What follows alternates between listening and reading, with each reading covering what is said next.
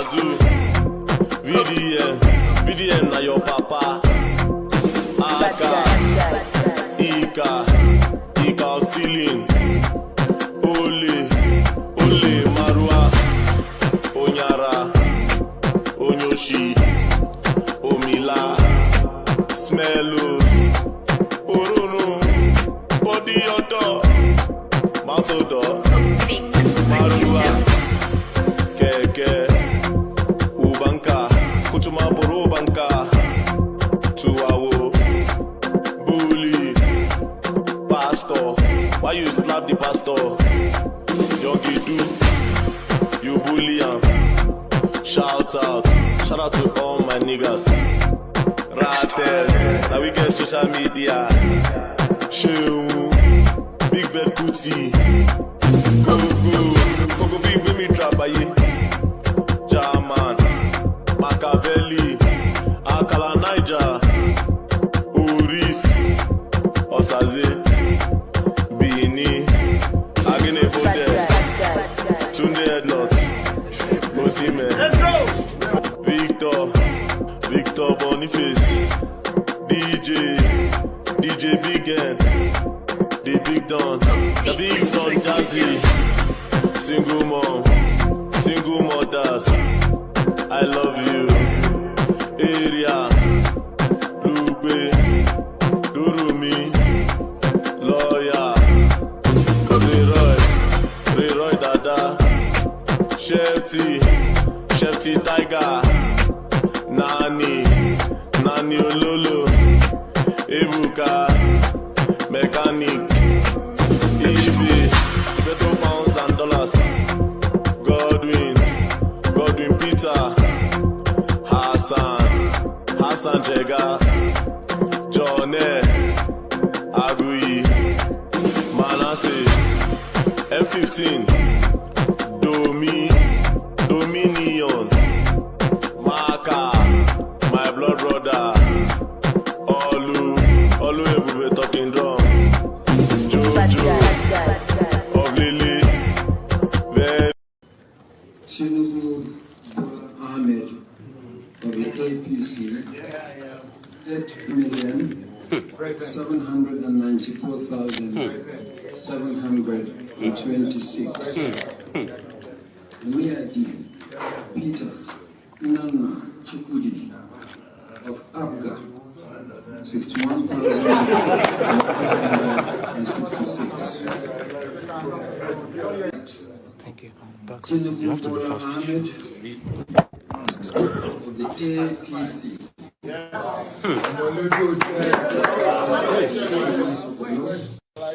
Is hereby declared the winner and is returned.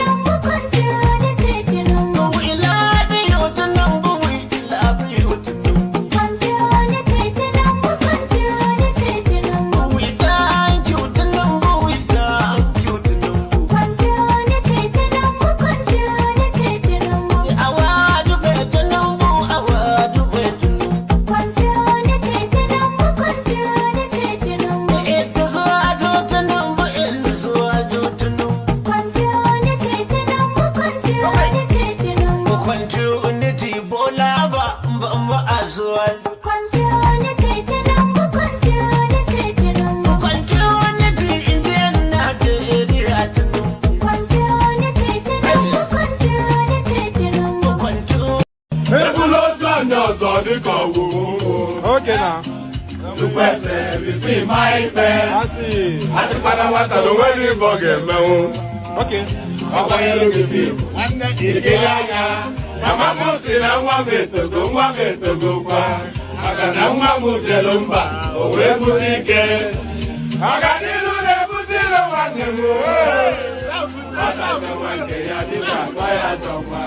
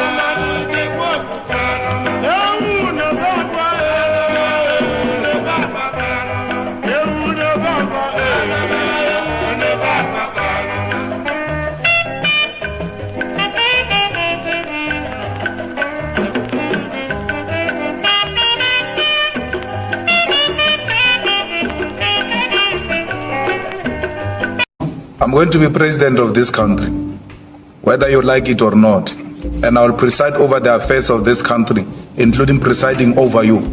I think you must start adjusting to that reality. The sooner you do that, the less chest pains you'll have when that reality comes.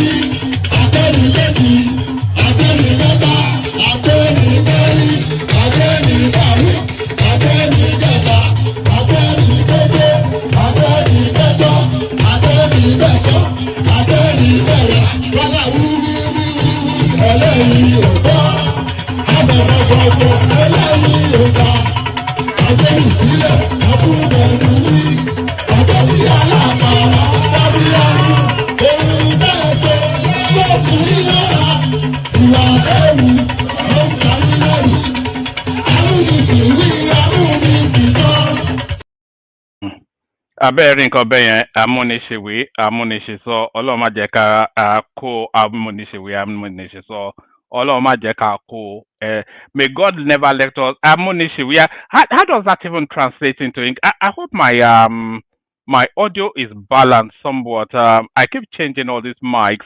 One of these days, if anyone has a recommendation of a good headphone microphone set, please recommend it to me, because I bought a whole string of them. I'm not quite sure what the quality is, but hopefully this does the job. I was just going to say, Amunishi, we are Munishi. So there's no way to translate that into English, but Olomajeka Kagbako Amunishi, we are Munishi. So that's the only thing I can say. And the last bit I said is a good thing. So good day to you, good to be in your company and all that. Good day to you, good to be in your company, and how are you? Good day to you. It's been a moment. I just came off. I was feeling almost slightly jaded, and I just thought, if it's not fun for me, then I cannot do it. And the last stream, I was just somewhat flat and felt a bit jaded. I just thought, no, I need to come up with this thing for a moment. And I tried to come back. I still wasn't. I didn't feel the groove. I didn't feel the, whatever it is that I was meant to feel, I didn't feel it. So, and if I'm not feeling it, then it's not happening. So, and that, by the way, is why I need additional hosts, because I know that people want the sessions to go on irrespective of if I'm there or not. But I've not yet found somebody that can straddle it, handle it, and maintain the consistency. So anytime I don't come out, sadly, the sessions don't hold.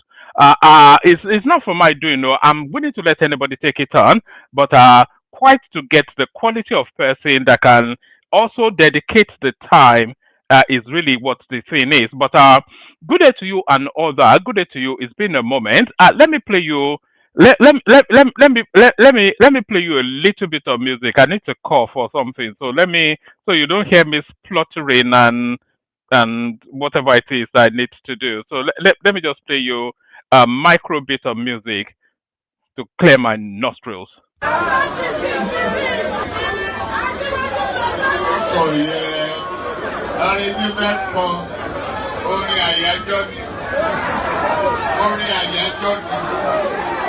wọ́n dìde wọ́n pínlẹ̀ ogun oyin tí mo rí ká bá mi wá yẹn dà ká ní kó bá mi wá.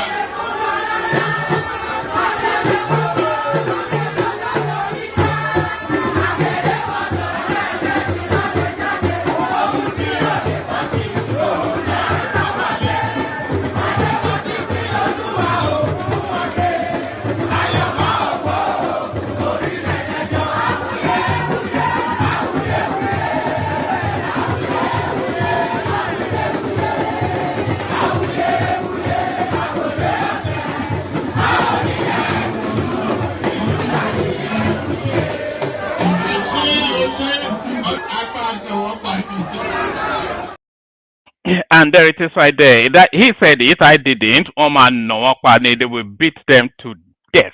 Oman no Pani. The flog. You know, there's so much. There's nothing that excites me more than the election to come in 2027. I'm just, I'm just subsumed. I'm combustible with excitement. Just the prospect of the elections to come in 2027. There will be tears before bedtime. In February 2027, there will be tears before bedtime. Grown up adults will cry, and it will be to the delight of so many of us. There'll be, you know, Tinubu, do you remember when Buhari was being buried? You saw the hole that they dug. Tinubu was that impressed by the hole that was dug for Buhari that he has commissioned the grave diggers to dig a mass grave in the outskirts of Abuja. So they are in the process now of digging up mass graves in the outskirts of Abuja. So what is going to be buried there, or who is going to be buried there? In 2027, the political careers of so many of these are deplorables that have held us siege in that country for so long. Their political careers will be buried permanently. So there it is. Good day to you. Good to be in your company and all that. Good day to you. Good to be in your company. The protocol still remains the same. Click on the like button. Just at my invitation to do so. Do so. Click on the like button. If you are not already subscribed, please do. Please subscribe. The meat and drink of our streamer is the likes and the subscribes.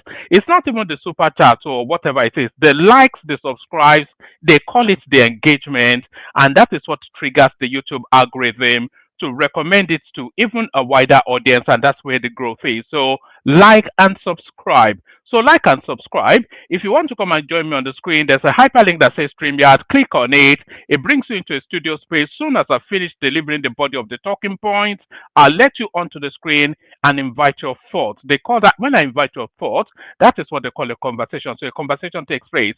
So do that. Like, share, subscribe. Click on the hyperlink that says StreamYard to come and join me on the screen. And of course, super chat towards the stream. So super chat towards the stream, that's the lubricant that lubricates the wheels of commerce. So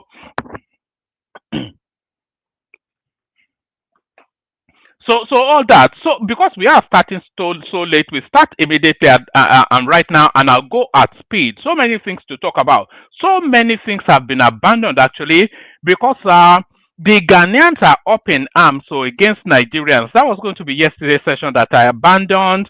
But as ever, the Nigerian political landscape, the Nigerian firmament in its own totality, is a gift that just keeps on giving. Every single moment, something quite outlandish, even outrageous happens that supersedes even the last outlandish, outrageous thing. So we will still touch on the goings on in Ghana, but I will kick it off with this. Benjamin Kalu drops indigenship bill, asks states to ensure rights of residents. So this is the thing now. This one, there was this bill that was going through Parliament that if you've lived within a geographical space, within a state, within the Nigerian space, if you've lived there for, I think, 5-10 years, I'm not quite sure what the duration is, but for a short duration, then you can attain the status of indigenship. So let's say, for instance, I've lived in Abakaliki for 4 years, then for 5 years, then by virtue of that, I get equal status as the Igbo man born in Abakaliki. That is the 10 years. And by the way, say hello in the comment section as you're coming in, so I can say hello back to you. We always like to do that. We've got Ratel family right there. We've got Agbado right there. We've got DJ Adeoye or something, and then we've got the Jayola. We've got Jayola. We've got Oga right there. Oga came early today. Top Thought is there. Of course, the elegance that is Chioma. That's it right there. Adding a bit of glamour to the comment section. Fast is too slow. It's the whatever that metaphor stands for. He's there, and then Adejare B. We've got XYZ. We've got Samuel Adeleke. So keep saying hello as you're coming in, as I can acknowledge your presence and say hello back.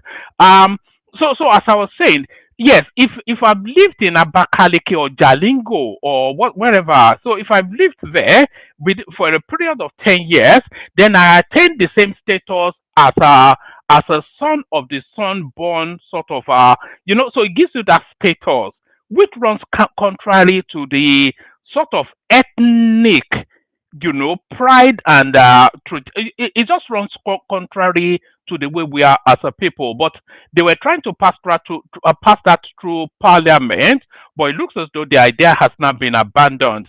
Benjamin Kalu drops indigenship bill, asks states to ensure rights of residents. So let's just whiz through this quickly. Benjamin Kalu, Deputy Speaker of the House of Representatives, has withdrawn the indigenship bill before the lower legislative chamber. The proposed bill was sponsored by the Deputy Speaker and six other lawmakers. The proposed amendment intended to eliminate the restrictive and discrimination surrounding indigenship.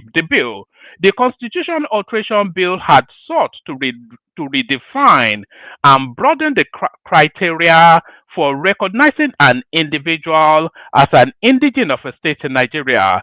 The amendment proposed to amend Section 31 and 318 of the 1999 Constitution to promote inclusivity, social integration, and equal access to opportunities across state lines. So I'm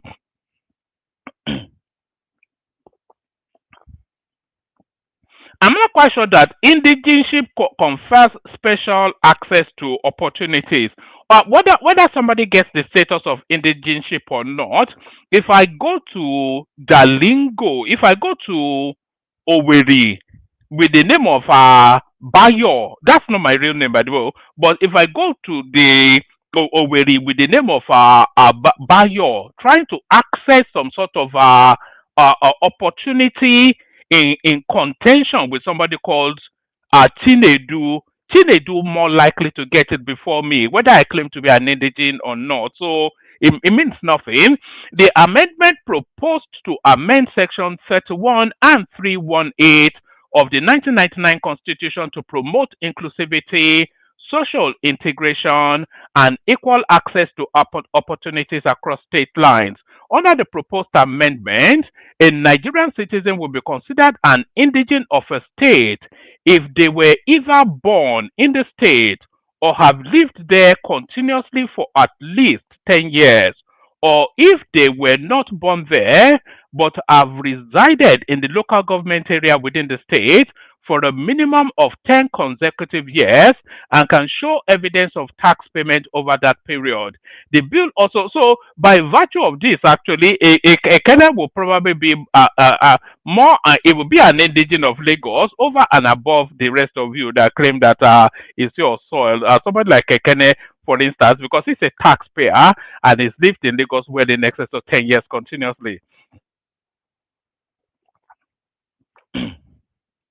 Sorry, Kenneth, I'm using you as an example, but that's the one example that I think is familiar to everyone. All right. Under the proposed amendment, a Nigerian citizen will be considered an indigene of a state if they were either born in that state or have lived there continuously for at least 10 years, or if they were not born there but have resided in a local government area within the state for a minimum of 10 consecutive years and can show evidence of tax payment over that period. The bill also proposed granting such qualified persons the right to apply to the local government chairman for a certificate of indigenship, thereby formalizing their status. The amendment bill also proposed that any woman who has been married to an indigene of another state for at least 5 years shall be recognized as an indigene of her husband's state. She would also be entitled to all rights and privileges accorded to indigenes, particularly in areas such as employment opportunities and eligibility for political or public office. Such women, in the event of divorce or death of a spouse, shall remain an indigene of the state if she had children from the marriage, or even if she did not, or if she chooses to, retain the uh, uh, or if she chooses to retain her indigene status. So the withdrawal, in a statement on Tuesday, Kalu said concerns and constructive feedback received from various stakeholders necessitated the withdrawal of the bill. Kalu, who is the chair of the House Committee on Constitution Review, said every legislative proposal should reflect the aspiration of the people. The constitution review process remains an open, inclusive, and participatory exercise, and no provision or proposal will be pursued without adequate dialogue and consensus building, he said. The Deputy Speaker also cited a report by the National Institute for Legislative and Democratic Studies criticizing the bill, arguing that it could lead to multiple citizenship. He said the institute advised state houses of assembly to enact law ensuring that settlers in different states enjoy the same rights and privileges of an Indian. Why should settlers enjoy this? It's not consistent with anything that's known. Or it's not consistent with reason or logic that that a settler should enjoy the same status as a citizen, as an indigene. Um, so that's that. So that's just those are the broad strokes of that. Let me know what your thoughts are. So now this is now the headline piece. Atiku Obi alliance beats Tinubu Shettima in trending online poll. So remember, we had a lot of this in the 2023 elections when all these fake pollsters were putting out all these psychedelic polls that told us that Peter Obi will win by 150 million and Atiku will win by 10 trillion votes, etc., etc. All of them a farrago of nonsense. That's what it proves to be. A farrago, or is it farrago or farrago of nonsense? So another nonsensity coming up. Atiku Obi alliance beats Tinubu Shettima in trending online poll. A recent online poll has drawn significant attention after suggesting growing public support for a potential joint ticket between former Vice President Atiku Abubakar and ex-Anambra State Governor Peter Obi ahead of Nigeria's 2027 presidential election. The poll, launched late Monday by ex-user Omotayo Williams, simply asked followers, who will you vote for?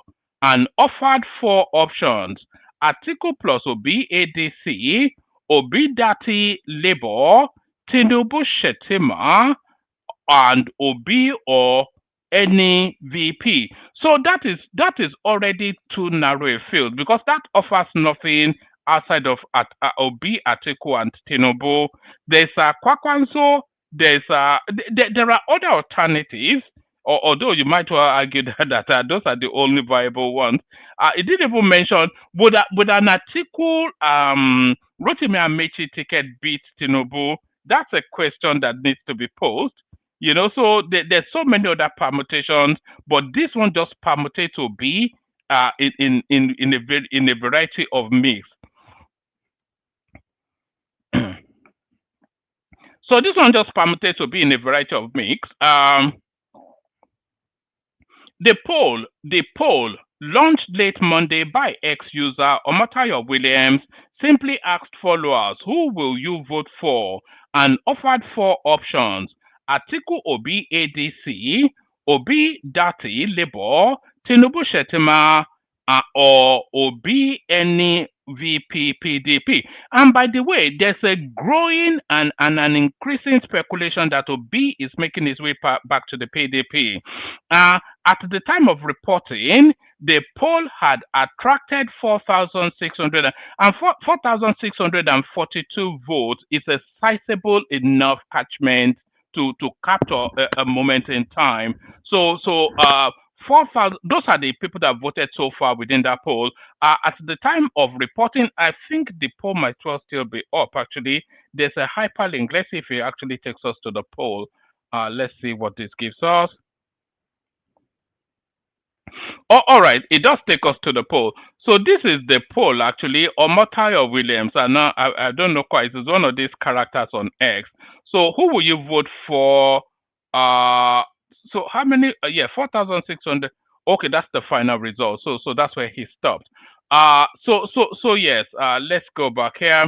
At the time of reporting, the poll attracted 4,642 votes, with the Atiku Obi pairing taking a clear lead.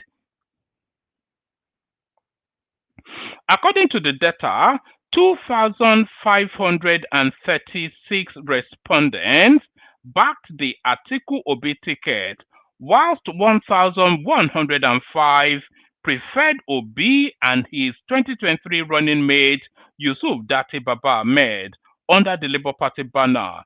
Meanwhile, the combination of Tinubu and Shettima just received 131 votes, trailing behind the option of Obi paired with an unspecified PDP vice presidential candidate, which garnered 830 votes. The online survey comes at a time when political realignment and coalition talks are intensifying across the country. In an unexpected twist, both Atiku and Obi, who had run under separate parties in the 2023 elections, have reportedly teamed up under the ADC as part of a broader opposition effort to challenge the ruling All Progressive Congress APC. Online commentators suggest the collaboration between the two influential figures could significantly alter the 2027 race. Both men, having previously commanded millions of votes individually, now appear to be testing the waters for a unified front. Beyond the opposition, there are speculations surrounding President Bola Tinubu's presidential choice of a running mate, and you can see the worried looks on Shettima's face. You can see the worried looks on Shettima's face recently, which is to indicate then that there's there's every possibility. It would not catch me off guard, and I would not be surprised if Shettima is not on the ticket in 2027. There's all of the permutations is permutating him out of that ticket. So there's a lot of speculation that he won't be on that ticket.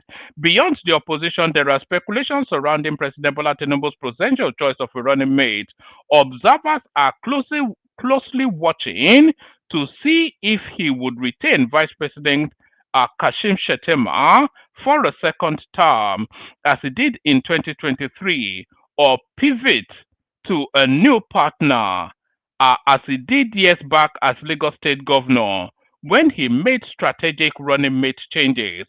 While social media polls like this one are unscientific, they often serve as an early glimpse into public sentiment, particularly among digitally active young Nigerians who played a pivotal role in the last election. So that's that. So let me actually show you that poll. Let me see. Let me actually show you that poll. Let me show you that poll. So this is the poll. That's the character right there, Omotayo Williams. It says it's just a simple, straightforward question. Who will you vote for? So it gave you Obi plus Atiku plus Obi. But Obi doesn't. You see.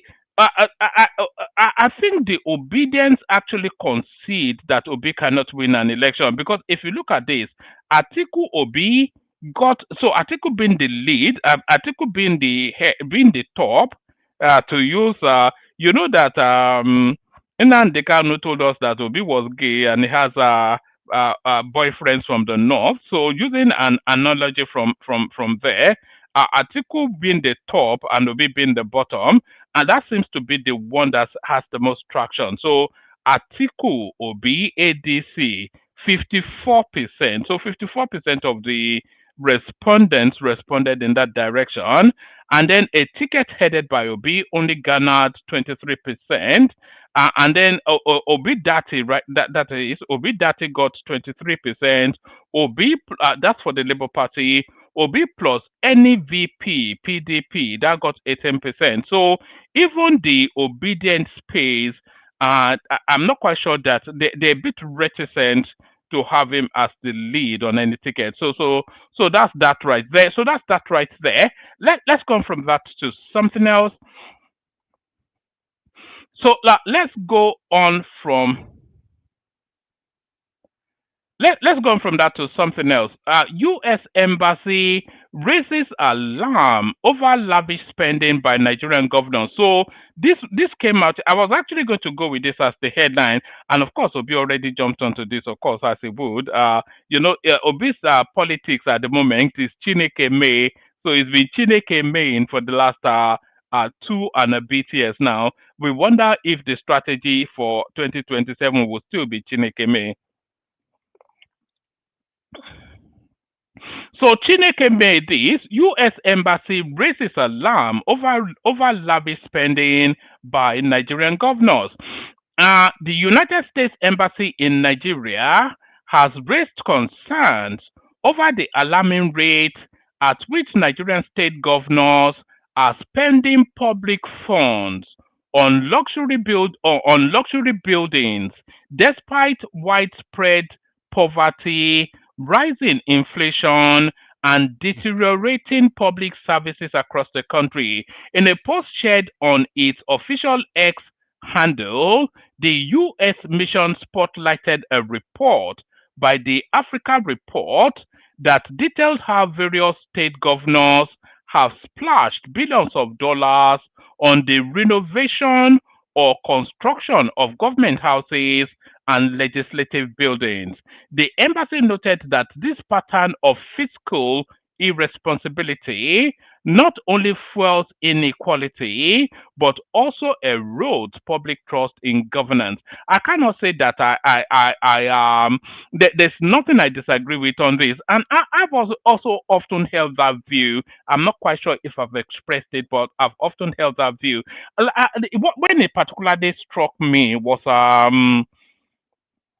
an interview that the Bauchi state governor was granting a while ago, and they were talking about it. It was talking about his achievement, and it was talking about exactly this: that he has built conference centers, he has built houses, the legislative houses, he has built a state house, he has built this, and out of all of that, I'm wondering then how that is especially impacts on the everyday man in Bauchi.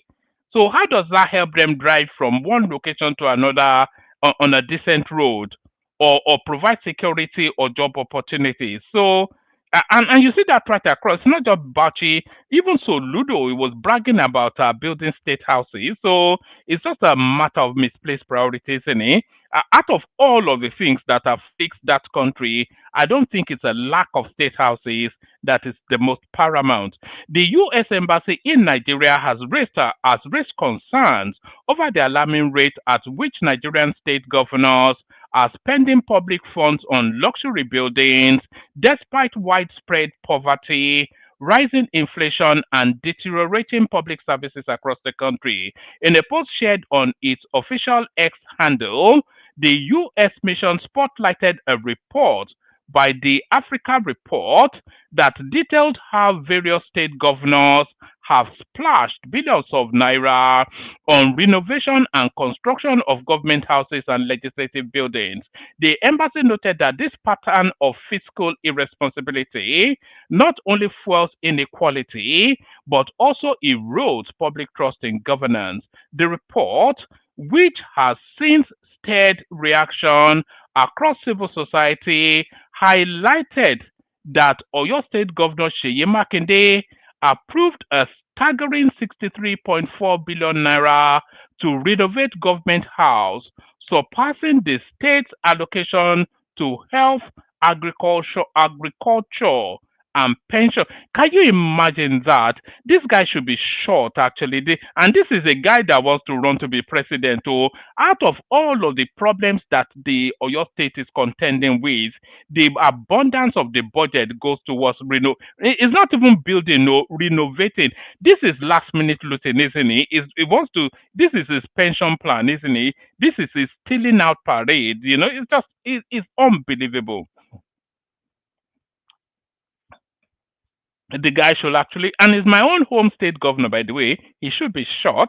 The report, which has since stirred reactions across civil society, highlighted that Oyo State Governor Seyi Makinde approved a staggering 63.4 billion naira to renovate the government house, surpassing the state's allocations on health, agriculture, and pension, not individually but combined.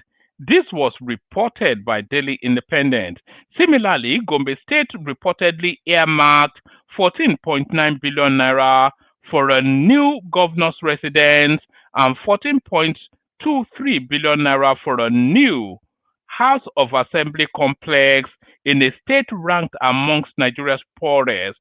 Across several other states, including Zamfara, Bauchi, Benue, Anambra, and Kano, similar renovation projects have consumed state funds totaling nearly 200 billion naira between 23 and 2025. Analysts say these expenses represent a stark misplacement of priorities in a country where millions lack access to decent housing, healthcare, and quality education. But the extravagance is not restricted to the sub-nationals. Critics say state governors may have simply taken cues from the federal government, which has never loved by example, which that should be lived, by the way. The federal government has at various times been accused of wasteful spending amongst worsening living conditions for the masses. A year or so ago, there was a public uproar over billions allocated. It wasn't even a public uproar. The uproar was a contrived uproar by the obedient space. So it wasn't a public. There's a lot of manipulative rage, just fake indignation that goes on within the Nigeria, politically led indignation. A year or so ago, there was a public uproar over billions allocated to renovate the vice president's official residence, even as millions of Nigerians remain homeless or displaced. They carried out the project. The federal government, through the Ministry of the Federal Capital Territory, also went ahead with the renovation of the International Conference Center in Abuja at an enormous cost of 30 billion naira, despite widespread condemnation. There was also public disapproval over billions of naira used to the purchase of, so it's the usual, he spent 150 billion naira on presidential jet that is going to take home with him.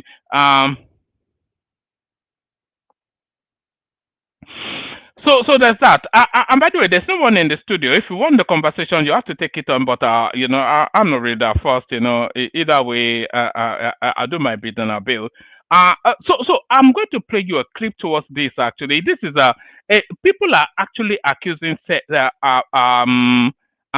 Is it Femi Falana? Is his first name Femi? A lot of people are actually accusing Femi Falana of showing the early signs of senility. Maybe he's going a bit senile. Maybe dementia is setting in because some of his public pronouncements is just incoherent and it's just is incoherent to the borders of almost being gibberish. Charlie Boy, public hearing should precede renaming of roads, streets. This is Falano. So I'm not. What does that even mean? Human rights lawyer and senior advocate of Nigeria, Femi Falana, has criticized the recent renaming of streets and landmarks in Lagos State without public consultation, calling it a violation of constitutional provisions and a display of authoritarianism. Falana's statement follows recent reports that two streets were named after President Bola Tinubu and Governor Babajide Sanwo-Olu by the immediate past chairman of the Bariga local council development area, Mr. Kolade Alabi. Mr. Alabi also renamed the popular Charlie Boy bus stop along the Bagada Bariga road axis to Bado bus stop. Earlier, Africa's richest man Aliko Dangote's Africa's richest man Aliko Dangote named two streets after the late Herbert Wigwe and President Tinubu. Falana insisted that the power to name roads, streets, and number houses rest exclusively with local governments, as provided in the fifth schedule of the 1999 Constitution. Well, this was being done by a local government, not the state government. But this is why I'm saying maybe the early signs of early signs of dementia setting in on Falana. It is pertinent to point out, without any fear of contradiction, that the naming of roads and streets and numbering of houses in any part of Nigeria is one of the exclusive functions of the local government outlined in the fourth schedule of the Constitution of the Federal Republic of Nigeria 1999 as amended. So this was done by the Bariga local government area. So what is the contention? What's the contention? What's the quibble? What is he riding against? Citing legal precedent, Falana referenced the ruling in Chief Obidi Ume versus Abuja Metropolitan Management Council and two others, where Justice Edward Ekpo of the High Court of the Federal Capital Territory declared that only the Abuja Municipal Council area has the authority to name roads and streets within Abuja. The court also ordered the removal of street signs illegally mounted without the authorities' approval. So what is the what is the contention? Is the thing, it was the Bariga local government area that renamed those streets. So what's that? Therefore, the usurpation of exclusive functions of local governments on street naming by certain individuals or local council development areas in Lagos State cannot be justified under the Nigerian Constitution. Addressing the renaming of the Charlie Boy bus stop, Falana emphasized that the name had originated organically from the local communities of Bariga and Bagada, owing to the cultural and historical significance of Charlie Boy's contributions to the area. We have confirmed that the Charlie Boy bus stop was not named by the authorities of Bariga local council development area, but by the people of Bariga and Bagada communities.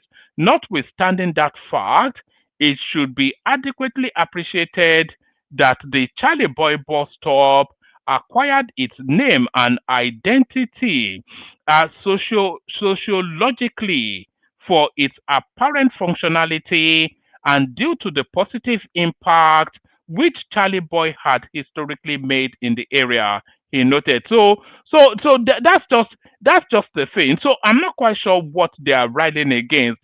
Charlie Boy was never formally allotted that slot as a name. So let me actually play you this interview where he makes the confession himself. Yeah, I started off basically from Bagada.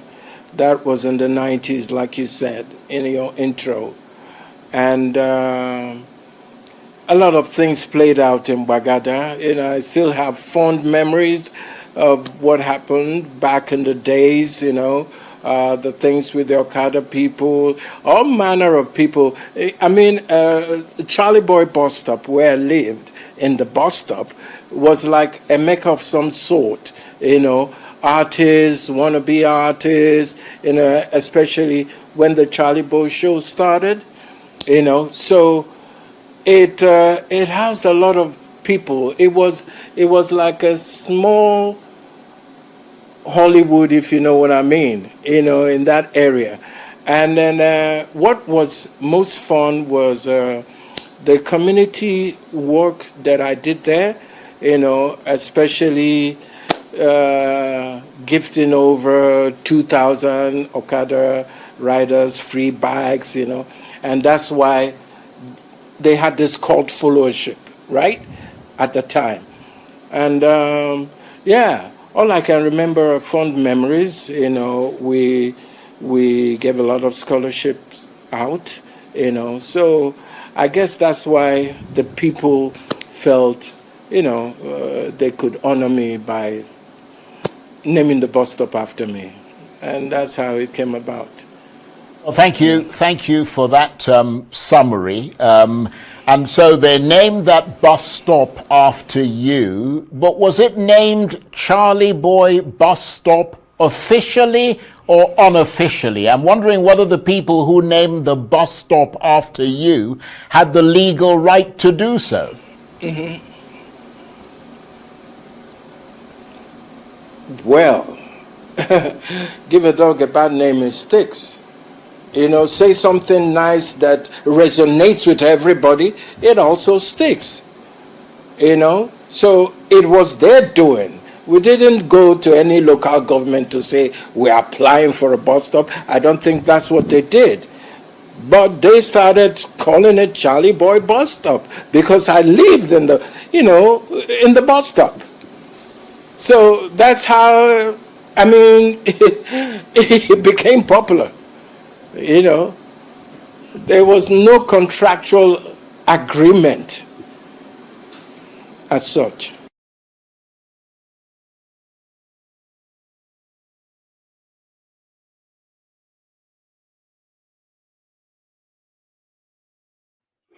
So there it is right there. By his own admission, that bus stop was never even named Charlie Boy Bus Stop. Not at any point in time was it ever named Charlie Boy Bus Stop. So I'm not quite sure what people are raging and writing about. So, I mean, what exactly are people raging and writing about is the question. They simply named or renamed a bus stop that it probably had some obscure name, but it was never named Charlie Boy Bus Stop. So quite how they're being they're trying to ethnicize that is beyond me. But that's that. Let's go on from that to other matters. We are not criminals. Federal government fires Ghanaians protesting Nigeria must go. So this Nigeria must go thing is starting to gain fervor within Ghana to the point that their own president, the Ghanaian president, has actually come out to speak on it. Tired and fed up with the Nigerian excesses within their country, they want us out. It was previously Ghana must go, now it's Nigeria must go. Let's pick it up from this clip. Watch this. Now, let me tell you one secret. These Igbos, they are in almost every village in this country. And they have targeted our markets. That's the retail. Okay, fine. Nigerians. And they have targeted our market. They are in almost every village in this country. And Oma targeting their markets. That's retail sector. But our laws does not allow foreigners to engage in retailing. Hey, you promo ha, and a Nigerian boni, and I'm so and yet to General Ankara. If you Ghana Konyaso on the 2nd April 1969. Now the same Iboni and I'm coming to my second half. No, can you book us? You only video. I can say, yeah, back Ghana, we will outnumber the Ghanaians and we will conquer them and take over the country. Nigeria will be like I'm second way bridge way maybe a video no maybe platform your video no or see we will I'll trauma them, conquer them, and take over the country. I have the video. Me kasana, many evidence me kasa. I have the video there. What I said. Now, secondly, what do mama? I bet she say a free education. Mama enjoy a free education. This is back for a classy baby. Not Ghana, never. No, pray secondary school. Me one example. So there it is right there. You may not understand the language, but you certainly understand the sentiments. Nigerians must go. They want us out of their country. We are not criminals. Federal government fires Ghanaians protesting. Nigeria must go. This is the placards that they are carrying all over Ghana. Armed robbery and violent attacks must stop. Ashawus, that is Ashawo. Ashawus must stop. Black something, so they want you out of their country is just the thing. The federal government through the Nigerian in Diaspora Commission has condemned the protest by Ghanaians calling on Nigerians to be deported from the West African country. Correspondents earlier reported that some Ghanaian citizens staged a protest against Nigerians, accusing them of engaging in mass prostitution, ritual killings, kidnapping, and violent crimes in their country.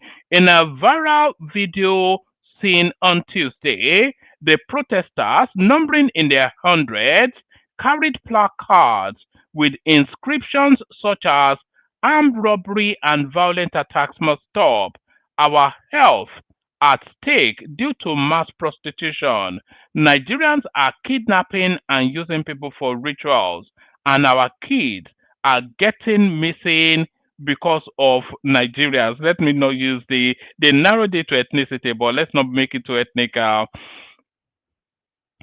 Reacting in a statement to correspondence, Director of Media Public Relations and Protocol of the NIDCON, something or the other, Balogun, disclosed that Abike Dabiri Arewa, Chairman, CEO of the organization, said the blanket outrage against Nigerians living in Ghana and branding them as criminals should be condemned by all. She said, "Nigerians are not criminals. They are good and bad ambassadors wherever they find themselves. Whilst those bad ones should be fished out and face the necessary sanctions. Ghana and Nigeria are like Siamese twins. They are brothers and such in the spirit of ECOWAS and regional integration should continue to live in peace like brothers." So there it is right there. The Ghanaians want you out of their country. It's as simple as that. The Ghanaians want you out of their country, but somebody that is not going anywhere seems to be Tinubu. It is unlikely any governor will go against Tinubu. This is the Kaduna State Governor Ubasani. The governor of Kaduna State, Ubasani, on Tuesday stated it will be difficult for any governor in Nigeria to oppose President Bola Tinubu's re-election in 2027. Correspondents report that Sani stated this at the opening of a two-day interactive session on government citizen engagement organized by the Ahmedu Bello Memorial Foundation, Arewa House, Kaduna. The high-level meeting convened by the Sir Ahmedu Bello Memorial Foundation is themed "Assessing Electoral Promises, Fostering Government Citizen Engagement for National Unity." Participants from across the 19 northern states and the Federal Capital Territory, including former governors, ex-ministers, traditional rulers, technocrats, civil society actors, and religious leaders, were in attendance. Sani, in his statement, said, "Moreover, no president in Nigeria's history has supported governors and sub-national government the way President Bola Ahmed Tinubu is currently doing. As a result, it is unlikely that any governor in Nigeria will go against the president." Sani said the federal government is also taking steps to engage non-state actors in the north. He added, For the first time in Nigeria's history, the government is engaging with non-state actors to discuss progress and assess the situation in northern Nigeria. This unprecedented approach reflects a shift in how national issues have been addressed. So that is Ubasani right there, pledging his freedom to Tinubu, unmovable, unshakable. Peter Obi reacts as U.S. embassy shares report on Nigeria's governor's extravagant spending. So I wonder, even without reading this, there's just a predictability to whatever it is he has to say. The Labour Party presidential candidate 2023 elections, Peter Obi, has reacted to the report that state governors are spending billions on new government houses whilst the people endure economic hardship. Obi said the report calls for a disruption of the current retrogressive system. The former Anambra State governor called for the enthronement of leaders with competence, character, capacity, and compassion. I'm not quite sure if Obi understands how the federal system works, because as much as you can be critical of how these state governors spend their budget, you cannot act on it in any way. The only people that can stop them are the state assemblies, and if the state assemblies are on board, because the budgets pass through the state assembly and it's telling you that it's going to spend 60% of his budget on the state house. So if the state assembly sign it off, then there's very little that the central space can do about it. If Obi doesn't understand that, they doesn't even understand the rudiments of how the Nigerian state works. It stated this after the U.S. Embassy shared the post via its X handle on Tuesday, 29th, on Tuesday, 29th, 2027, 29th of July, that should say.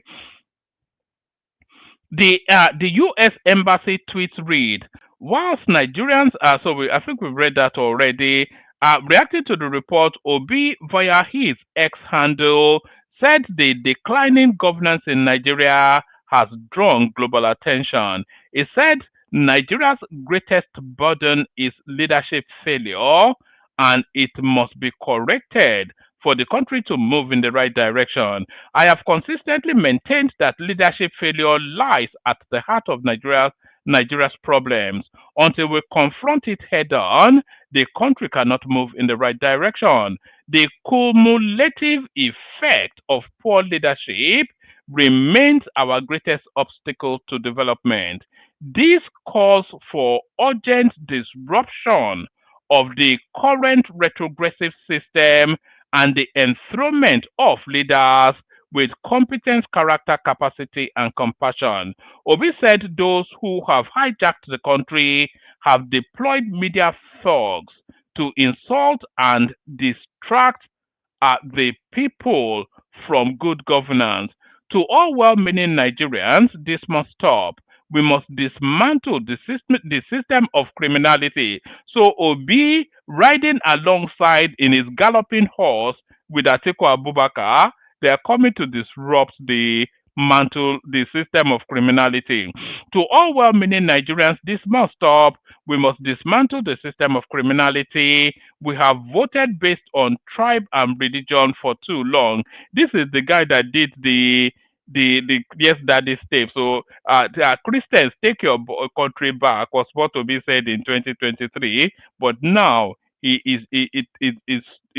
toots up his nose, he snooks up his nose to religious baiting politics. This is the guy that campaigned on religion 2023. To all well-meaning Nigerians, this must stop. We must dismantle the system of criminality. We have voted based on tribe and religion for too long. It is time to vote for competence. Let us move from waste, looting, and reckless borrowing to production. Let us build a Nigeria that works. So very predictable, of course. It's like it's the same mantra that he chants. 2027, Peter will be likely to return to PDP as party zones presidential tickets to southern Nigeria. Is this official? Indications have emerged as to why former Labour Party LP presidential candidate Peter Obi is likely to return to the People's Democratic Party PDP. The revelation comes amidst moves by the former Senate President Bukola Saraki-led Reconciliation Committee to settle all aggrieved members of the PDP, which may likely yield its biggest result with the return of Obi to the party. Obi, who was the running mate to former Vice President Atiku Abubakar in 2019, decamped to Labour Party in 2020, that should say, or whenever. It says 2002, but that's not correct. Whilst in LP, Obi contested for the presidency in 2023 and came third behind Atiku Abubakar of the PDP and eventual winner Tinubu. 3 weeks ago, Obi was... So has this been formalized, this zoning of the tickets to the south in the PDP? So that's the recommendation, I suspect, of the Reconciliation Committee headed by Bukola Saraki, but I'm not quite sure that has been formalized. Peter Obi, the minute we decide on a platform, that Ruga called ADC will collapse. This is Ononuju, whoever that is. As speculations grow over the possible return of Labour Party presidential candidate Peter Obi to the People's Democratic Party PDP, his former special advisor on public affairs during the 2023 elections, Kati Ononuju, said the African Democratic Congress ADC will crumble if Obi decides to contest on a different platform in 2027. I don't think it will crumble, but we'll see how. We will know. We'll be a lot wiser as the tickets begin to emerge. As soon as we know who will be on the ballot, then we can pretty much predict how the elections will go. Obi may lose opportunity to be our candidate. This is the Labour Party now, giving him yet another the 100th final warning. How many final warnings have they given Obi on that Labour Party space? So that will be yet on yet another final warning from the Labour Party space. So that's that. Let me play you the clips that I do have, and then we'll see if we have a conversation. Let me play you the clips I have. Let's kick it off with the Super Falcons coming back home victorious and how they were received by the Nigerian state. So let's watch a couple of those. The Super Falcons are champions of Africa. But Your Excellency, we are not content to rest on our laurels. Our vision is bold. We want to become the best women's football team in the world.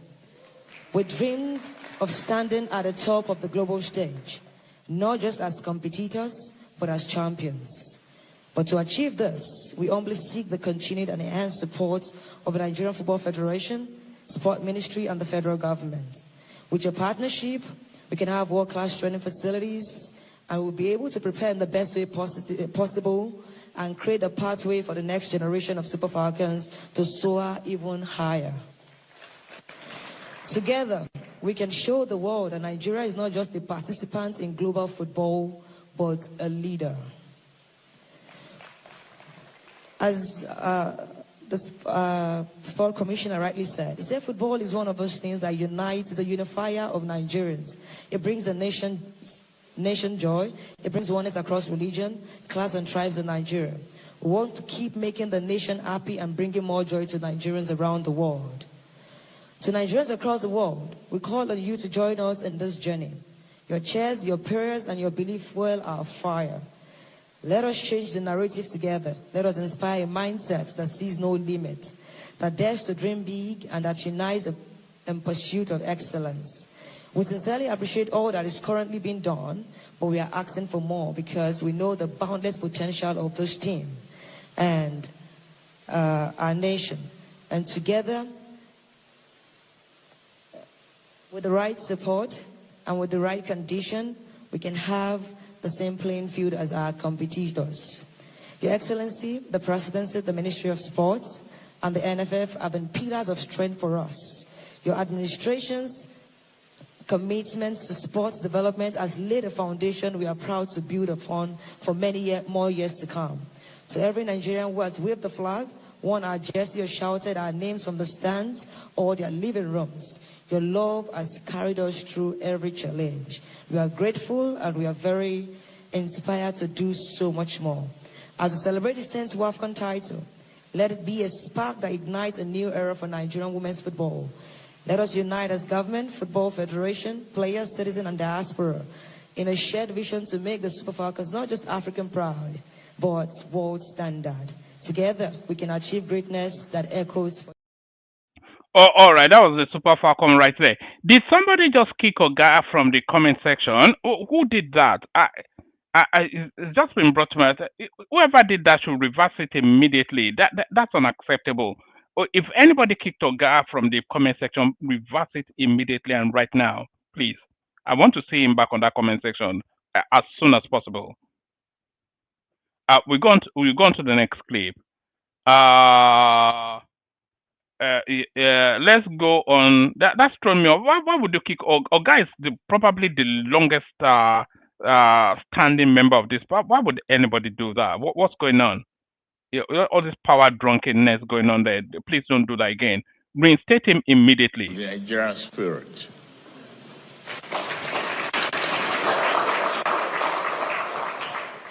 Nothing else could have, represented this crucial time, crucial victory. On behalf of the grateful nation, I hereby conferred on the players the 11-man technical team with national honor of officer.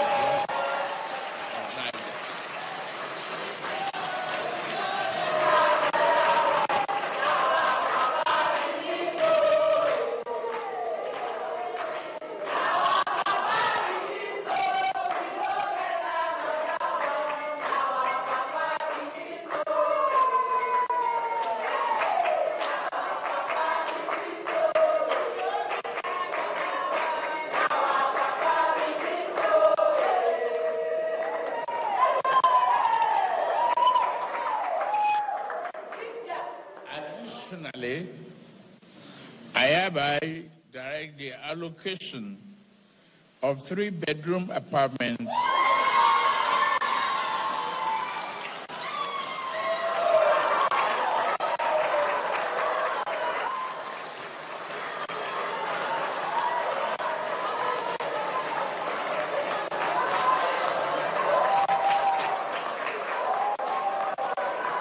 to each of the players and technical crew in our Renew Hope Estate. In addition,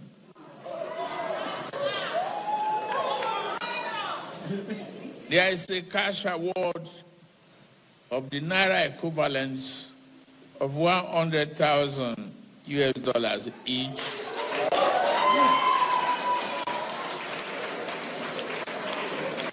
to the 24 players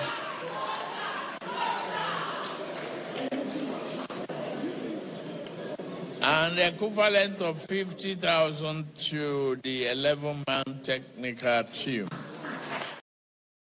All right. So that was the. But please reverse the banning of Oga. I want to see him in that comment section. The lines are now being crossed. Nobody get power drunk on this platform. I cannot abide it. It's getting too much. Just reverse it immediately now. All right. So that's Tinubu. That's put me off. Why would he even do that? What's the level? What level of insubordination is that? So that's Tinubu right there. Just celebrating the achievements of the Super Falcons. Let's just carry on. That's put me off. Why would you do that? What's going on? What's all this? Let's just carry on. That's put me off actually. What level of nonsense? Let's go on. APC governor, I looked around And I said, no, we have a candidate that has to know something about this. And we must make sure that, seeing that the days are almost gone, because barely a year plus for President Buhari to go, somebody else must continue that job. So I called the then party chairman, Senator Abdullah Adamo, and told him that he had to organize from the APC front. At least let us have representation, and it should include, if possible, our presidential candidate. He honored the invitation, not from the president then, not from the NNPC, but from my own self. He went to Gombe, and he asked me, what do you want me to say, Mr. Governor? I said, sir, just tell the people that wherever Buhari stops, you will continue with this project. And he did. He made that promise. And he has fulfilled it, because as at today, the oil companies have resumed. After so many lengthy negotiations, the National Security Advisor can testify to that here. And I believe very soon, inshallah, the result will start to show. I made bold to say that the evidence of progress is here, like I said, and with the new infrastructure projects which are coming up, including various interstate road networks, like the ambitious Sokoto-Badagry superhighway. I believe the Minister of State for Works is here. He can talk on that. But that will not stop me, myself, being from the Northeast, to mention that we need more federal presence. So please look into that when you come to discuss. So that's the Northeast hustling for the superhighway to pass through the region. Let's just carry on. You know, the one thing about Peter Obi, nobody knows where his wife is, and there's all of the speculations that that lady left him a long time ago. Even throughout the 2023 campaign, we never saw her anywhere beside him, and this now next clip goes into that space. Watch this. Seriously, why is no one asking why Peter Obi lives alone in Nigeria despite having a wife and 2 children? Margaret Browsing using Obi, supposed wife of Mr. Peter Obi, has not been living with Peter Obi for nearly 15 years now. She lives in the United States with their 2 children, a boy and a girl. And during the 2023 election campaign, Nigeria saw President Tinubu's wife, now First Lady Senator Remi Tinubu, and his son Sheyi Tinubu joining their father to campaigns. We also saw Atiku's Abubakar's wife, Titilayo Atiku, and his son campaigning for him with him as well. But we never saw Peter Obi's wife and son. It was all about him and himself as usual. It was after so much pressure were mounted on Peter Obi to show his wife. That was when Mrs. Margaret finally showed up after Obi had begged her and the children. And rumor added that even while Mrs. Margaret Obi was in Nigeria to save Peter Obi's face, they were not living in the same house. Now this leaves me wondering, could Mas Nnamdi Kanu be right about Peter Obi being a gay? Is there something his supposed immediate family know that made them run away and far away from him? Why should a man whose family does not live in Nigeria preside over Nigerians? Seriously, if Peter Obi cannot put his small family of 4 together, is this the country of over 230 million people that he can put together?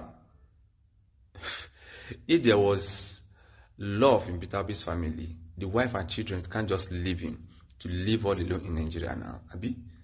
I believe that Peter Obi's family knows something. All right, so where is Peter Obi's wife is the question. We can understand about his son is gay, and the Nigerian law has a firm stance on that. So if his son comes to Nigeria, then he will be arrested immediately because, of course, his son is a rabid homosexual. But where is the wife is the question. Where is the wife? But then, of course, this is a guy that can't even keep his home. He can't keep his home. He can't hold together a party, and there he is, just constituting a nuisance to time and space. So that's Obi right there. And here is yet another northern governor doubling down that look, there is no vacancy in Aso Rock. This is Modu Sharif that talks us through then the reality of politics. To work for. I can tell you for free. The only thing that will stop President Tinubu from winning election in 2027 are only two factors. One, if there's no election in Nigeria. Two, if he decides not to run. Otherwise, politically, I look at reality. I don't go to Jamboree. You see, politics, you have to study politics. Politics is a different ball game. You are expert in your media. You can ask the whole question you like in the world. But when it comes to politics, I can teach you. Because you're a master in the game. Because I have practice. I've been practicing it. I have won election. I've been elected to the Senate, for your information, 3 times. I've been a governor twice. I have made people to win election. I mentor people. Therefore, when I'm talking to you politics, Sean, I'm talking to you purely what is on the ground. And let me tell you something, Sean, what you don't know. I travel across Nigeria by road. I have plane, but I choose to drive by road to see the reactions of the common man. What is happening? Are you seeing what the people are Whatever saying? we see, the pains of the Nigerian people. I'm happy that you travel by road. Yes, wherever. But do you see the pains of Nigeria? Wherever there's a problem, where there is problem, we try to advise and tell the president. But that's not for television. Are you able to? Have you spoken to the president on your last travel on the road and see the faces, the fallen faces, the pains of some of the Nigerian people, some who cannot feed? Some who have lost their jobs. These were not created by President Tinubu. And there it is right there. All the key players within the Nigerian paradigm, they are all aligning for Tinubu. So now, let's now go to this next 3 clips that I'm about to play you. They are all themed around the same thing. And these next 3 clips, they are geared in the direction of a rational mind and a kene.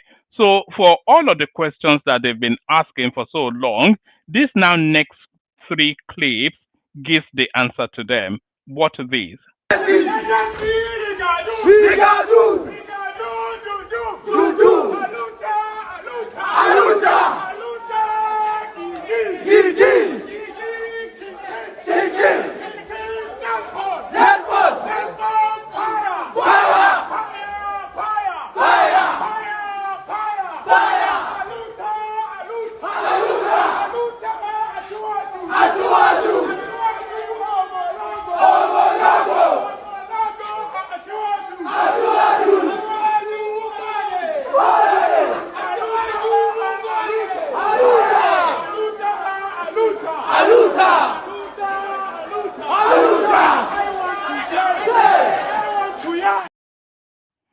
So those were the students of Sokoto State University, and these next one are the students of the Ahmadu Bello University, Abu.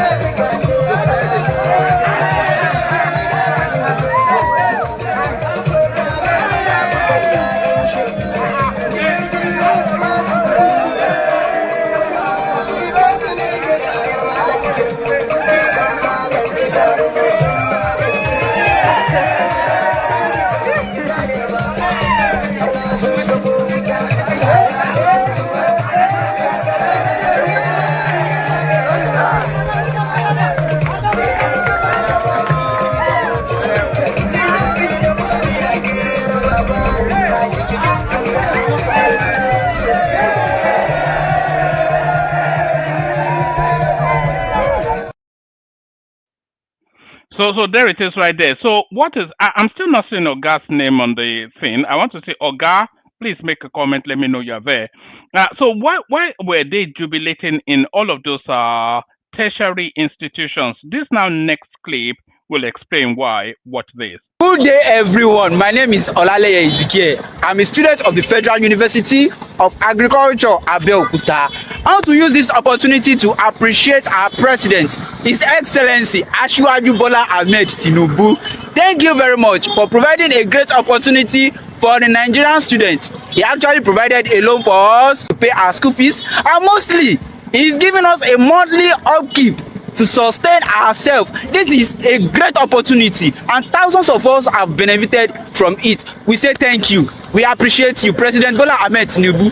Asiwaju niyin ẹni dèrò ẹ̀yìn. Ọlọ́run á gbé ìrànlọ́wọ́ dìde fún yín. Àbúrò ní ṣẹlẹ̀ sí yín. Because you help us, God will continue to help you.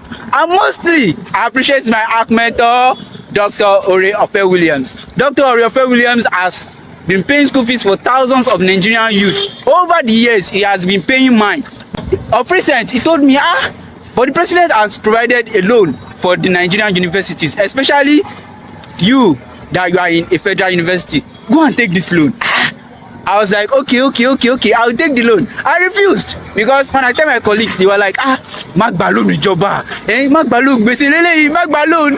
But because of my mentor, he gave me the boldness to go ahead to do so, and I applied for it, and now I've received the payment for the school fees. I don't actually want to come out before, but through the mentorship of Dr. Ore-Ofe Williams, he was like, if they do something for you, make sure you go out to appreciate. Gratitude. That's what we have been teaching you. Gratitude. So I'm out here today to appreciate what I've benefited from the President Bola Ahmed Tinubu.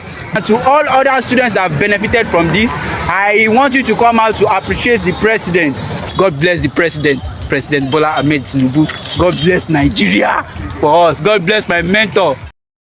Do you remember when Ekene, Rational Mind, and the rest of the naysayers, the humbugs, when they will come here and tell us that they told us that the NEL fund does not exist, that is Lamba. Lamba was the word that they were using, wasn't it? In a similar way that they told us that the Lagos-Calabar Superhighway does not exist. Now, this next clip is yet another achievement. Oh, this one was achieved quietly, all within 2 years, but then, of course, they will tell us that it doesn't exist. Watch this. This is considered a landmark effort by the federal government. 3 oncology centers completed and ready for commissioning in Enugu, Katsina, and Edo states.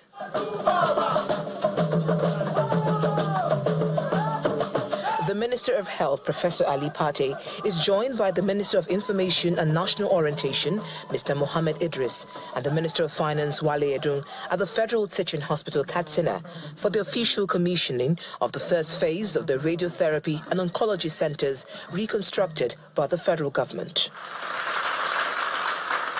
Completed within the first 2 years of the Tinubu administration, the project is considered a key transformation in cancer treatment in Nigeria. If you go outside Nigeria again from today for cancer treatment, it is because that is your choice, not because there's not an option provided by President Bola Ahmed Tinubu. There is no better example of delivery than what is being provided today. World-class healthcare, opportunity for Nigerians to stay in Nigeria, in fact, to reverse their path. This would be possible without the vision of President Bola Ahmed Tinubu, who prioritized oncology care within the healthcare space in Nigeria. Visibly excited, the Minister of Health, Professor Pate, who is the driver of the project, said the event symbolizes a promise kept. The promise is delivered. His Excellency President Bola Ahmed Tinubu was deliberate in his choice of health as one sector to transform as part of his renewed hope agenda. And I think he has delivered on that. He is delivering on that. We're witnessing this. So that's cancer centers built right across all the geopolitical spaces. They say, oh, they go to abroad to get their treatment. What happens to Nigerians? Well, there's the world class health facility that you've been anchoring after. All within 2 years, the students celebrating students' loan, the medical space being taken care of, infrastructure being built in terms of the road network, electricity generation improving, all within 2 years, and you are saying Bila Balu. What more do you want? So there it is right there. Imagine the pace of growth and improvement. Imagine that pace being sustained for 8 years.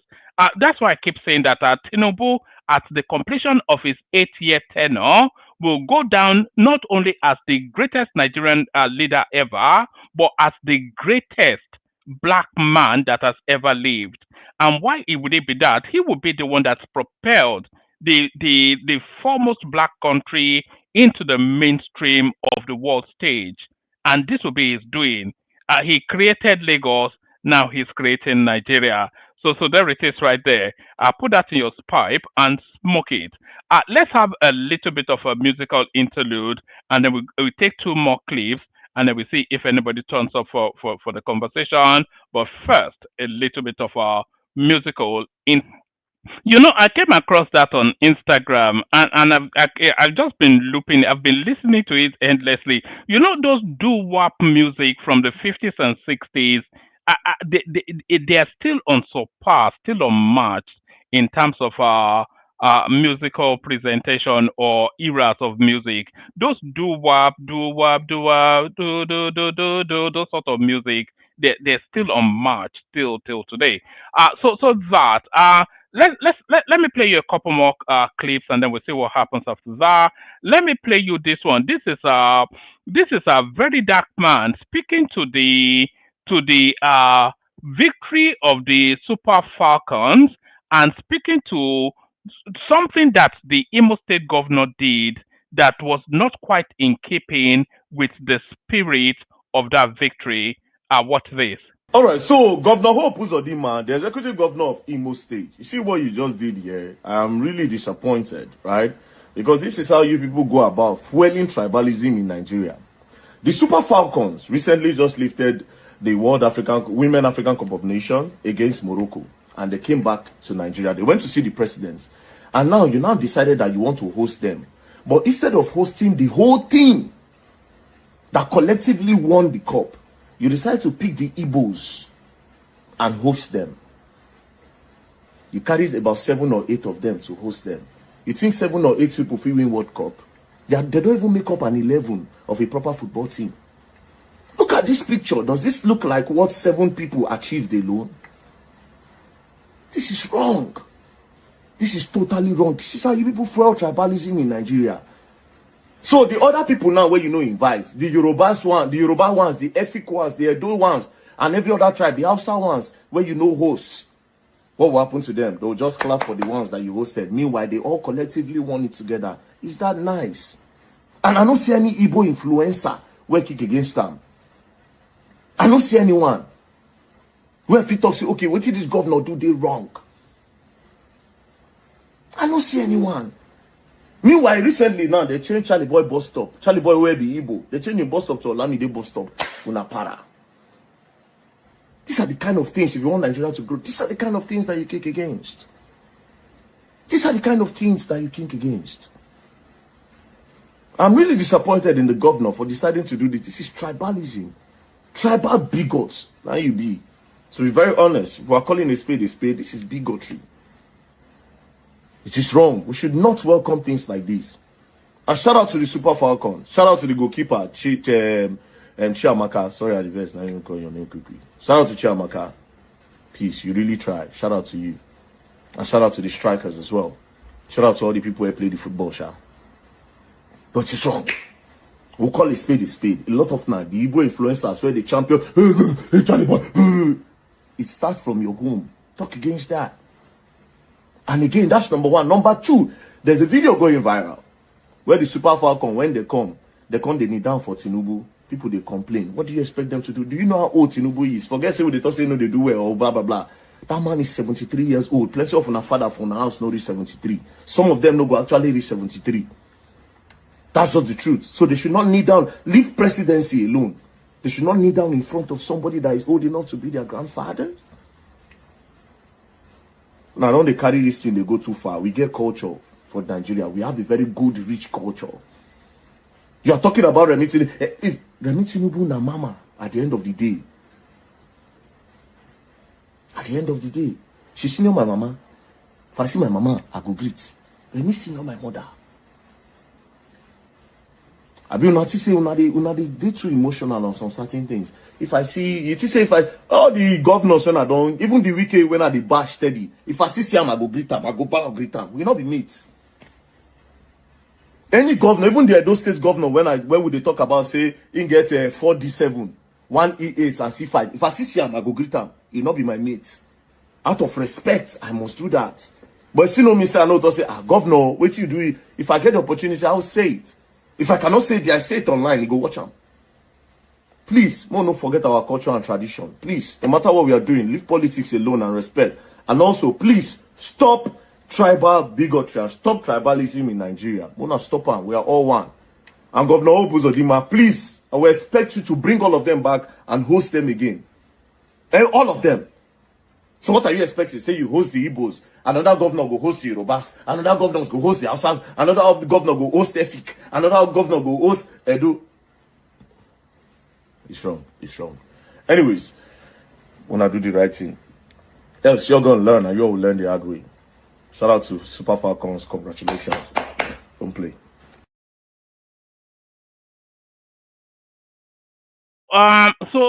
There it is right there. I'm not sure that I can add that much more, but I didn't even know that they were recoiling against those girls, those ladies kneeling down to greet Tinubu. What was the expectation that they should meet Tinubu, who is probably older than their father and is the president of their country, and they should high five him? Did that Oyinbo girl also kneel down? Is the question. I was looking to see if I could find an image of her kneeling down, because Oyinbo or not, or if you are claiming you are Nigerian, then you have to follow our way. So that's very dark man right there, going somewhat dark. So now this is now the last clip. So everything changes but remains the same. Everything changes but remains the same.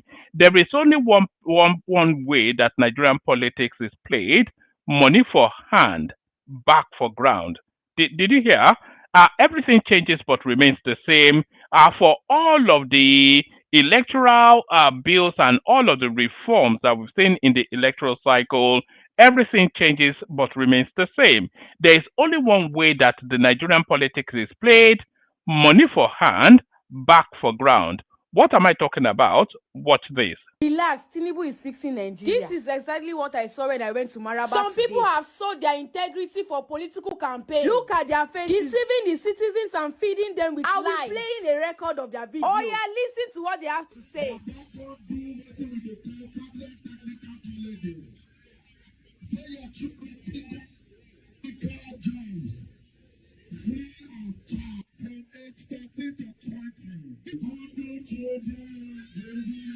To fear upon a speech. Has it not gotten to the extent of using children for political campaign? Just imagine sharing biscuit and 500 naira for this. The worst of it all is tribalism. I said I will never talk about politics, but they pay me for body, they pay me. Shame no, they catch these old men and they listen to them.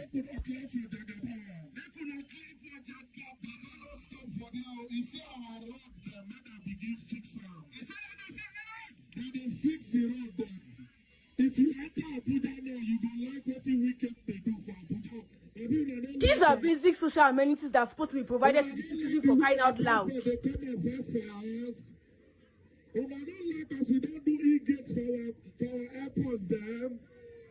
Plenty other things go come, and our Baba they do.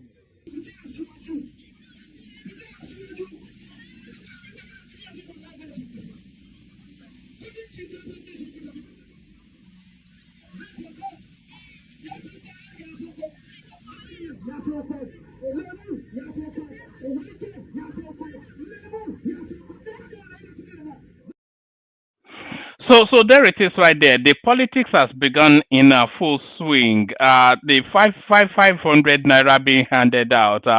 Vote Ashwaju seems to be the message. Lubricated by 500 naira notes.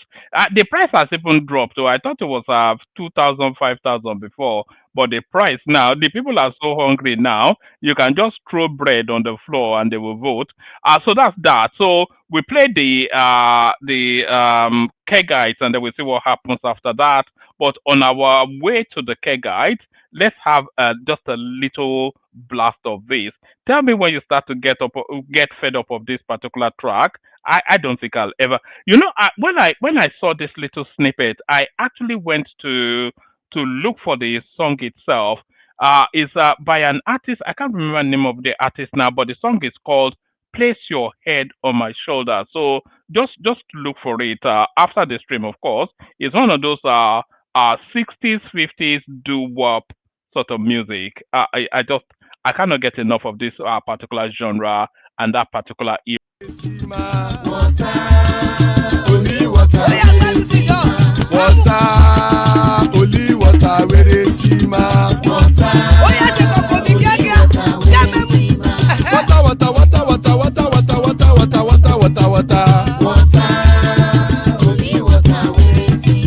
Hapa o naido. Hapa o naido. Hapa you don't come o.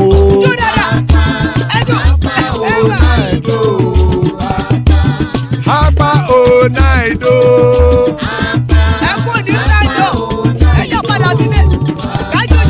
Oro kẹ̀kẹ́ ẹlẹ́mù yé o. Ilé sọ́díyà kẹ̀kẹ́ rẹ̀ ẹlẹ́mù rẹ̀ o. Bobby Master kẹ̀kẹ́ rẹ̀ ẹlẹ́mù rẹ̀ o. Chief Failati kẹ̀kẹ́ rẹ̀ ẹlẹ́mù rẹ̀ o. Eruku lẹ̀lẹ̀ ẹlẹ́mù dé. Eruku lẹ̀lẹ̀ ẹgbẹ́ ẹlẹ́mù dòde ojàre o. Eruku lẹ̀lẹ̀ Ghana ti dé ẹgbẹ́ bọ́dì o. Ọmọ ẹlẹ́yẹ ẹyẹ o ó dilé o. Odúyẹ̀lá ẹyẹ o ó dilé o. Petrosoname ẹyẹ o ó dilé o. Petrosodunke ẹyẹ rẹ̀ ó dilé o. Ẹlẹ́kọ̀ ọ̀run mú ìní o.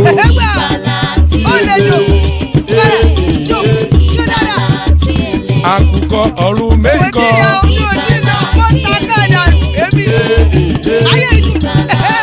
Ikú kò ní ríwà gbéṣe o.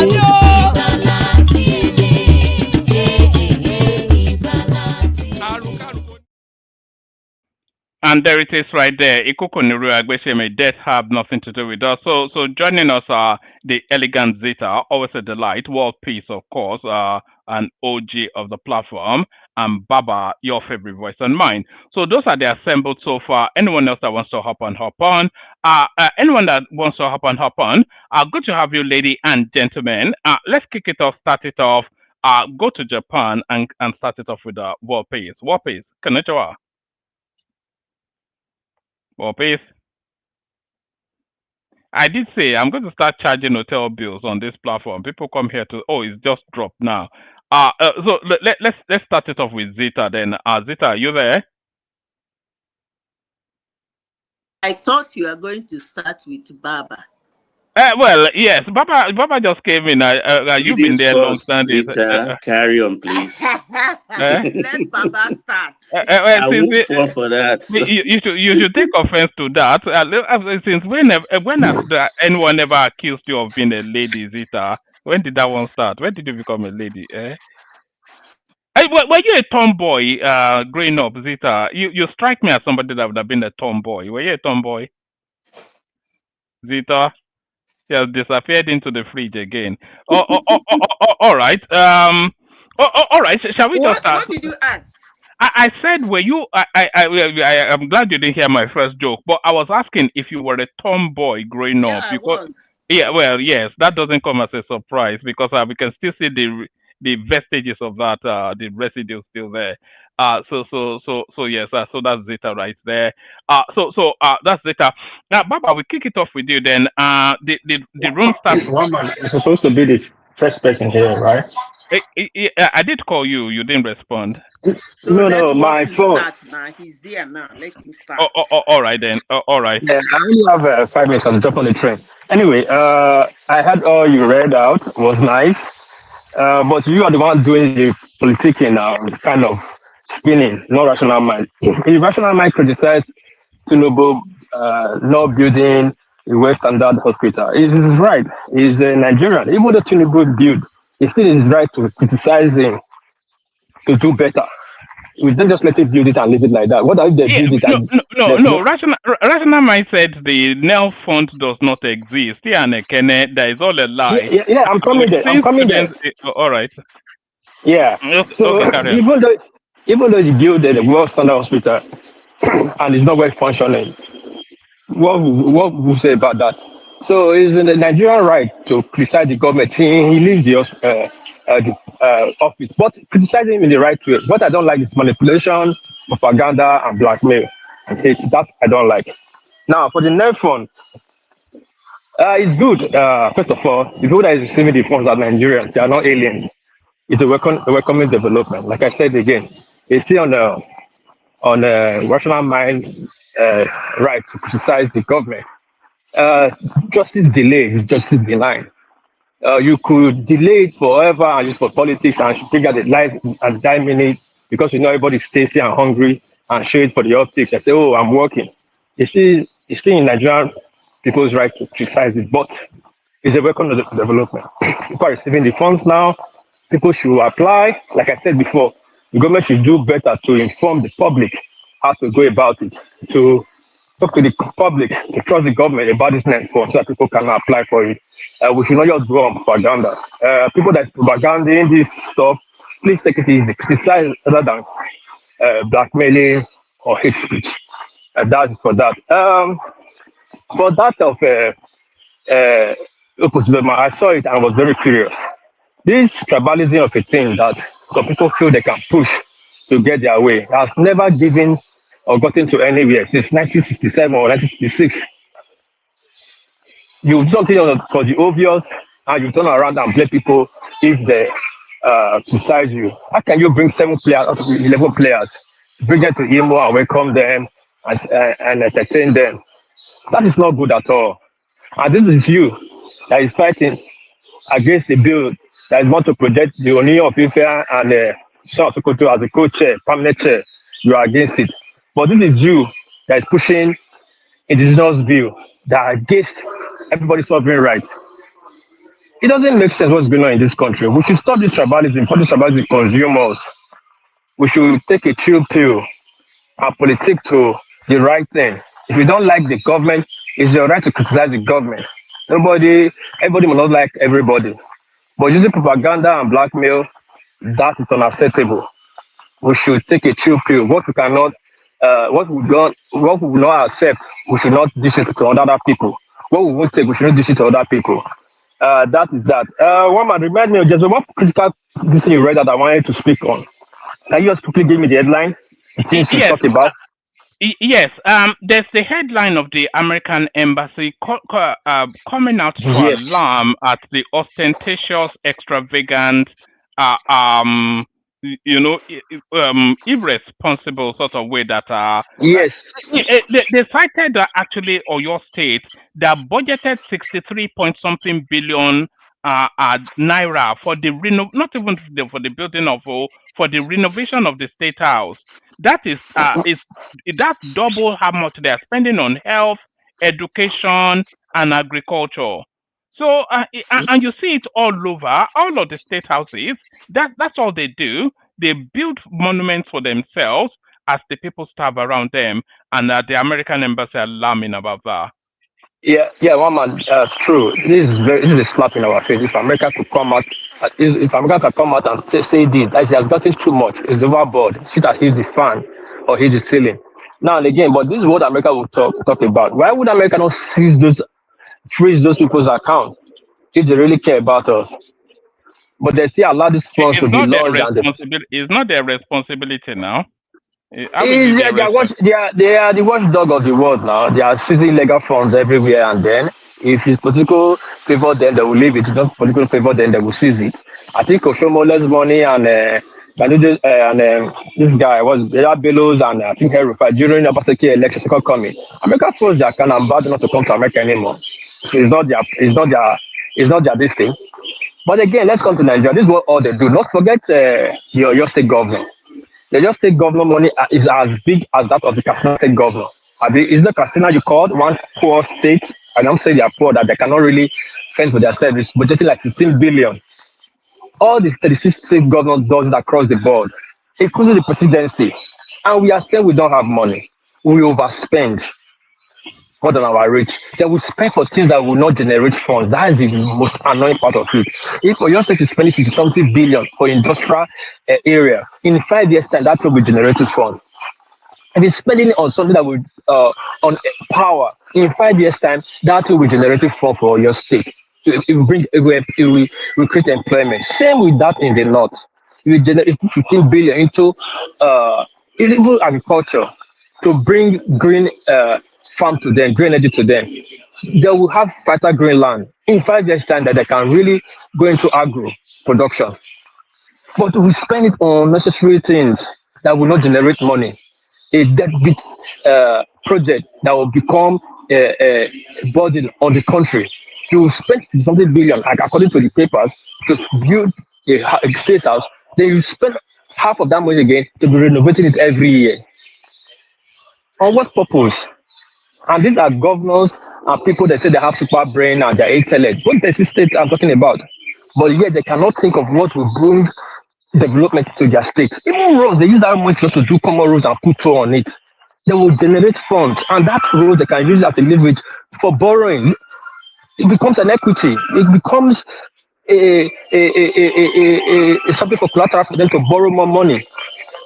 It becomes a line of credit for them. So bring foreign investors, come and build this. We have credit that we can use as a collateral to get this money back in the next 10 years. We have been running for 5 years, see how much is coming out. But we don't do that. It's to build unnecessary airport that does not have any value, renovate a governor house that does not bring any value. No one wants to already do CTC, and they say it's generating money already. Let's see how much that CTC complex in Abuja, or what they call it, will generate in the next 5 years. But one my friend is here. Thank you. Let me use the floor for the rest. Baba, I greet you. Manazita, I greet you. Manazita, I will send you that my catalog soon of my daughter this summer. I want to send it to you. The catalog of my second daughter. She's the model of Japan for this summer for a big brand. Is that the pianist, your daughter that was playing? No, the third one. No, the third one. Yeah, you're lucky. You have very gifted children. Well done. Yes, your efforts are paying off. That's what we like to hear. So all good news about family members, etc. We are always happy to hear that. And when are you popping out the next one? By the way, you usually have a child a year now. No more. Are you sure? I thought you were trying to repopulate. Sorry, before you go, there was a story circulating a few months ago that Japan they are importing or they are opening up spaces for black people to come and populate their country because they are not giving birth, and they would. True. Is that true? Yes. Yeah, true. In 2030, they will lose. I think in 2030, they will lose half of their population to death. Yes. Not too far, So it's true. They are likely to come in. All right, brilliant. All right, brilliant. That's the excellent war piece, of course, somewhere in Japan, making all of the yens or whatever it is they spend over there. So, Baba, Floyd is yours next. So just to rattle you through, I'll pass temporarily. Can you go to the next person, please? All right. Let's go to Rational Mind then. Who's with us? Rational Mind. Floyd is yours. We were just calling your name in vain earlier on, Rational Mind. Rational mind before me. But you are not ready now. Oh, all right, Zita, you go, and then rational mind comes after you. Do you want me to I'm rattle just you? joking. He can go ahead. Yes, I knew you because I know you like to build up slowly to it. Rational mind, let me rattle you through the headlines so you know what you're talking about. Benjamin Kalu drops in the indigenship bill. So that indigenship bill, of course, I'm sure you are aware that if you stayed within a state for 10 years consecutively, then you have the right to attain indigenship by route of some sort of certification by the local government. So we have that, and then there's an online poll that tells us then that in an election the best tickets to guarantee victory will be an Atiku Obi ticket. So that one comes, and they got 54% of that polling. By the way, the American embassy alarming at the extravagant way that the Nigerian state governors, especially, are spending their money. They cite the example of Oyo State governor. It says the report, which has stirred reactions across civil society, highlighted that Oyo State Governor Seyi Makinde approved a staggering 63.4 billion naira to renovate the government house, surpassing the state's allocation to health, agriculture, and pension combined. So, and it's not peculiar to Oyo State. It cuts right across the board. The Ghanaians, they want us out of their country, and they are protesting to the point that their president actually came out to speak on that. Unlikely any governor will go against Tinubu. This is Uba Sani, the Kaduna State governor, bringing reality to the proceedings. Peter Obi likely to return to PDP as party zones presidential tickets to southern Nigeria. So that is the Bukola Saraki led reconciliation committee making that proposal then that the ticket to be zoned to the south, and the Labour Party giving Peter Obi an ultimatum. So we're speaking to those or anything else that interests you, Rational Mind. Woman, I greet everyone, Baba, sister, everybody, our friend from Japan there. Salutation. I will have to come to Japan. I can't get a Japanese child too, so that I will get my own progeny there too in Japan. That's half black, half they call them black Asian, right? Yeah, no, they call them Blasians. Blasians or black Asian or Blasians, right? Out of all of the racial mixes, which one do you find most aesthetically pleasing? Which one do you think is? Well, you want me to start going? For me, the ones I find, well, woman, don't get me started with this. I don't want to go. Yeah, I mean, I think every mix is beautiful, I would say. I think the ones that well, woman, don't let me go that route. Because you mentioned the Japanese. I think a black Japanese, I don't think it will get more beautiful than a black Japanese mix. They always the look most so stunning. beautiful is black and Italian. Man, they're really beautiful and elegant. For me, it's any of those Scandinavian countries with black. Their kids are they turn out to be very genetically they are very good, good breed, good mix. That's what I've come to see. Yeah, so let's just leave that one, man. I just want to say that in passing that maybe I should go get me a Japanese baby now. So as they don't invite every people to come from every part of the world to come because they are guys. They just want to sit down, they play game. They don't really want, they don't want to have babies with their girls.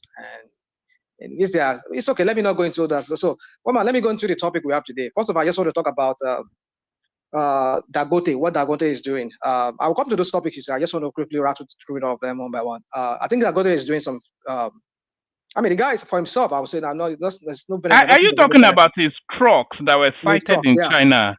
Yeah. Yeah, trucks. 4,000 trucks that he brought in. My goodness. And then there's rumors. There's this rumor going around that he's been asking Tinubu to put a ban on importation of fuel into Nigeria. Why should we import when we have somebody who's making? But we know the politics around that, and we know the economics around that too. Tinubu has his own conflict of interest in that too, in the sense that his own so-called brother. I don't know if it's his brother. I just name like he always. We don't even know anything about him really. There's nothing really real about him. The Tinubu name is claiming. The Wale Tinubu Owando guy himself is into oil importation and all of that crap. So if you ban him, then being the likes of Eleyu of Ogun State and other people that have stake in the oil and gas industry, they'll not be able to import. So he will be the only person, the sole producer and sole distributor. Well, major producer. Well, maybe to encourage them to start citing refineries in Nigeria. But my point is I think his business strategy is I think the guy is being aggressive.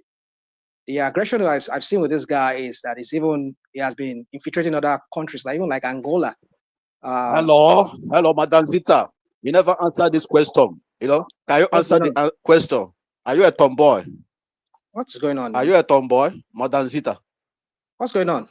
I say, are you tomboy, Madam Zita? Is our resident Digbodobi. This is not Zita Madam speaking. Zita, can you answer the question? Can you answer the question? This is not Are you a tomboy? Is man, is rational mind speaking, not Zita. No, I asked Madam Zita. But you cannot be talking. Answer the question. You answer question. I mean, what yeah, kind but of somebody was speaking now when you came in. She never answered that question. She did answer the question. Yeah, make she answer now. She answered already. Okay, what she said. Come on. You have to scroll back to listen. Scroll back and go and listen to what he said. Yeah, but let rational mind carry on. Rational mind, yeah. So I think there's a lot of things going on wrong with the way they're just playing this oil and gas in Nigeria. I know there's both politics and economic aspect to it.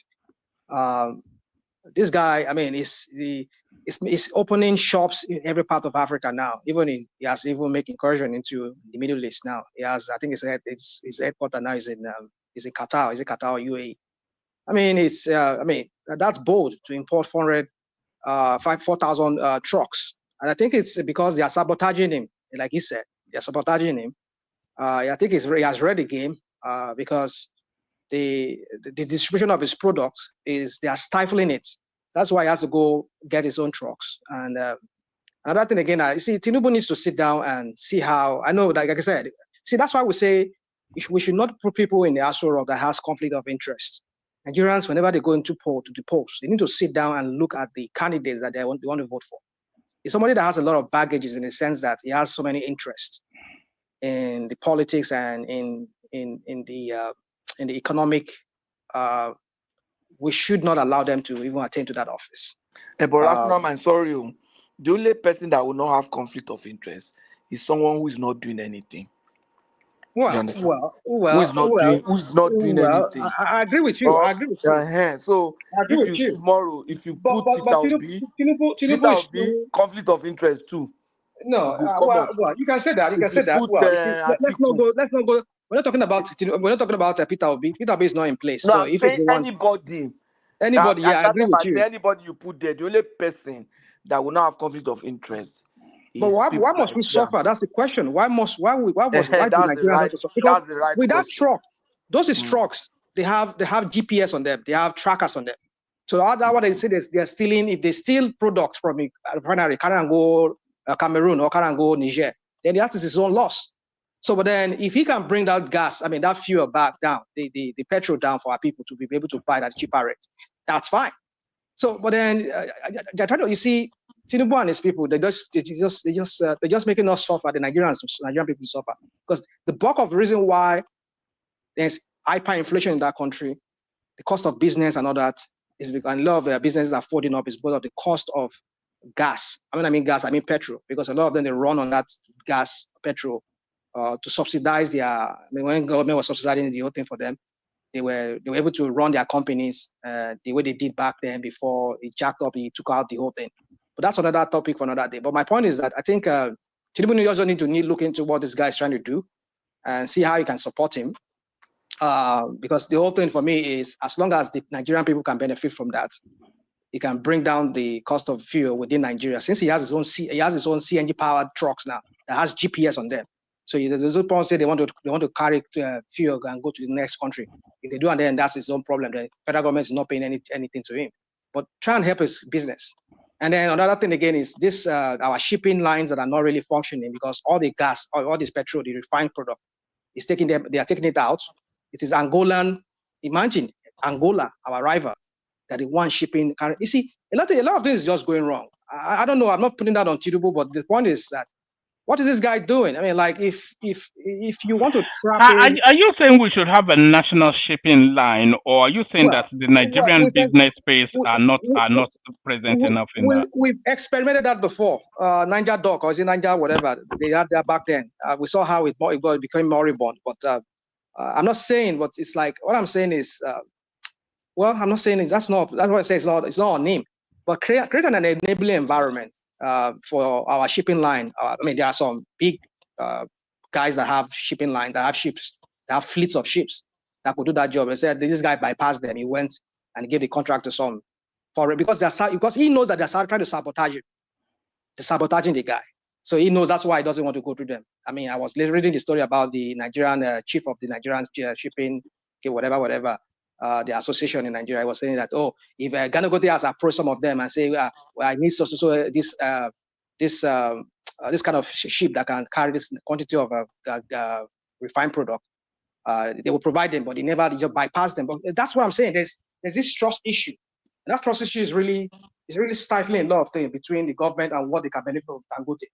But let me just leave that to them. I'm not trying to praise Dangote. I know he's just a businessman, but when you have people who are my point, and what I'm driving out with this point is this, because sometimes when I talk everywhere like this, people don't just let me bring it on this topic, is that when we have people who have conflicts of interest, like Tinubu has a lot, this is what you get. So we should do what is right for the people. It's about the people, it's not about our own interests. Like what now? Like what is what? We should not put people like that anything. That's what I'm saying. How did the Tinubu interest affect Dangote now? Yeah, because he's Owando. How about Owando? How about hold on, Ogun State? Do you know how many people that are within Aso Rock and Circle there that are big importers of petrol? Can I respond to that? Go on, please. Go on. Just like I told you, the only people that where we not have conflict of interest is if we have a no do well, or a or somebody that has not been doing anything in his life. So be that does not have an interest that to become president. So it's very difficult. Even when they don't have it, when they get there, they will develop interest in certain areas. One, but you see, in Dangote's case, that's what I want to speak to now. Is coming up with a GPS truck, CNG is key. You know, very soon, we'll have other refinery, this Bua refinery, and all of them will start coming up. The man has invested so much in his refinery. He has to stay competitive.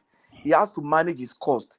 Running his cost using CNG to pull his stuff and ensuring strategic distribution is going to be a plus to him. So how can we leverage on that? Now, let me tell you the benefit for him.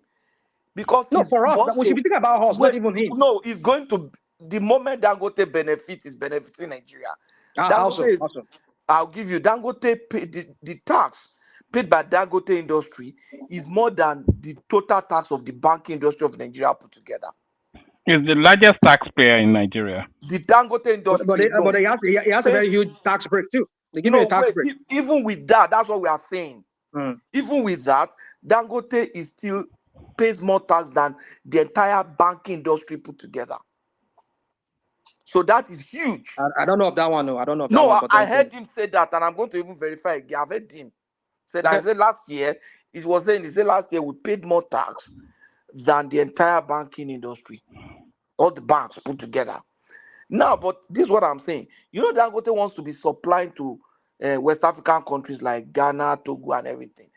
If he doesn't, he needs his in some of those countries, it cannot ship to them. It's going to be more expensive to ship to Benin, for example. You get it? Okay. If Okay. it's manufacturing from Nigeria, it's going to be more expensive to ship to Benin.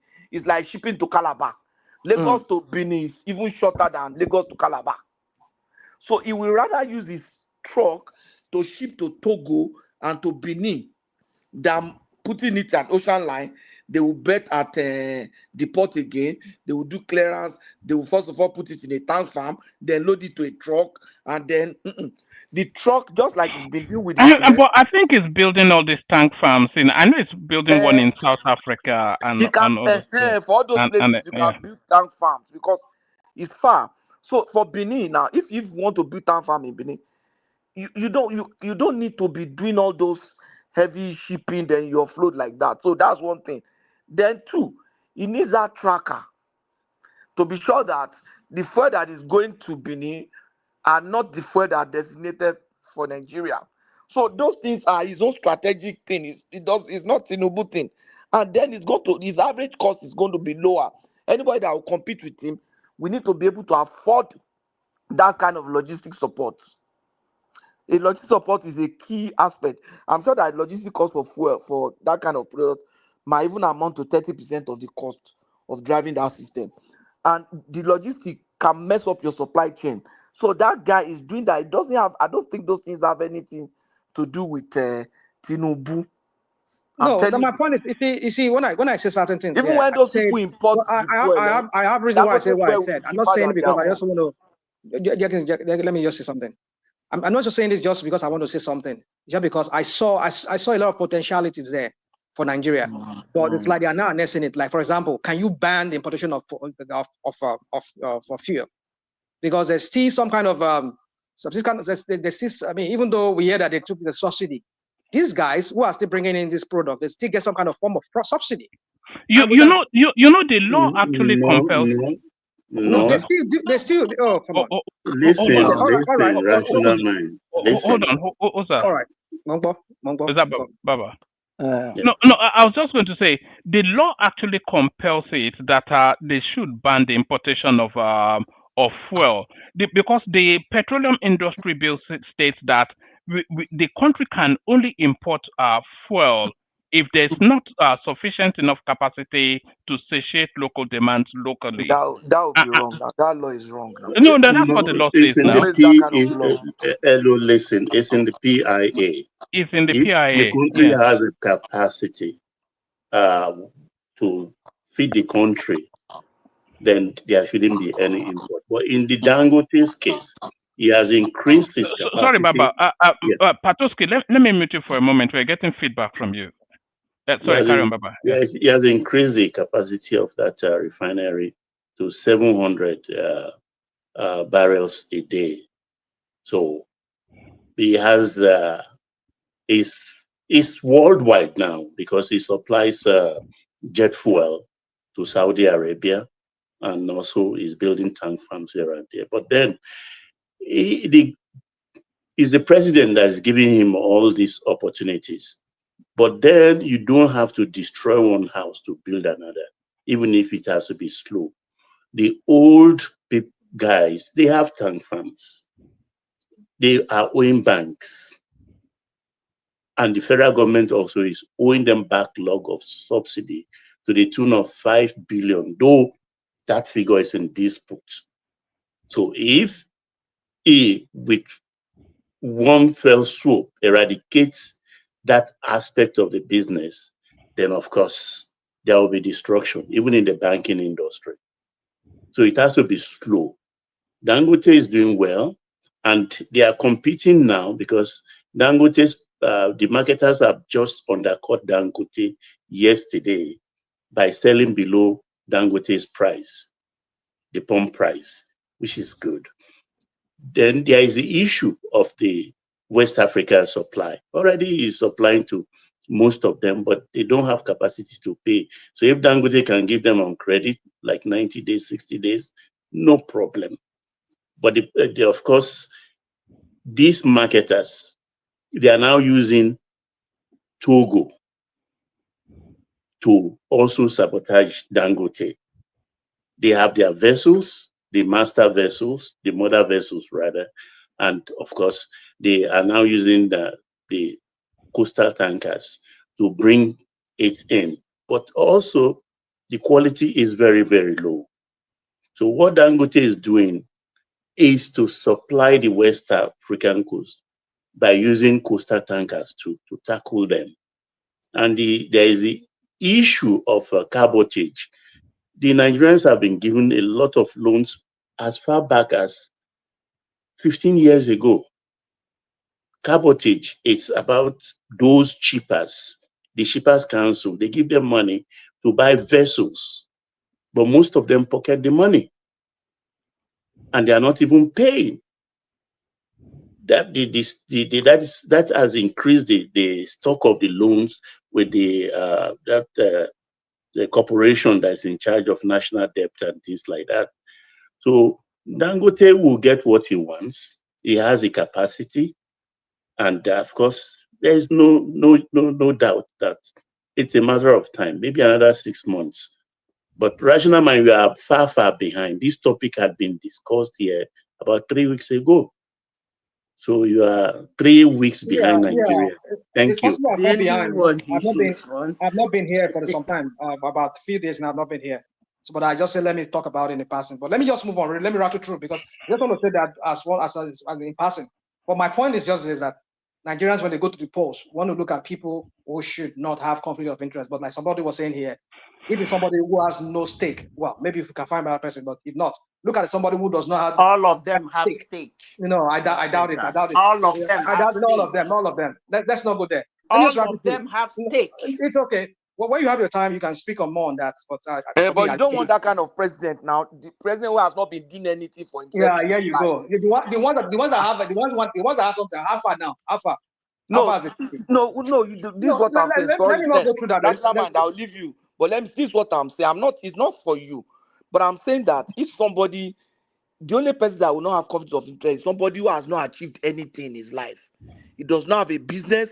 His family does not have business. His brother does not have business. He doesn't have anything has been doing. Maybe he has been working as an employee for someone. You don't want that kind of person as your president now. Even our new Olubado Oshibado is a player. And now, you don't want that kind of person as your president. In the oil market. I think Prince Adewale Adebayo is a player too. But rational mind, we have 5 minutes. We want to rattle through quickly so that we get through the voices. So talking about the U.S. release, the U.S. Embassy release, you see, it points to what we've been talking about here. That when I say you people have a president that spends no loud. He doesn't know that this is money we don't. You take care of your people first before you say. We know I've known his incident, and we know him from Lagos State. The way he has been, that's a profligate. How he used money to entice people to buy people. You know, we know what it does. They are all preparing for the 2027 election and maybe the election in Abuja. Idiot to that one from Wike. I mean, the one from Rivers State, Wike. I mean, that guy is going to meet his Waterloo. In fact, my prayer is somebody like Atiku should get there. Omar Saka Bakabani. We can go run for that country. That's why you can see the way he has been going up in here and there, running everywhere, acting like a person that is intoxicated. Of course, he's always intoxicated. You know, all these talks is that, they are all criminals. They want to come and hijack the country. They have nothing to deliver. All those characters. He knows that his days are numbered. If Tinubu gets kicked out of that place, Wike will not last one day in Nigeria. He go run. But well, let's see how that plays out. So people like that, we don't want them there.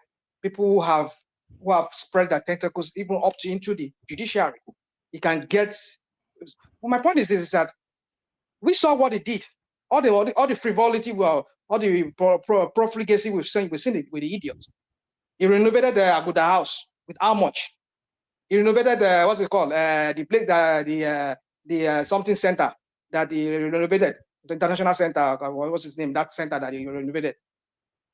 He renovated about something billion naira. Somebody went there and did the assessments recently. They said, that's when renovated, past 5 billion naira. We know they are preparing for 2027 and maybe the election in Abuja because they want to buy votes. That's what they're doing, and they're stealing the one they can steal into their pockets. That is why when I come here, woman, I say if Tinubu can work for the people, face the people, focus on the people. Stop this wanting to like do all this your lip service project and whatever you say you do. Really fix the problem with the people. No, they don't do that. What they want to do is they do this a white elephant project and make noise like the one they did from Lagos to nowhere that is doing. He beat all the 20-something miles and they lied that they did 30 miles. When we say these people are lying, I mean, I hope I hope the day of reckoning is going to come for all of them, including that Tinubu himself. But we shall see how that play pans out. Let me rattle through the other one. What was the other one you gave? One man, real quick. One man, are you there? Nigeria and Ghana. Nigerians, Okay, yeah. Ghana telling Nigerians to go. Okay, so that Nigerian thing. I think it's what goes around comes around. You know, in the 1980s we did our stew. I remember that very day when a lot of Ghanaians were being chased out of Lagos. I was in Lagos then. I grew up in Lagos, so I know what I'm talking about. I used to have most of my because I went to a private school. Most of my teachers were Ghanaians. I think I had some Cameroonians too, and I had some. I never had any white teacher, but then even close to Indian. I think I had one Indian. I can't remember. But anyway, so the Ghanaians were teachers, and they are very good at teaching and all of that. So, but all of them when they left that time, they left. We know what happened back then. I mean, some of us we knew what happened back then. Sorry, Rational Mind. Were you one of their students when they were teaching in Nigeria? Yeah, I was. I was a teacher. Okay, I was a teacher. I was a student. Yeah, I went to private school. Okay. Yeah. So, yeah. Go ahead. Ghanaian teacher taught you. You say what? Ghanaian teacher taught you. They taught me. Yeah, they taught me. Yeah, no, Mr. Champon. No wonder. I had Mr. Champon there, and then. Then this rational mind, if Ghanaian man teach you, you're not the old man now. I don't be old man. So I want to teach on Ghanaian teaching from the late 70s now. From the late 70s. I think they were quite prevalent during the. It was the late 70s. Late 70s up to the early 80s. Okay, now I get it. Are you trying to figure out my age? Sorry, where are we in the conversation? It's a bit all over the place. Where are you? We're talking about I dropped. Nigeria must go. Nigeria must go. All right. Yes. Yeah. So that's what we're talking about. So they're trying to figure out my age because I said I was taught by a Ghanaian, and he was like, "Okay, if you're taught by a Ghanaian, then you're not that. You must be that young." Okay, yeah. If you want to talk that I'm young, that's up to you. But then my point is that I was taught by a Ghanaian. Yeah. So, but it could be secondary, it could be primary. I leave that to myself. But my point is that. Can I? Sorry, Rational Mind. Can I quickly clear something from you? What is that, please? The other time you are mentioning of the allocation given to the state, don't you know that there is separation of power in Nigeria, that federal government cannot, the presidency cannot control governor on how they spend their money? Okay, we shall come to that when we get to that. Because let me not dive. Don't. I will talk to that when we have the time. When we have the time, I will talk to that. We'll bring it up again. Let me just rattle through all that. So you see, this Ghana thing, I think Nigerians are becoming like if in Kenya they go pursue us. In Uganda, they go pursue us. In South Africa, they go pursue us. If you go Botswana, they go pursue us. You go what's it called?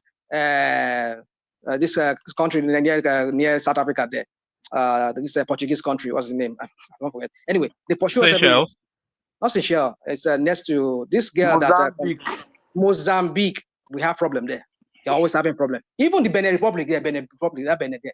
Sometimes if those are police, they go. Even the Cameroonians are against us now.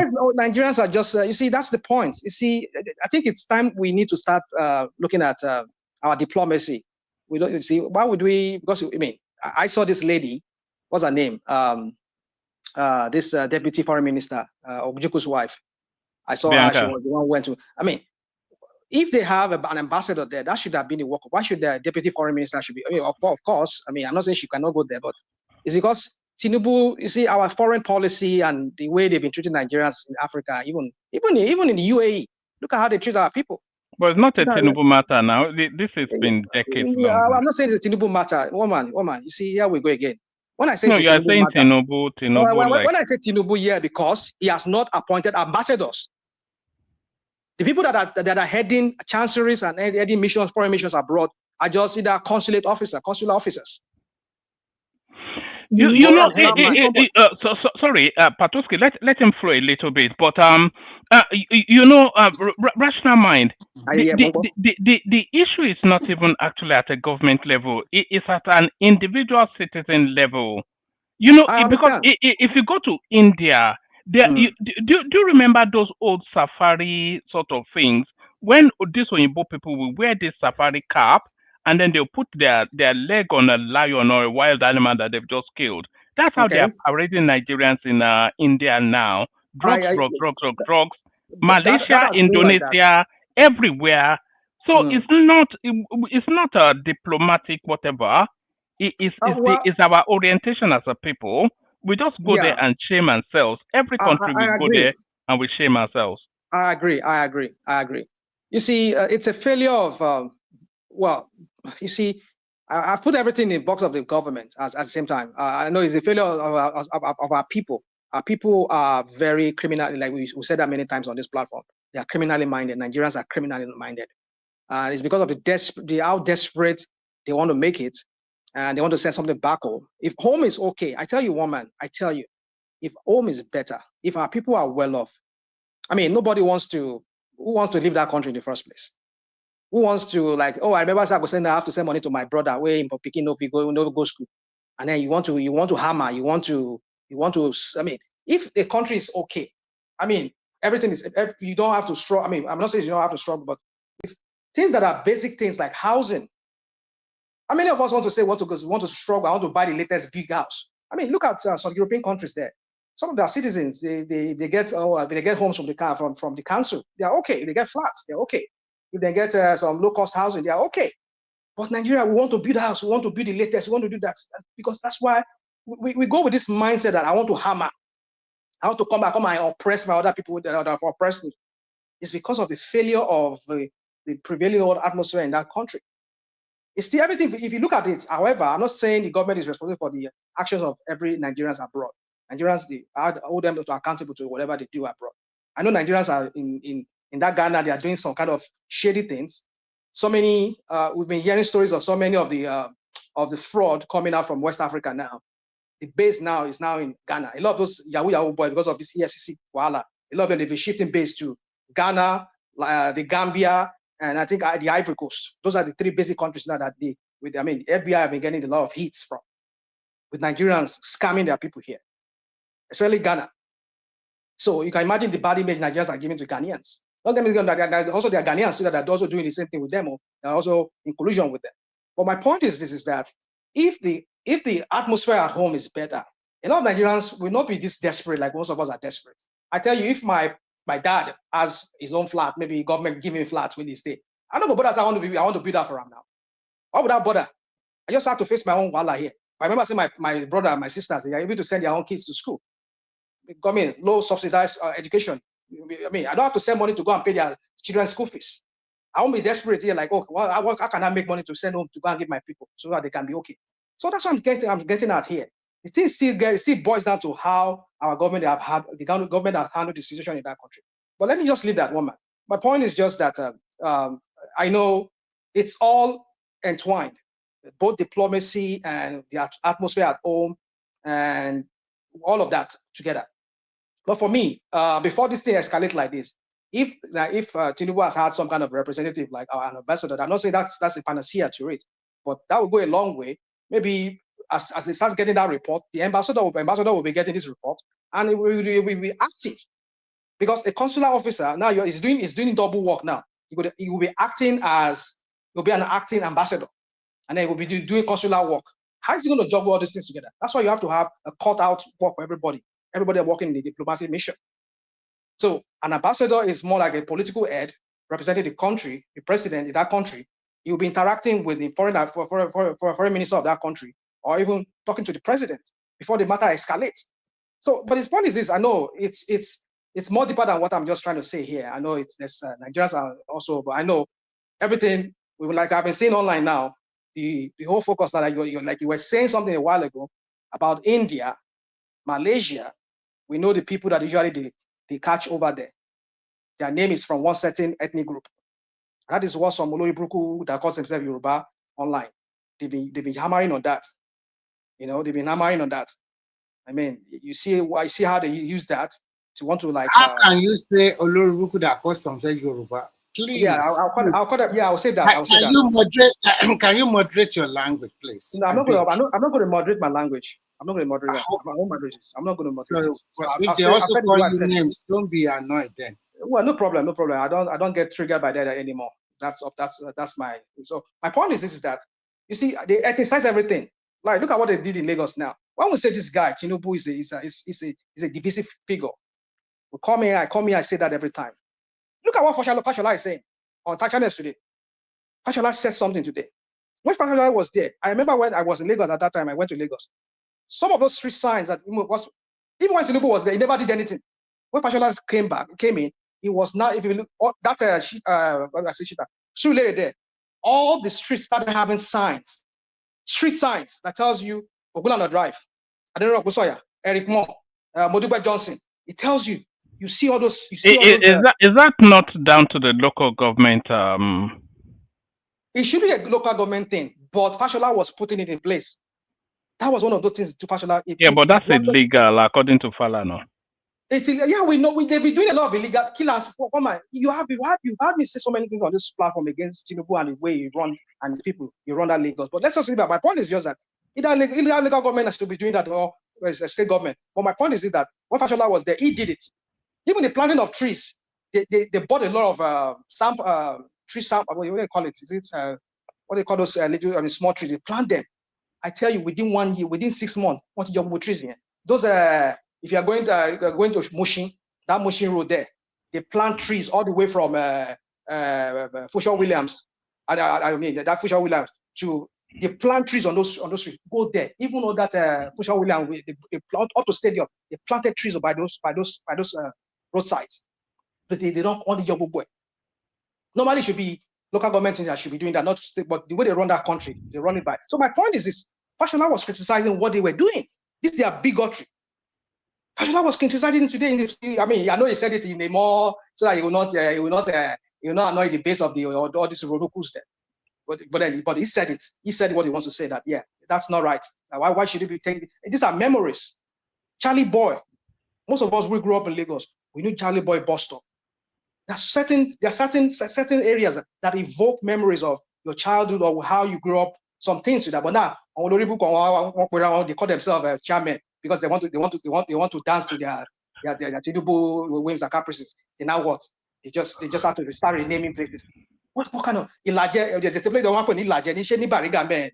They renamed that place. People who's like us that knew Ilaje Street or Ilaje area in Bariga now, they rename it. So when we say these people, you see, one man, don't get me, I don't want to get started. Those people are waiting. But my point is this: is that Nigerians, when you are going to the poll, think about all the states. We don't want divisive people. If you say Nigeria is in Nigeria, it's for all of us. It's for all of us, regardless of who is who. I'm not saying that we should not let people know where they belong, in the sense that yeah, we are Yorubas, you are Igbos, we are Hausas. We should know our area. But the point is this: is that this is getting too much. And I know all is because you know that Charlie Boy bus stop, it wasn't actually renamed Bado bus stop. It was named, not renamed, because it was never really formally named Charlie Boy. It was a colloquialism, the Charlie Boy bus stop. Just the people of the streets were calling it that, but the Bariga local government never named it. So they didn't rename it; they named it. So what? So what might you say? Okay, how about Ilaje there? No, not just that. Rational man, ask one man, what is the meaning of bad O? You want to even but you want to even rename Charlie Bado now. Let me just send it there. One man, you see, somebody should be hearing. You can go on. We can go on and on and on and on and justify all this crap that Tinubu and his all these bigots are doing like himself in Lagos. But the meaning about Tinubu, I mean, he's not going to live forever. I'm not going to kill him, but he's a mortal man like myself. You should remember that. All these things that people are just naming after him and all this bigotry that he's doing. I mean, You say you're a father of a nation. How is that? One man, I'm ready. Okay, I think that's one man. Thank you, one man. Oshiloma Kokurombe have rational mind. No, about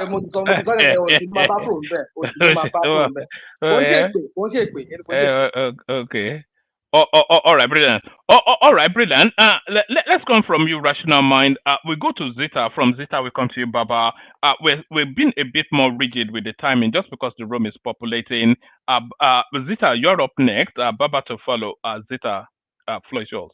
Okay, one man. We take it one after the other. Which one am I speaking on first? Oh, do you want to speak to the extravagance of the state governors and more so misplaced priorities, budgeting 63 billion to renovate government house, which is more than the budget for education, health, etc., etc.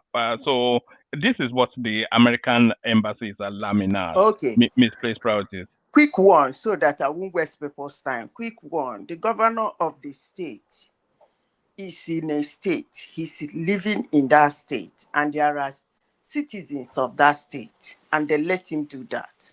So they do it because they don't stone them. Period. Next topic.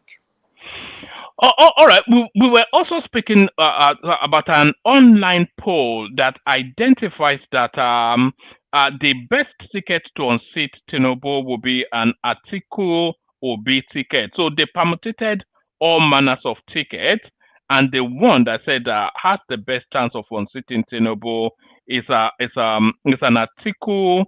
I just want to bring it up. It's an Atiku Obi. So Atiku being the head, or Obi being the tail. So that's the ticket right there. It says, who will you vote for? Atiku Obi ADC, that got 54.6%. Obi and Dati for LP, that got 23%. Obi and any VP PDP, that got 18%. So the permutation is to still go to that Atiku Obi as the strongest ticket to unseat Tinubu. That's what the online poll said. Okay, so you represent the whole of Nigeria. Let me say this on that topic you just raised. The only thing I will say is that Atiku, that will be ADC or in PDP or in LP or maybe in SDP. You see that Yobi, he's the most confused politician I have ever seen in my whole life who wants to be the president of Nigeria. And then his supporters, I don't even know among his supporters and him, which is more confused and deluded. So I leave it at that. Next topic. All right. Obi cannot be disregarded, though. There's just no way. There's nothing. It's a phenomenon. I have said what I have to say about it's a phenomenon. It's going to be a deciding factor one way or the other. Okay, but let's see how that goes. Next topic. Yes. One man, listen. I won't keep dwelling on that. I don't know how to say it, but when I say things like that, they come to pass. The party is divided. One will hate me with a perfect hatred. The others will say, he said it, they might like it. The other ones will call me a witch. But I don't believe in those social media rants. I don't believe in it. I have said it and I will continue saying it. I can't be so concerned about a man who have never done a primary before. I need to test his popularity on him. That's the same thing I want to do to Atiku come 2027. But you understand why he cannot go from primary? You understand? Hold on, please. Do you understand? I'm asking. You shut me up when I was trying to intervene. Really? I did. Yeah. It was intentional. Maybe I was trying to rattle through so that people could. Okay. But I'm trying to put this. Okay. No hard feelings. That's okay. Okay. You see, there is what is called propellers, and the person. For somebody like me, you cannot confuse me on the two, because it's not today I started monitoring politics. Atiku has contested elections outside of a big party. And it was as if nobody like Atiku ever contested. I can't even remember Nigerians remembering that he was once a presidential candidate of one ridiculous party here and there in those days. But the moment he stepped into the shoe of a big party, the party made him popular. Everybody knew him. He contested, almost won. Or some people claim they usually win anyway, even when they're not in the Aso Rock. So now, I want to know how much Atiku has built. I'm so happy that he left PDP. He went to another smaller party. I want to see whether he has built on himself or is he still riding on the shoes of a big party. Sorry, by that argument, then you cannot apply the same because Obi went from a big party to a nondescript party, okay, and it was a sensation. See, I said something. I said you as the person and the propeller. The propeller might be the party. The propeller might be the situation. In Obi's case, his propeller was the situation. And I will keep saying. Yeah, but the set of circumstances still obtain now. The what has differed from 2023 till now? Okay, let me tell you what has differed. Number one, I am very sure by the 2027 election, 3 months to the election, Tinubu is not going to change the currency. So it will help a lot of Nigerians to come out to vote. So the number of voters will be very high. That is one. Two, Muslim ticket. I don't think anybody should run with that again. Yeah, but the percentage still obtains. The number of voters will be high right across the board. So there'll be more people voting for whichever candidate. So the percentage will still carry through now. Yeah. I'm telling you the things that went wrong that time. Many people did not come out to vote. Forget about who they are voting. Let's leave. You are telling me what went wrong then. We come to who they will vote. That will be a discussion for another day. Let's not go on about everywhere. Let me give you my points. Whether you take it or you don't take it, I don't really do care anyway. But I will say it. Now, number two, Muslim ticket. I don't even know why I keep flogging this issue. I don't know why I keep saying it over and over again. Muslim ticket. Nobody is going to run again in Nigeria, running from one church to the other, screaming, take back our church or take back our country, or whatever. I don't care. The Muslims self are not even, nobody disturbed anybody. The church in Aso Rock is still functioning. That is gone. Then secondly, the ethnicity that the Benis, the Edos, wake up one morning and flaunt that ethnicity stuff that all the tribes in Nigeria they've walked into Aso Rock and walked out except the Igbos. It's not going to hold. Then again, the anger for establishment. Most people, in as much as they say that Tinubu is not performing very well, but if you talk to Nigeria, there is hunger, but there is one thing I didn't see in Nigeria in Nigerians is uncertainty. The confidence of the citizens, the consumers are still there. So until I see that uncertainty, because I saw that uncertainty in 2023, that uncertainty is not there yet. I don't know whether it will be there next year, but it's gone. Then age. As I said before, and I will say it again, presidential elections are not being won because you're young or you're old, because you're sick or you're fit. Your opponents might run with it, but it doesn't really move voters. Tinubu hand the check, leg the waka, head the bone. Is it not the one I see moving about with Kochu? By the way, I don't know when over 60 years, he's a young man, but it is what it is. So one man, what I'm telling you, 80% of those situations is gone. So I want Atiku and Obi. I want to see whether they have power as Obi and they have power as Atiku. Even if they join themselves together, let's see what happens in 2027. Next topic, please. Oh, all right. I was going to push you on that, but because so many If you want people. to push me. When I No, finish. no. When we've done the rounds, I'll come back and push you because I don't agree with very rarely do I disagree with you, but I disagree with you in this instance. In 2027, you are going to pay me money because well, I'm going to pick those points out one after the other. I will say, do you know why he wants so and so? The one so and so area. What is it? Can you permutate why the one so? What did they win that time? How much vote did they win now? It's gonna happen. It's just round the corner. Let's continue. The next topic, Charlie boy. You can speak on Charlie Boy or you can speak on Benjamin Kalu, who has dropped there was a bill, I'm not quite sure if you are following it or not, which is about indigenship, which is to say that if you've lived within a space for 10 years, you can apply to become an indigene of that state. But there was so much backlash against it, they dropped it. So do you have any thought on that? Benjamin Kalu, the deputy Speaker of the House. You see, one problem I have with we Africans is that we want to be who we are not. And we want to do something in an environment that is not like the place we are picking it.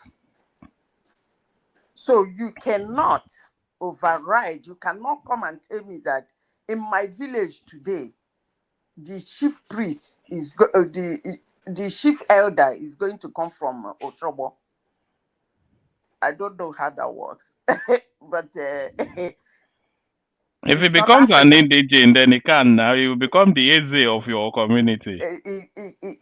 It's not African, but if anybody thinks they can push that, I wish them luck. Next topic. All right, let me take you to Ghana.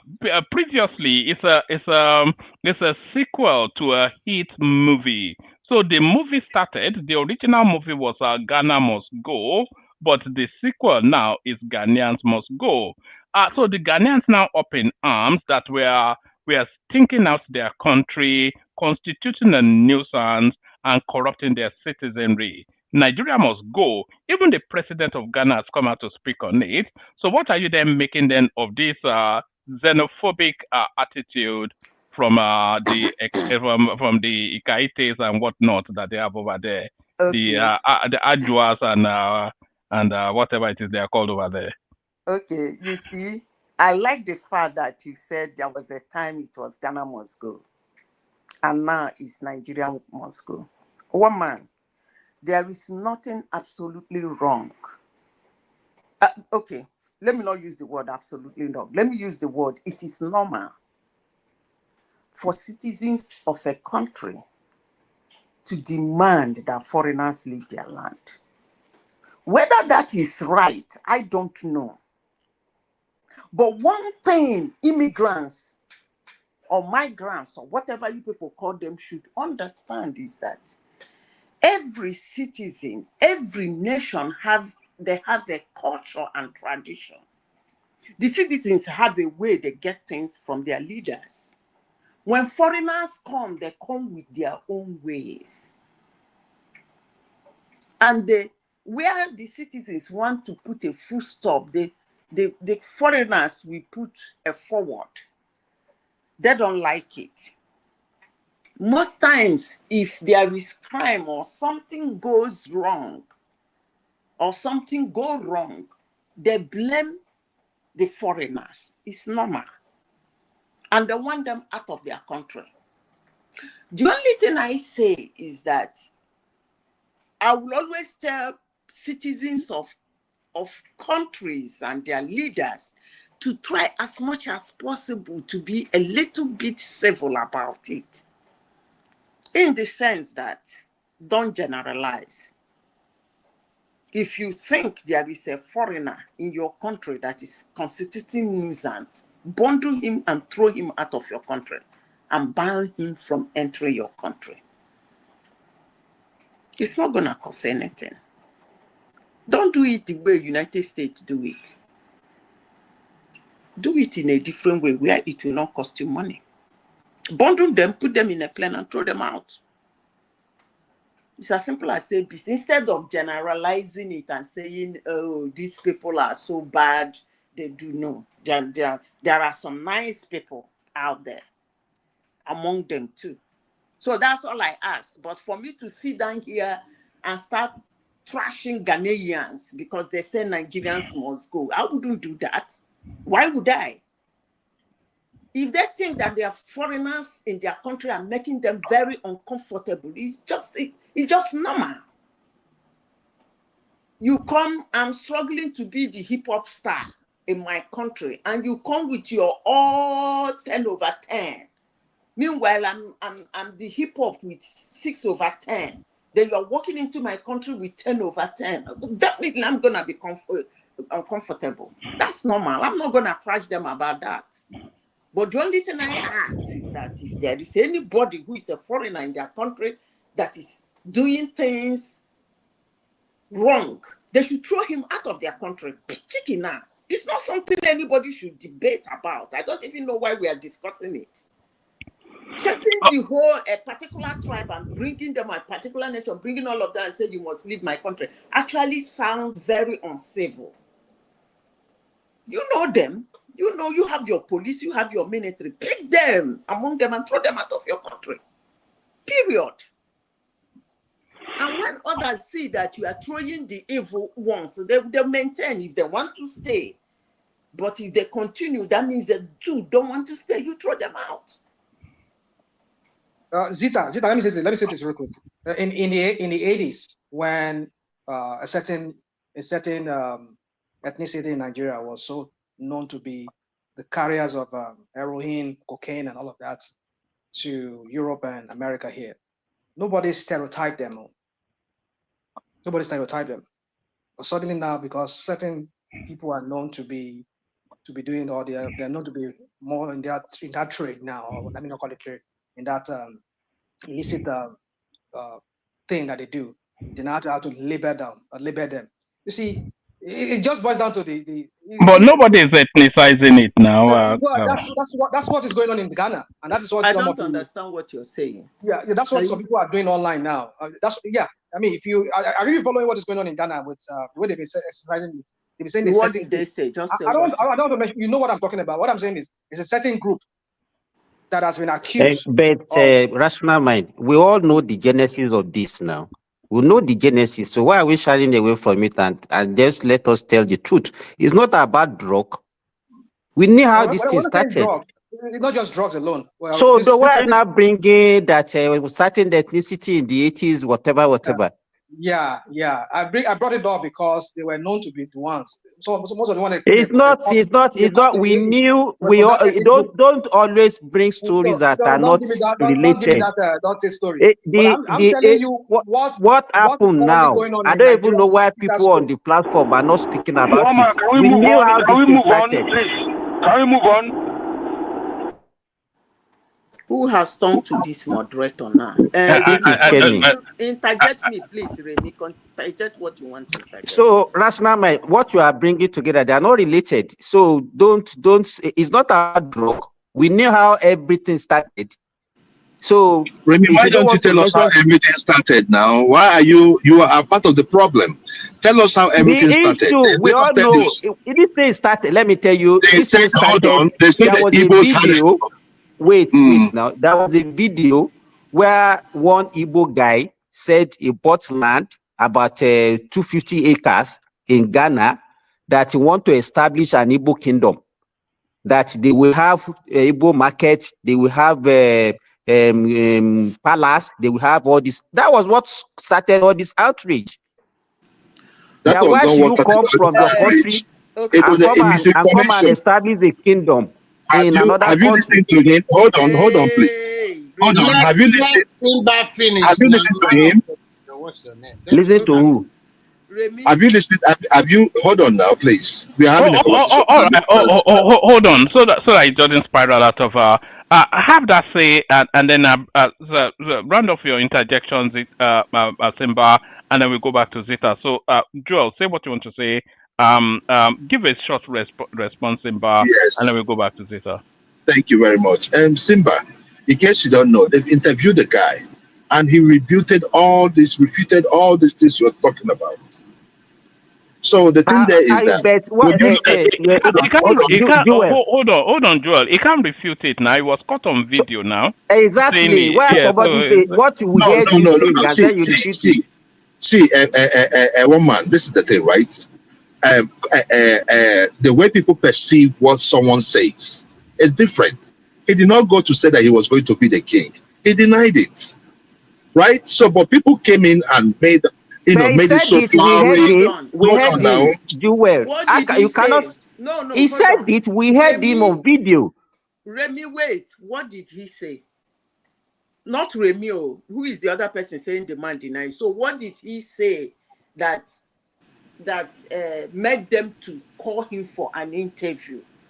What did he say? Why Madam was he Zita, being interviewed? Madam Zita, my name is Joel of Nashville. At least, Okay. yeah, you give me some respect, but I call you your name. I didn't know I that address you by you. your I name. was asking So, the next person that spoke. but anyway, this is the thing, right? One man, I wish you could get the interview because whatever I say here, you guys will not believe me. What I will do is that I will get the interview then, so that I don't make this thing. So he made it so clear. The issue is this, No, right? Joel, you are When you mixing look it at up. hold on, Joel, please. no, let When me you just correct you look at before the you go on a protest, please tangent. now. Hold on, please. Okay, Let me just. you okay? It's just Let 30 him seconds. speak 30 or let seconds. Joel speak. 30 seconds.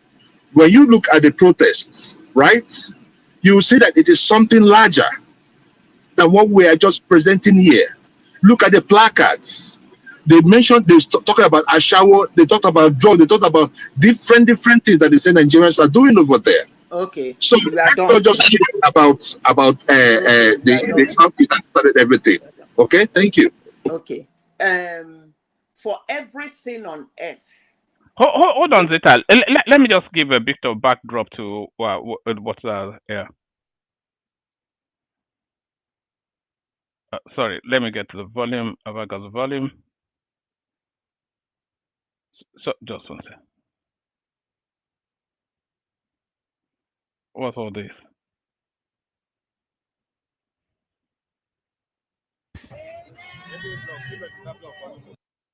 Acquire 250 plots of land.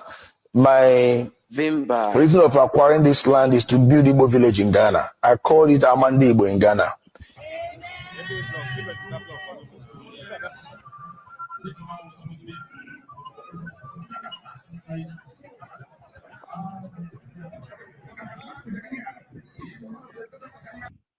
Deserves more. The father. All right. That seems to be what Simba is claiming triggered them. That guy. One man. You know, over here we have Chinatown, right? We have like Chinatown. Anyway, please go on. I think Can I finish? we Maybe have this thing I when can you speak. The only thing I have to say is that when I don't know, this is actually one aspect of my tribe people I don't like. He can still do this thing without making this ridiculous video. But that's by the way. For those who sold 250 plus of land to foreigners, at least they should be examining themselves again. That is another thing, by the way. Then secondly, even cancer has a trigger.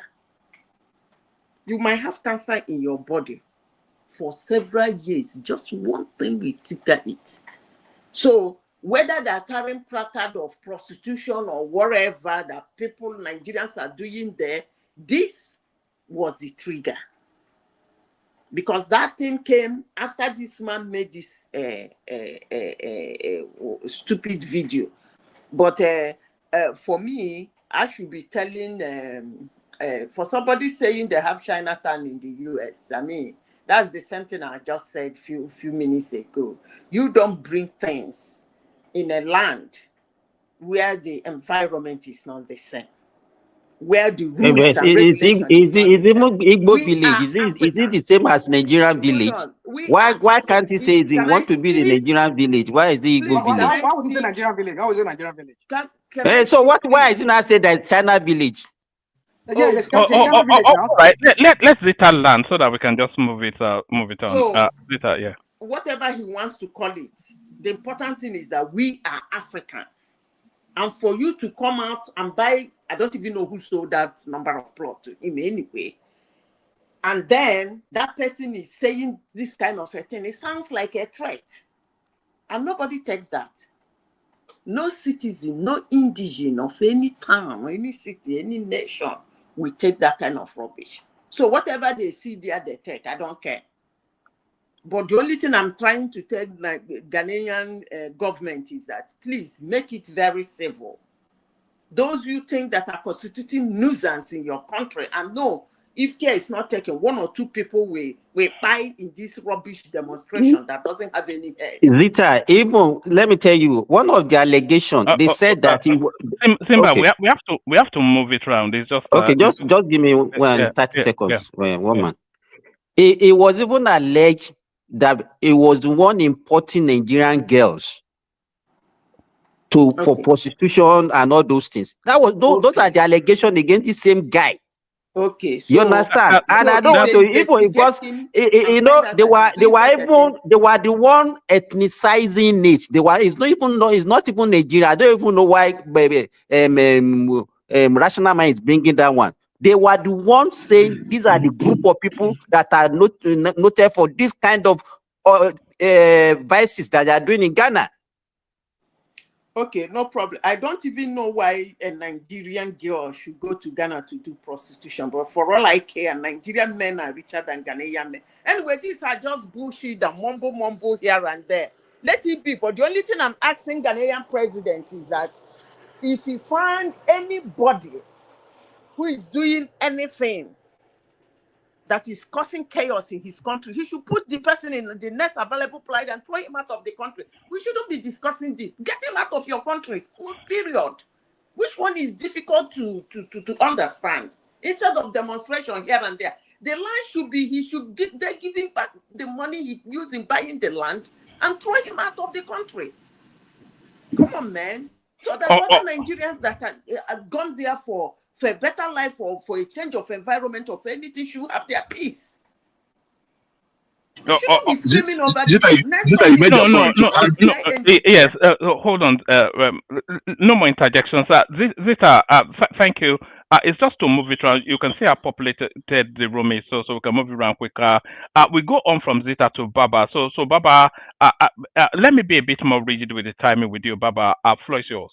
Okay, it's unfortunate. I really want to talk about the indigenship bill that is raging at the moment, but then this Ghana issue came up. I think I have to throw some light into it because this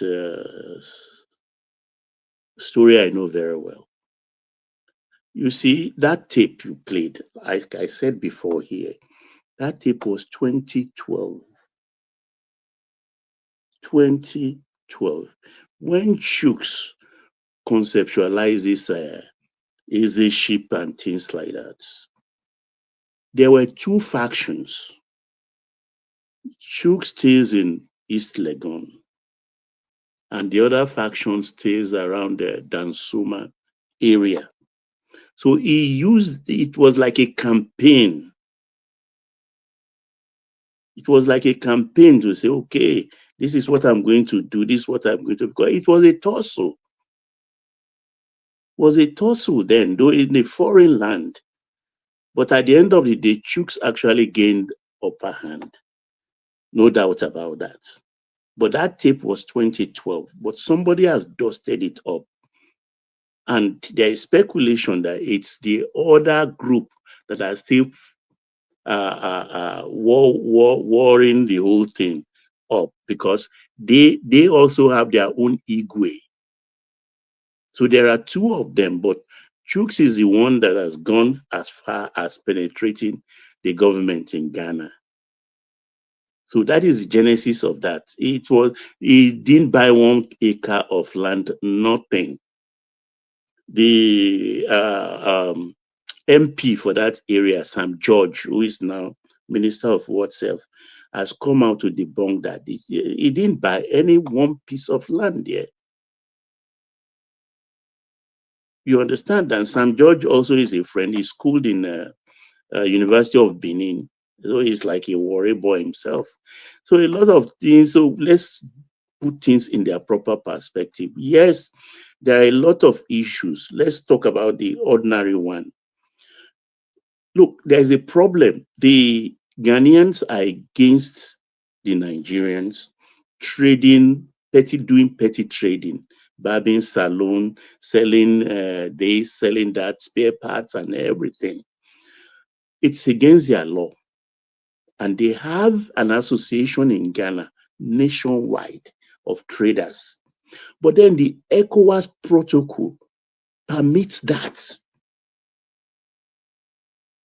So it's a conflict even the government cannot solve.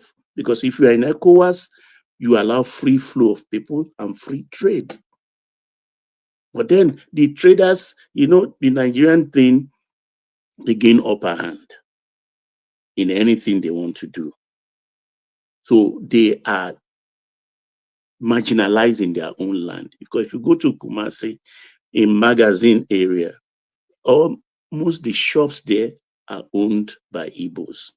You go to Aboso Kain in Accra, where they sell spare parts. The Igbos are the ones selling the spare parts there. So there lies the problem.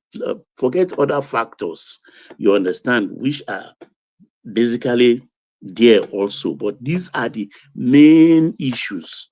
So they want Nigerians out so that they can take over the trading, just like they did previously when they sent Nigerians out. The bakeries, buildings, and everything, they bought them cheap for those Nigerians that quickly sold their things, and Nigerians came home empty-handed. So it's been sizzling all along in the last 10 years. So, but the government is very careful because as far as I'm concerned, Mahama is a Lagos boy. He's a Nigerian. His father was here when Rawlings hounded them out because the father of Mahama, the president today, was a minister under Buzia. So he came here, married a Yoruba woman. Our Mama and Oko, the younger ones then, they came to Nigeria. They lived amongst us.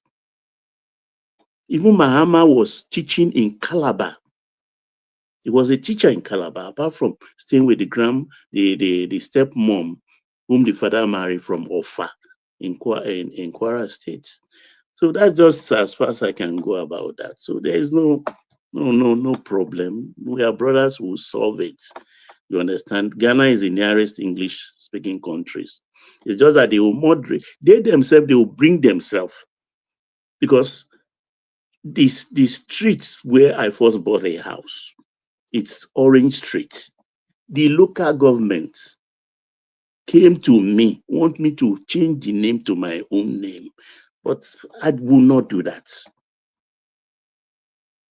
Even when I went to put up the other one and went there, the same thing is in the same local government. The Ghanaians came to me because it comes at a cost, receipted and unreceipted, but I refused it. I refused because where the normal Ghanaians, the people in government, they adore Nigerians. They listen.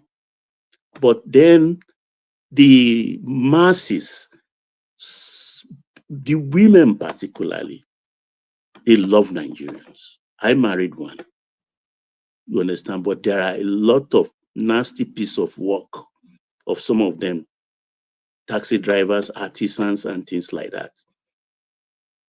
They will insult you now, even in traffic. As far as you open your mouth and they know that you are Nigerian. If you are Yorubas, they will call you an Ago. If you are Igbo, they will call you Nyamiri. If you ask them why, they say, oh, when they were in Nigeria, they were calling them Omogana, Omogana, Omogana. Well, it's like a banter. It will pass, no doubt about that. So if I still have time, let me go to the indigenship bill that Kalu just withdrew. One man. I'm bothering you. Okay. Go on. I'm bothering you. Go on. Okay. Let me go with I'm here. Carry on, Baba. Yeah. Okay, the indigenship bill. I like Benjamin Kalu. He's a gentleman, but I don't know why he put up that bill because it's a bill that is DOA. One thing we don't understand, even the US, if I move from this place now, from this state, and go to another state, depending on their law there, even for me to vote in that new state, it might take me 3 years or 4 years. Anybody can in fact check me and dispute it. Just to vote in the new state, it's not automatic. It's not automatic. Baba, I don't think that's true, but I'll fact check you. Yeah, fact check me, please. Fact check me. You understand? If I arrive like for example, in Texas now, the next electionary cycle, if it's 1 year away, they will not allow me to vote. Check, please, as I speak. Well, so when indigenship is tied to ancestry, it's something you don't give out easily. I don't know why Nigerians don't get it.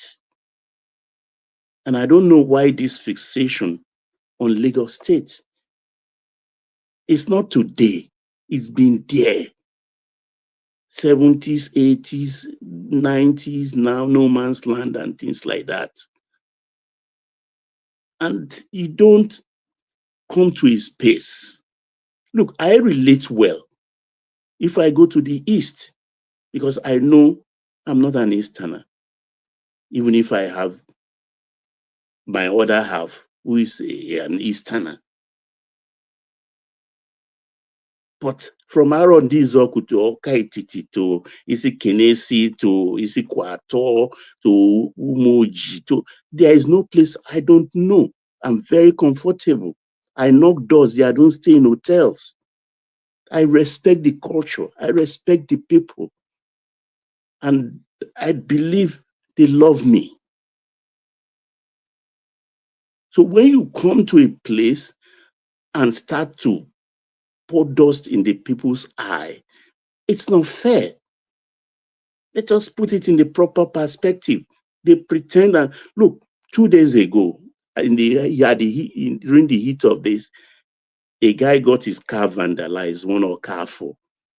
And the next thing, after ranting, he said, Lagos is not safe. They ran away with it. They ran away, and I heard that all over social media, Lagos is not safe, Lagos is not safe.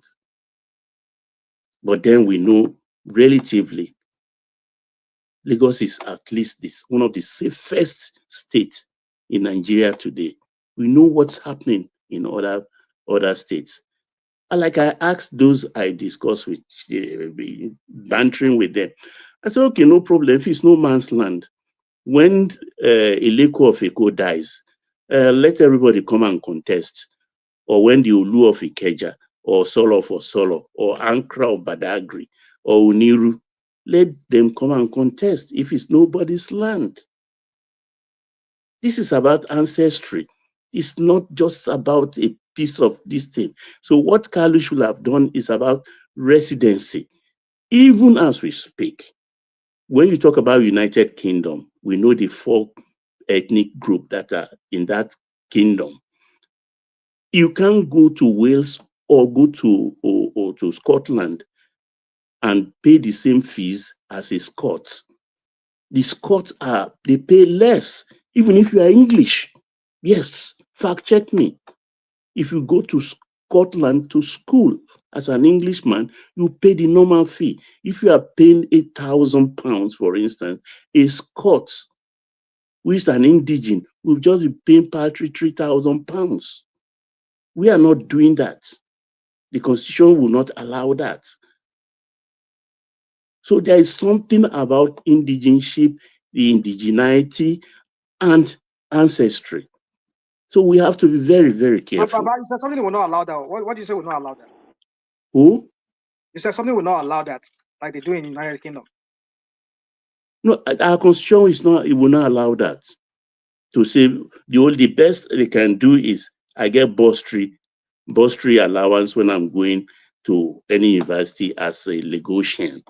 You apply. In the Agbole, Baba, the in Agbole you come education, from. sorry, Baba, Yeah, in go education, ahead. in education, if you are going to a state university or a state-owned institution, the indigenous they pay less than if you are. Let's say you are from Oshun, you want to come to Kwara now to come and attend maybe college of education, polytechnic, or university, you pay more than the Kwarans. Okay. So that one is there, is there in Nigeria, and it is all over Nigeria. So it's not peculiar to It's Lagos allowed. State. Even abroad, it's And you allowed. have that in civil service at the state level as well, for local government councils and states. No, you see, BT, Lagos has been very fair.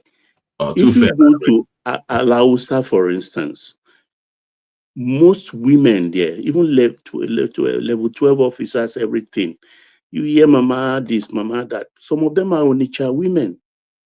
Some of them are from Owerri, married to Yoruba.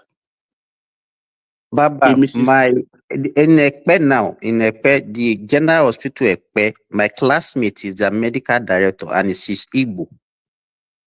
Yeah, you get my point. So why was that the reason why they arrive at the notion that it's a no man's land? They say it's a melting pot, and I say no, it's not a melting pot. It's a bowl of salad. Yes, sir. It's a bowl of salad. The indigenes are the bowl, and every other ethnic national group are the carrots, the lettuce, whatever they may use in making salad. But the bowl is there that owns them. We know. Because at the end of the day, these same people that are saying no man's land, when they die, they take them back home. They take them back home for burial. In December, Lagos is empty. They go back home. So let's show ourselves some respect. I yield, woman. All right, brilliant.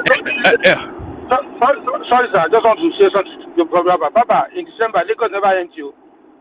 Lagos never empty in December. Never. We have our Well, in some areas, you have to even hoot your horn for people playing ball on the streets and things like that to clear the way.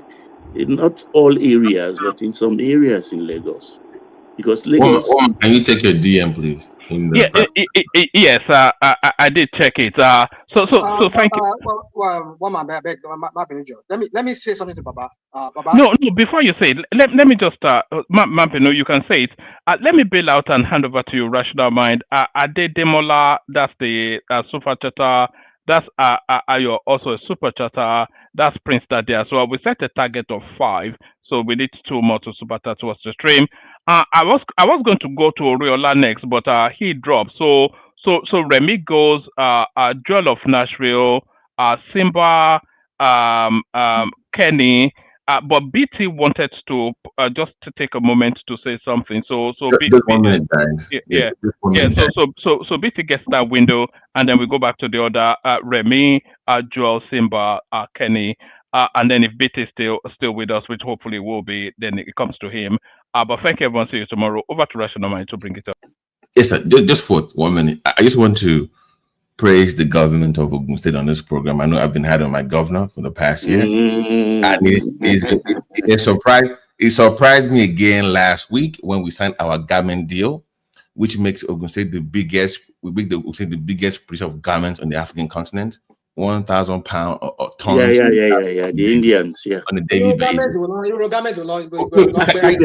Can you not just for one second? Let's just stay on this political for God's sake. But I'm asking, let me finish first. Okay, before you go to your usual route, can I at least finish the story? My God, for once in your life, we're talking of 120,000 jobs. Jeez. So daily, we're going to have about 1,000 tons of garments produced, and they put it in Ogun East by that agro processing farm stuff. At this point,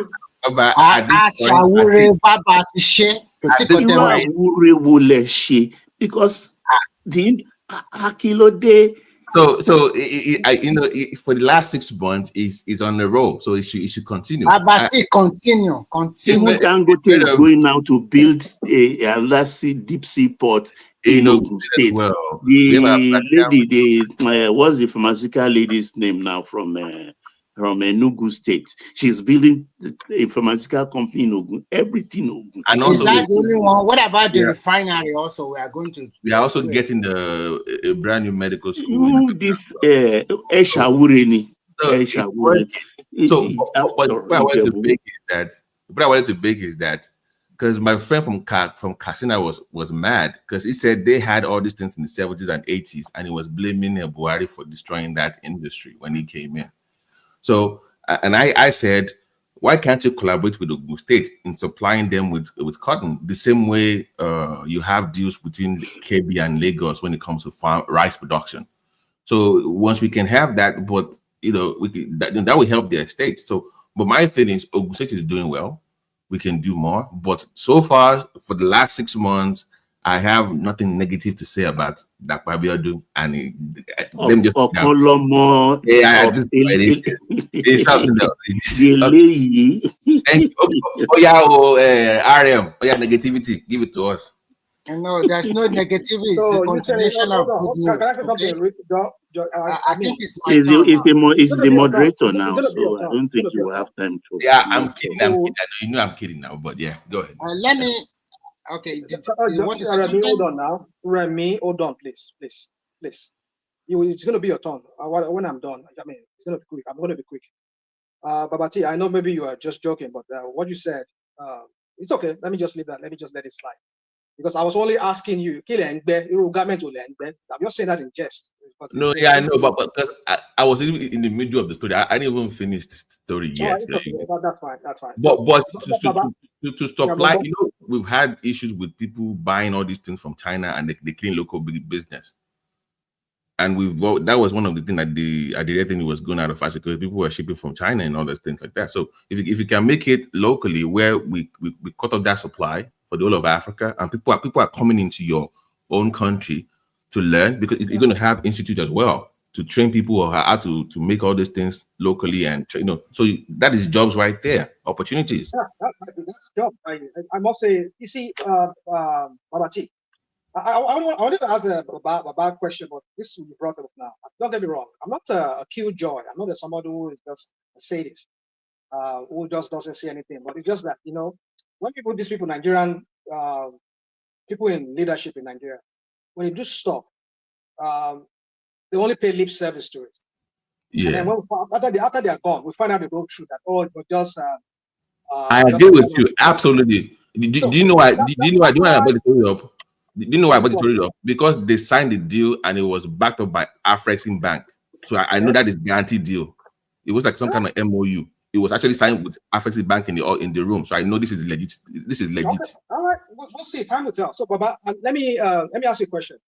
I like the way you ended your submission on and the way you went about this whole topic on this Ghana thing, this indigenous thing that this kind of guy was trying to bring up. National mind. Can we move to next person? You've been talking now.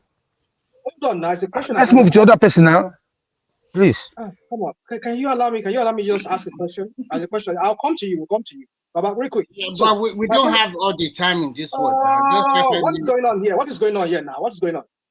Is it because I'm a moderator now? You must say this. I mean, I can't say something. Any suru now? Any suru for national mind? I say something, and nobody. Remy, you will talk. We are not many. Everybody will have their time. So yeah, continue. Don't worry. Continue. Bear with me.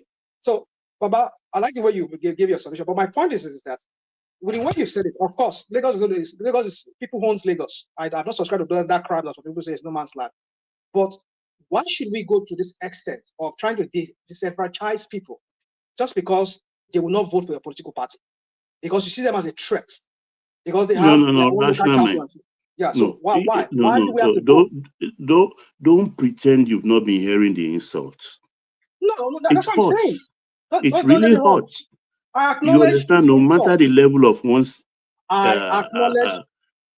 Baba, you call me lazy. You call me dirty. You say my state is dirty. Let's not do this. It hurts.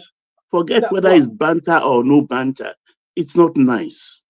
Well, it's not nice. Yeah, I agree with you. But does that have to lead to we disenfranchising them, asking them not to even vote? That because you don't vote for Tinubu, you must not come on this police center. I will be voting.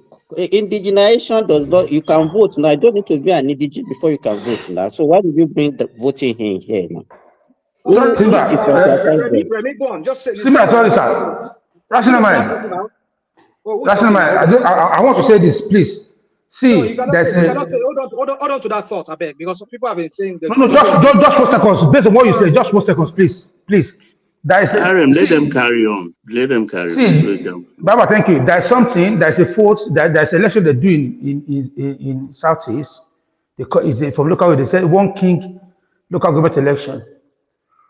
Nobody is allowed to vote apart from the indigene. Nobody. In Anambra there. In Anambra, they can check me. Where's the evidence? We have Igbo here now. Listen, you have to be evident. I'm telling you, when they're doing that vote election, no other indigene is allowed to vote apart from their own indigene in Anambra there. I don't know. God, you see, I've been listening to most of you, and I've been holding back. And that's the part. Holding back. My brother, you are plain lying. You are lying. I'm lying. Okay. I'm lying. Guys. I don't want to meet anybody here. Just go and protect yourself. Joel, when is your turn? After Remy, I think it's going to be you. I think is it your Simba? I don't know. After Remy, you come up. No, it's me. After this, let me talk because I have to go. Please, yeah. So let's go to Remy. Remy, you have your say. I hope you know the topics here. Okay, thank you. It's good to be here once again. And I think all these things you have been talking about, to me, I think they are totally irrelevant. Because at the end of the day, if you are a citizen of a state and you are an indigene of that state, and they have local government officials in that state, they can do whatever they like with their street name. There's nothing big deal about it. They can change any street name anytime they like if they didn't fit. So I don't see any big deal about it at all. Because even the guy they renamed the street also came out that the street was just given by the local people. It's not gazetted officially. So why are we making a fuss about it? It's nothing so big deal. So, and I think this what is happening in Nigeria is not good. I know that the last election was a divisive election. It was between 3 major tribes, unless we are trying to deceive ourselves. So if you are calling one kettle black, look at your own kettle too. If you are saying the Yorubas are doing this to you in the southern west, what did you do to them in the southeast? Why are you in the middle of everybody? You are fighting with Yoruba, you are fighting with the Hausa, you are fighting with the Benin, you are fighting with everybody. Why must it be you? Let's call a spade a spade.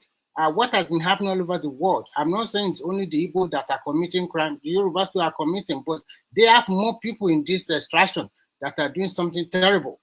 And I know I used to live in China, and I know that there was a time they give a lot of Nigerian opportunity to also do retail trading.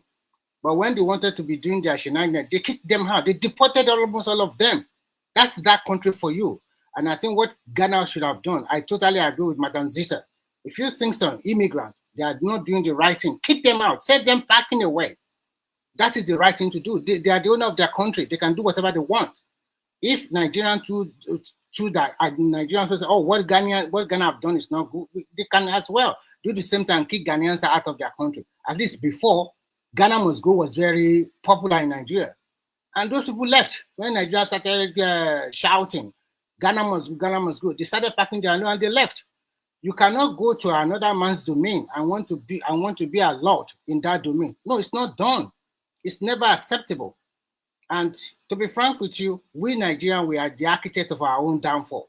Some of us are so terrible, we are so fixated about money, and we don't normally say the truth. Everything we want to do is just to quickly go to a country and you want to make the money as quickly as possible in a illegal way or not a very clean way. What do you expect the authorities to do? What do you expect the country to do? I blame the Ghanaians as well, because you cannot allow people to come to your country and be trading in your local market or in your villages or in your town. No, it should not be acceptable. Never should not be accepted, because once they do that, that means they will control you. And when these people are getting richer at the expense of the local people patronizing them, and then you are not hold on. Can we interject you? Sorry, you cannot interject me because I cannot interject you when you are making your submission. That's up to you now. If you don't interject, I said sorry, you cannot interject me. So let me continue. So when they started trading in the local village and the town, so of course the people will fight back that you are taking the business away from them. And when you started flaunting your wealth in front of them, don't you think the local people that does not have that money, they'll be envious of you one way or the other? African setting is not as modern or modernized like the Western world. Even in the Western world, they cannot allow you to just do anything you like as an immigrant. You have to follow the rules and regulation of that city or that state or that council for you to do your business. We all know that most Nigerians, they will not go through the right channel. It's quite unfortunate that we find ourselves in this situation. And it's not to apportion blame to anybody, because if we want to really look at it, that country has been bastardized for more than 4 decades. We have set of leaders that have not done the right thing, and we also have set of followers that they don't even know what they want. There are a set of confused people, very gullible. Sometimes they don't know what they want. They will claim their leaders is not bad, but put them there after about so many years. Are they better than the one they called it's not good? They are even worse. So sometimes when I look at it, I just, at the end of the day, I just look at this kind of people. Okay, that is for that. So when we talk about, I'm happy that they withdraw the indigenization bill by that Carlo, because there's no need of it. So what other topic is on board, so that I quickly say, so that another person will come? What other topics do we... Baba, do you know any other topic we have? Farabale now. We can share Farabale. Baba, Zita, do you know what other topic we have today? Charlie Boy. Charlie Boy, okay. I think you're talking about that. I've talked about Charlie Boy, it's irrelevant. Okay, governors spending money. Yeah. I was this thing, I think now it clearly shows that this is not the fault of the president, because according to the federal allocation, money accrued to the federation should be shared among the 3 tiers of government. I mean, federal, state, and local government. And it clearly shows that truly the governors are getting more than double or triple of what they used to get before. I learned about what Makinde did in Oyo State by voting over 60 billion naira for renovation of government laws. A lot of people in Oyo State started criticizing him. It's so disappointing that he can do such a thing. So all of you people that always say, oh, the governors are not collecting a lot of money. Stand, now you can see there is nothing, I repeat, nothing Tinubu can do. He cannot go to a state governor and tell him, this is how you should spend your state governor. No, he doesn't have that kind of power. So when we often say that... Hold on. Please don't interject me. Don't interject me. I don't want you to interject me. Hold on. You remember you interjected me. You said you did not. Because I remember you asking this question. You asked me this question and you said you did not interject me. Because I remember you asked me a question and I said I'm going to answer if I have the time. And I'm trying to interject you now. You say no, you did not interject me. So do you want to ask me a question? Interjection? Yeah. Why don't you go ahead and ask the question, Rashtamai, instead of just ranting for nothing?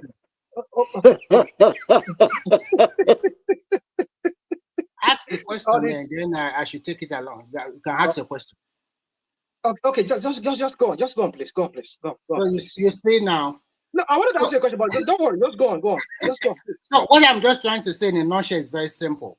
The president does not have a power to tell a governor what he has to do with the state allocation. No, Remy, that's the wrong way to put it. No, let me finish. If you say it like that, it sounds, I don't know. But there's a better way to put it. The people of that state, the state assembly, Their job is to keep the governor in check. How can a state assembly approve 65 billion naira for the renovation of Oyo State Government Lodge, for God's sake? What kind of lawmaker do we have in that state? And what about the people of that state? Why are Nigerians so docile that they think that if they cannot have a baby, then the president of the nation is their problem? Or if they cannot eat gari and or maybe their gutter or their drainage is overflow, is the president that has to come and clean it for them? Why? I don't understand why most Nigerians think that any trouble or any problem they have, definitely is the president. I don't understand. Why do we have separation of power? Why do you vote for your governors? Why do you vote for your senators? Why do you vote for your House of Representatives? Why do you for your state lawmakers? How about local government chairman or councillors? How do you are responsible for whatever you want in that state? So that is why I said that most Nigerians, sometimes, I'm sorry to use this word on them, they are gullible and a lot of educated illiterates in that country. Sometimes they don't even know what they want to do. Some people, if they say anything online, they just believe it. Who can think like that? It's quite unfortunate. I think this will clearly tells Nigerians that whatever happened in your state, you should hold your governors accountable. You should be even more forceful on your governor than the president.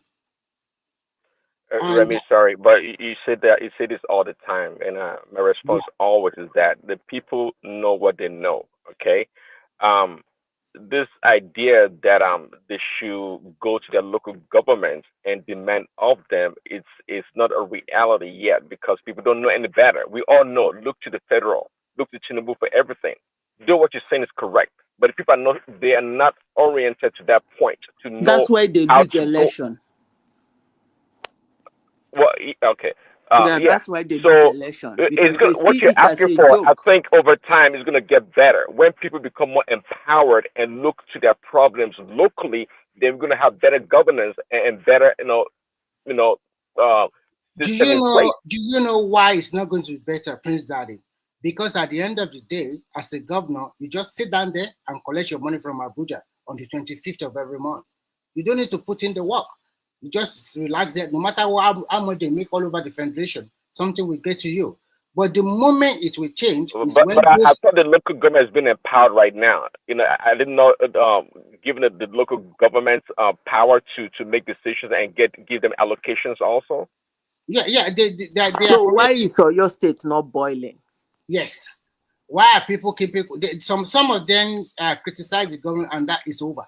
And he got his way. We are at the nascent stage. You guys know that. Hold on. One second. What are we talking about? Let me land. Just hold on. Okay, what we're talking about here is going to take at least, come on, guys. It's going to take at least 4, 5, 10 years. It's not going to happen overnight. You know that. At this point in time, the governors are still the most powerful people in their state.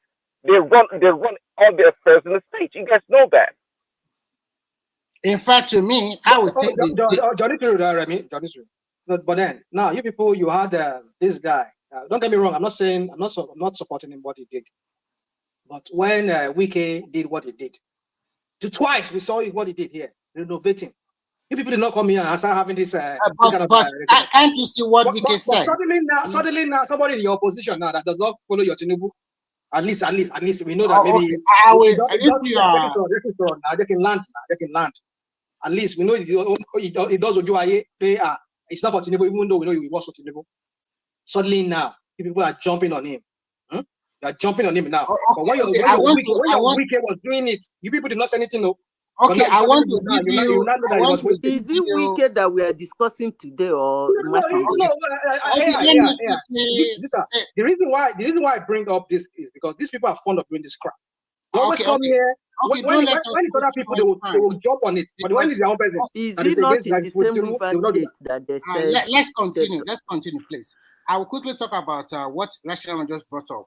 I remember that when Wike renovated the ICC Center, it came out about 2 weeks later that place had been booked up. It spent about 1.something billion, and about for the rest of 2 months, they have realized more than 700 million naira for people booking up the conference center for one activity or the How much did they spend? How much did they spend? About 1 billion plus. I don't know how much. I cannot. No, 37 billion. It's billion. I didn't say trillion. I said billion. I said I didn't say 1. trillion. 30-something billion. 30-something billion. That was what he said. It's not the two of you. With Remy, wait now. You didn't get what he's saying. Remy is talking about how much they are now realizing monthly from that place Yes. after renovation. He's not talking After about renovation. the cost So of they're realizing 700 million a month. Yes. Yes. Oh God, you guys are Now, very. okay, Are we talking about educated illiterates? why are you laughing? My place is very Let me educated. say the last one. Because you guys are chokers. No, You guys are chokers. hold on. Let's make How something. we slam the whole thing? How we spin the whole thing? Remy, give me a second of your time, please. You see, when we come to platforms like this, it's good to get things straightened out. Remy talked about the money that is being realized from bookings in that ICU. And Joel's laughed over it. Joel, can we do this? Go and find out how much it is to book that place for 4 hours. Then when you come back, Madam Zita. hold on, let me finish, please. Because there is something I don't like. We can criticize the bad things, but we shouldn't be criticizing the good things. Secondly, rational mind said that when Wike spend money in Rivers State, using the money as he wants, nobody condemned. Who told him nobody condemned him? We condemned him.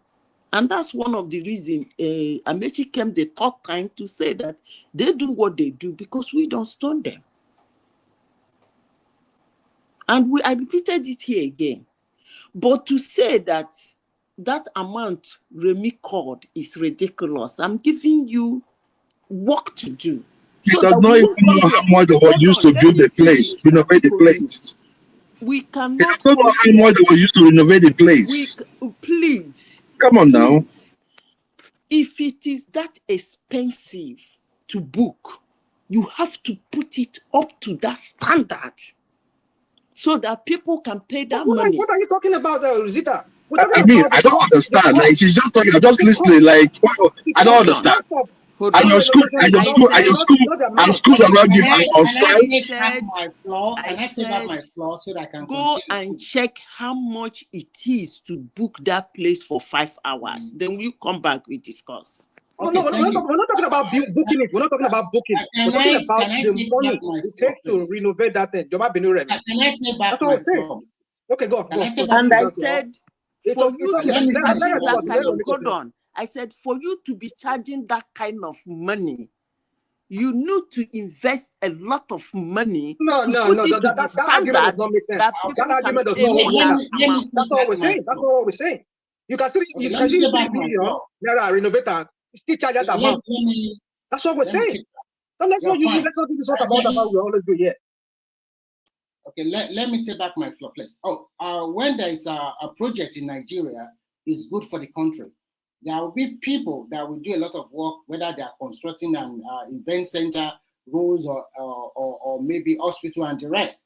The money still stays within the circle, and a lot of people will also employ people to work for them.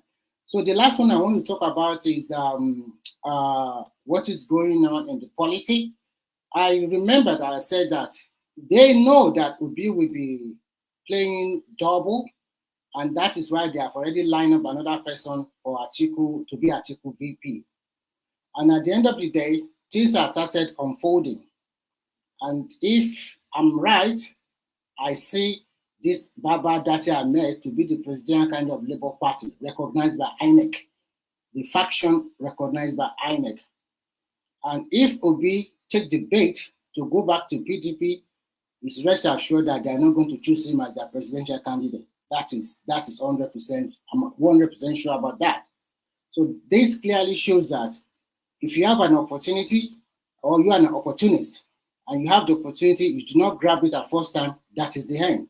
It also clearly shows that hard work and planning and perseverance pays in life.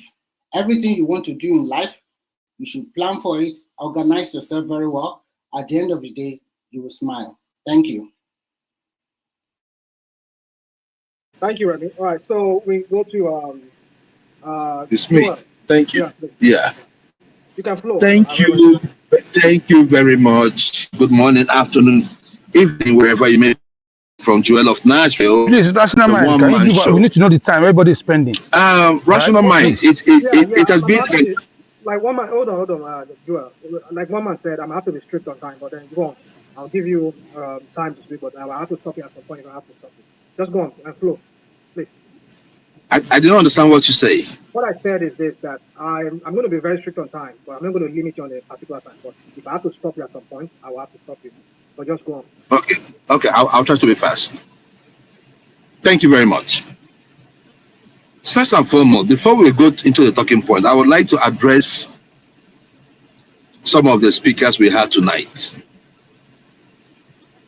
Someone came here and said that some of us are Nigerians are educated illiterate, and we pick up things from online.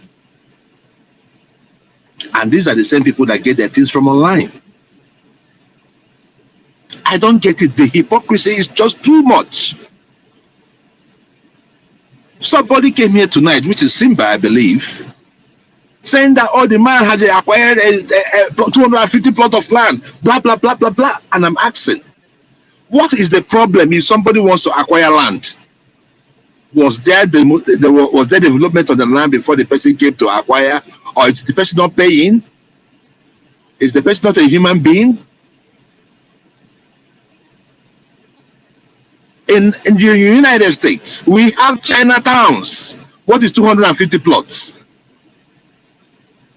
Come to the United States and see where Chinese are buying land. Go to Oklahoma, go to Alabama. See them acquire acres, thousands of acres. People of little mind, people of little faith. Envious. It's unfortunate, self-hating. All of a sudden we forgot history. Because of what? There's an Igbo element to it. And people are here talking trash. The Ghanaians first evicted Nigeria from their country in the 60s. 2 times. Before Nigeria did the one they did in 1980.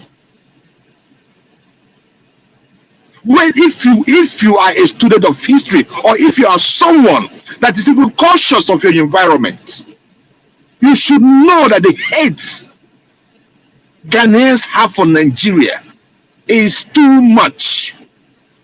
If you have not seen it, I've seen it. Even in the United States, they will show it to.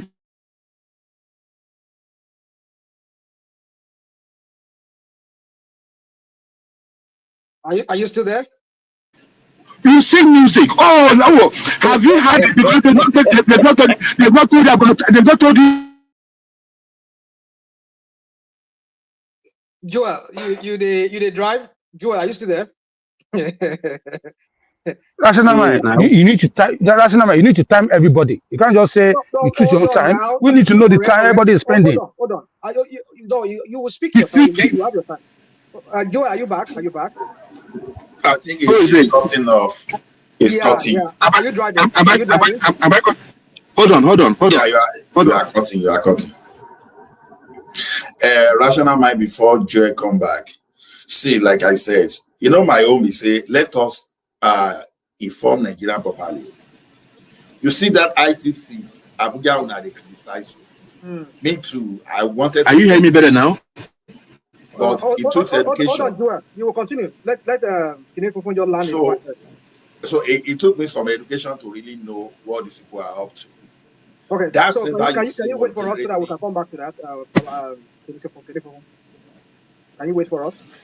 Are you there? Me? Yeah. The ICT thing you are bringing up. Can you wait so that we can come back to it? Can you wait for us? Right. All right. Thanks. So, Joel, are you back?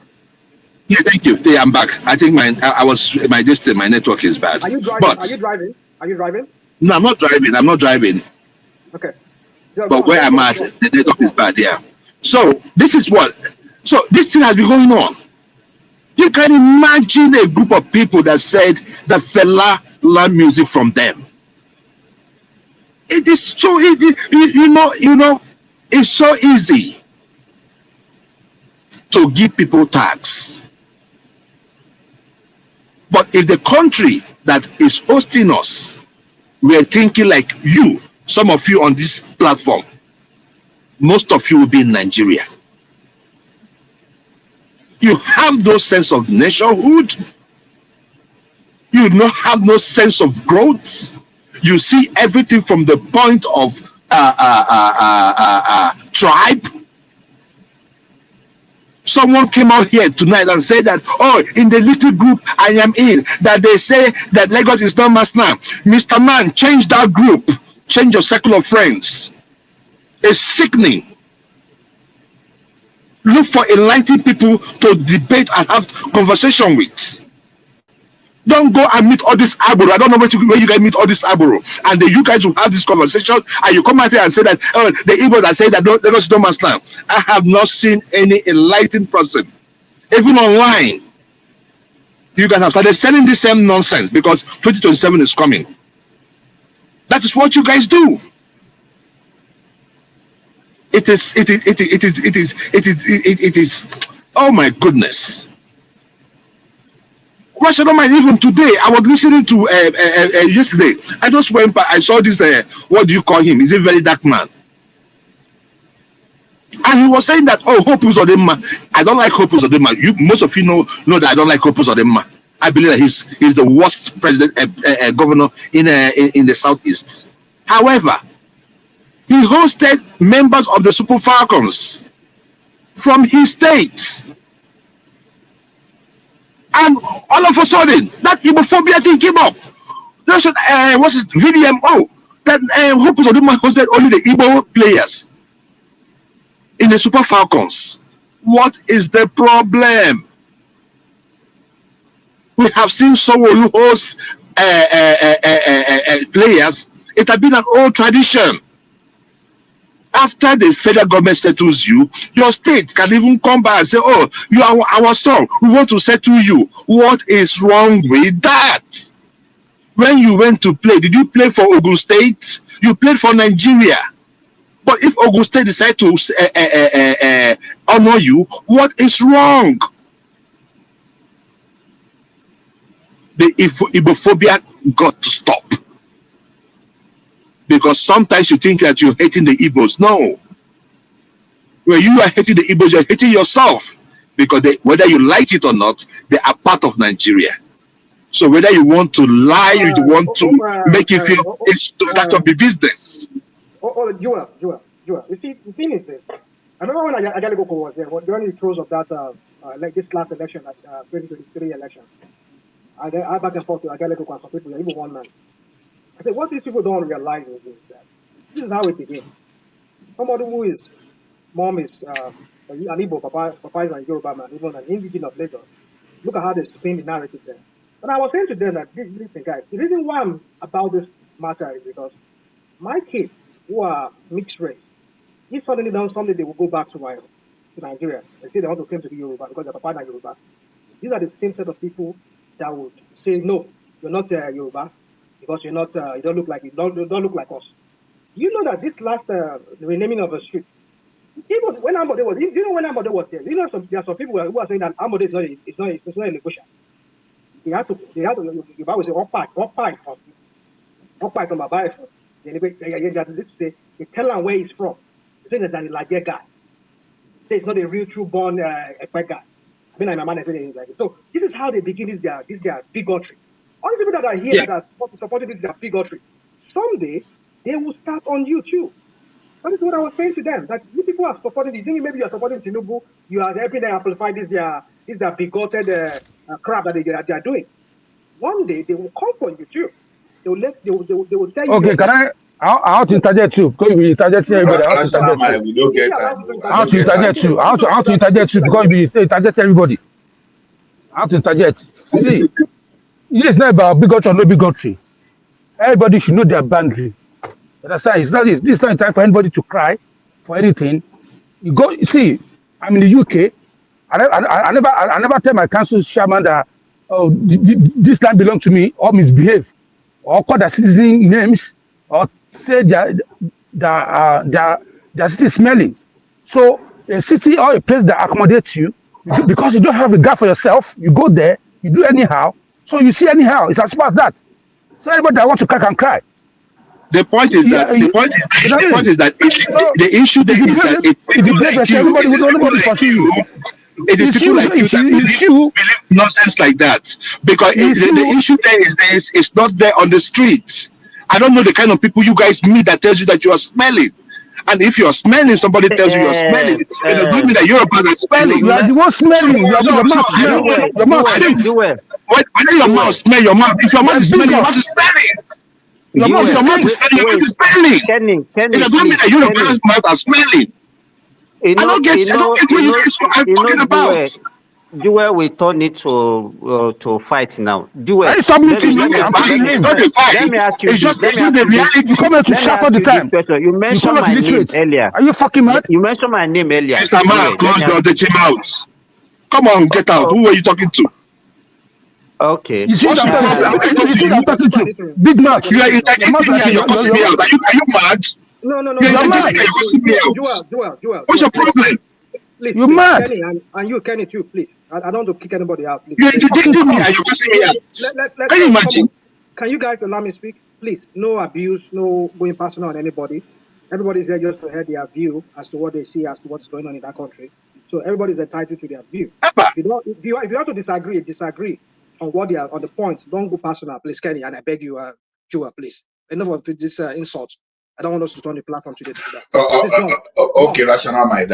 Give us time. Let us know. So some of us that won't come out, maybe come out, and those people who want to stay, maybe stay. He has even spent 12 minutes now. You have spent 12 minutes. Okay. That's why I say you should know the time. 5 minutes. Give us time.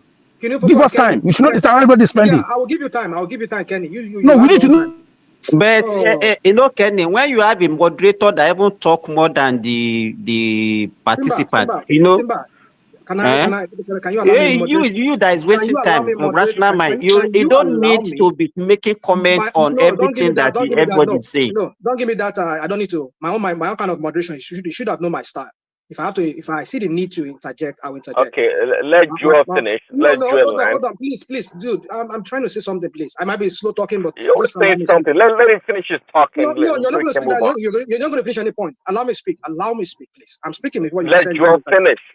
That's what I'm saying. He's going to finish. I want to tell him to finish so that we can move on. So let me round up with this, please, so that other people can talk. The issue of Charlie Boy and the bus stop, it's unfortunate, but for me, if they want to take the bus stop, they should take the bus stop. I mean, streets over here are built based on history. If you want to, I mean, look at it. Charlie Boy and Olamide Bado, where you reach two of them. You know, reach two of them. But if you want to take away the history of those, the locals, whose lives Charlie Boy affected very positively, with the other area that made them, it was the people that called it Charlie Boy, because he was living in Charlie Boy. So he lived in the mind of the people. Yeah. So the issue there is this. So you call it, you come in and you want to call it anything. It doesn't matter. If I wear Olamide, I would reject it. I will tell you why. If you want to, Olamide is not there. Can I talk, please? Can I finish? Finish. Remy, please let him finish. Yeah, go on, please. If you want to honor me as Olamide, there are many streets in Lagos State that you can honor me with, without all these blemishes. So you cannot you can't say you want to honor me and you're going to take away a history from a particular place and make it like it's like a fight. I wouldn't want to be in that mess. I mean, that is me. But it is what it is. We are creating the Nigeria we want to live in future. For all of you that keep fanning these embers of war, embers of discord, embers of tribalism. Continue. You can only lie for a minute, but at the time, those lies will catch up with you. You think you are doing the Igbos. You're not doing the Igbos. You're doing yourselves. One of us here is from Uguta. Uguta. If any of you here knows Uguta, I know Baba will know Uguta. Some of you will know Uguta. I'll just give you one more minute. One minute. Yeah, 1 minute. Yeah, 1 minute. Yeah. They know Uguta, a beautiful place. With the amount of contribution some of you make, Uguta would have been our own Hawaii. With all this energy you put into self-hating yourselves, you would have used it to promote your place because it is naturally beautiful. I don't know where Nigeria is headed, but with people like you, I don't know. It's unfortunate. Thank you very much. Thank you, Joel, for that submission. Yeah, so I think is it Kinifufu or Simba? I mean, Kenny. I think Kenny too is here. So, Kinifufu, you wanted to say something earlier? No, it's my turn. It's my turn. I know, but I was just interjecting, so he asked me to stop. You see about that ICC. About that ICC Abuja we are talking about, like I said, it is good to pass the right information. Before the renovation, that center was making 50 million naira per year. That's the revenue.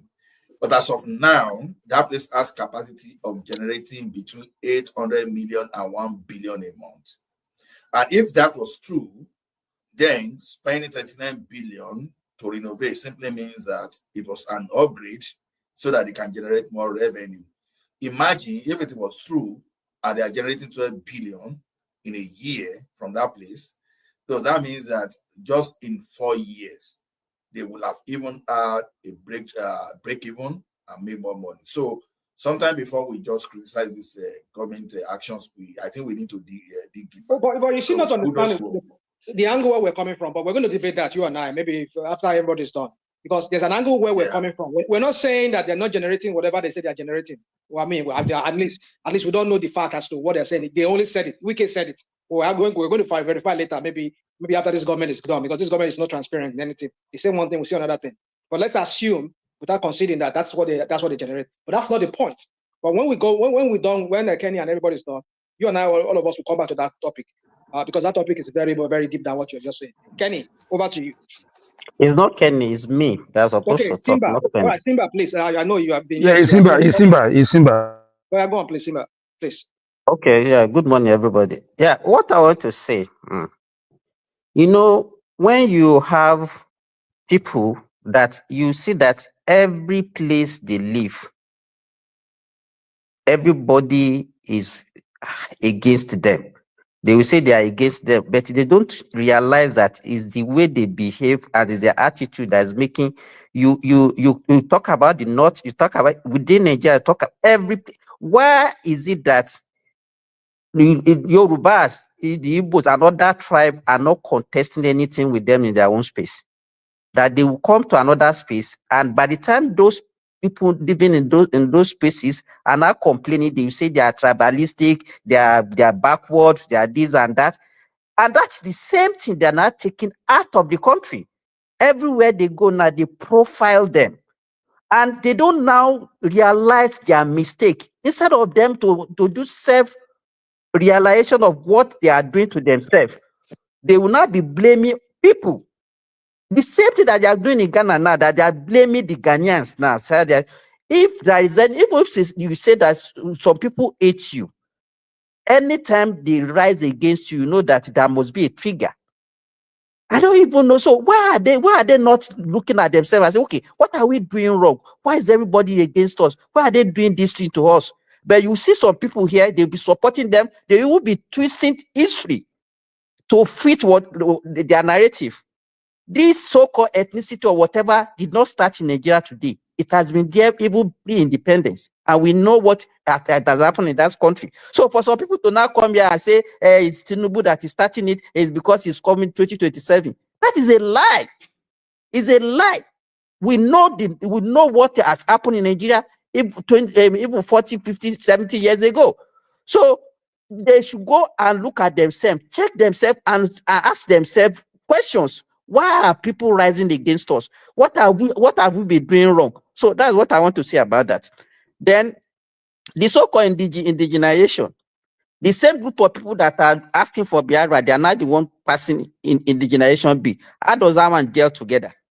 You want to secede at the same time you want to indigenize yourself. And when you say indigene, the word gene is there. Gene. There is no country apart from, it's even wrong for people to come here and be giving an example of US. US is just a colonized land. And we know the issue of US. Go to any place where you have people that are indigene. Nobody will allow you to come to their space and not be dictating whatever they want to do in their space for them. You don't get involved in whatever But the they are a indigenous are doing. country. Nigeria is a country. It's a Hey, country. you know, I didn't interject you when you are talking. Keep quiet, please. No. Respect yourself. Hold on, Simba. Hold on. Yeah, Simba. Let's stop this. I did not interject you. If you don't want to interject, that's up to you. I wanted to talk that time. You didn't give me time to talk. Even when I can't remember. If I asked for permission, you didn't give me. So why are you doing this? Don't be partial now. Don't be partial. Don't be partial. Your work with me, Simba. I'm not trying to put you on the spot here, because this is the same line that Remy used on me. That I did not interject, but whereas he did. Because it was when he made a statement that was when I. So are you speaking? Are you pleading on his behalf, or what? What are you doing now? No, what I'm saying is you people seem to have this pattern of don't interject. Don't say you people. I don't profile. Don't do that. Okay. Stop that. What are who are the you people? Okay. Simba. I think you have this pattern of. Okay, let him talk if you want to talk. Let him talk. Can you please allow him interject you so that we can make this make it a little bit interesting for people that are listening to us, rather than make it a monotone. I mean, a monologue rather. So go on, please. Be quick about your question, your interjection. Joel, go on if you want to. Yeah, Simba, there's no fight in it. The issue there is this. It's so many generalizations you made tonight. Everywhere you go to, they provide them everywhere, and I'm asking where. If you talk about the countries, you're talking about indigenization. Yeah, I get it.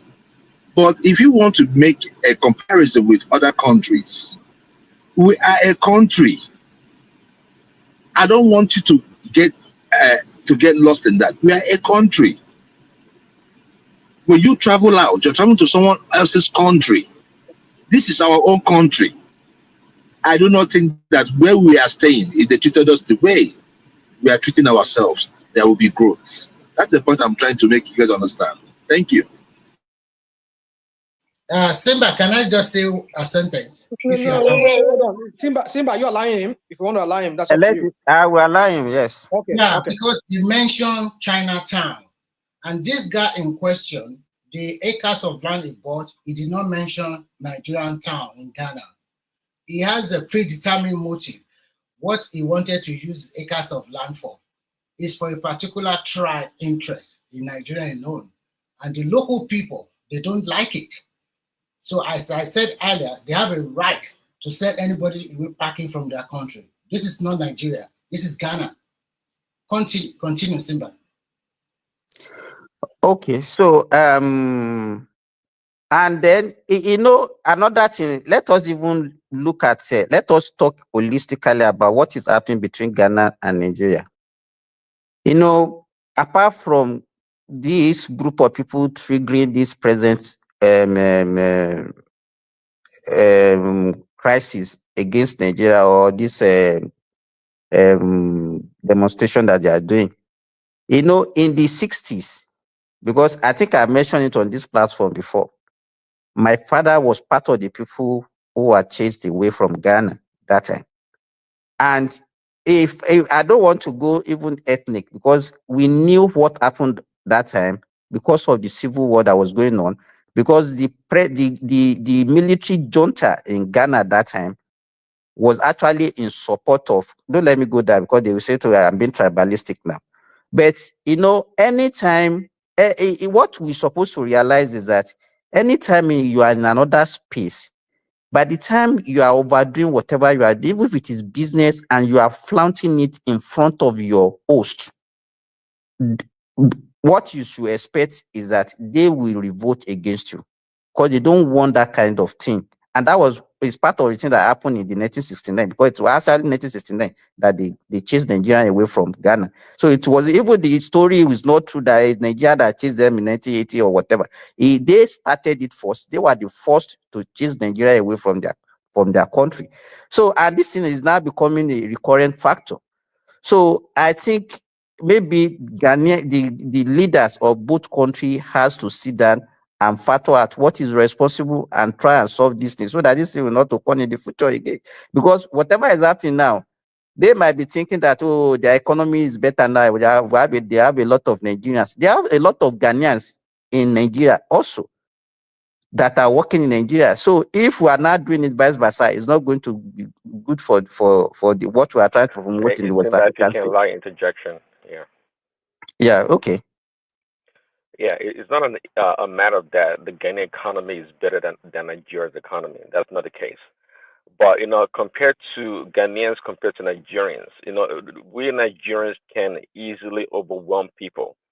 And what the Nigerians are doing in Ghana is exactly what the Ghanaians do for a living.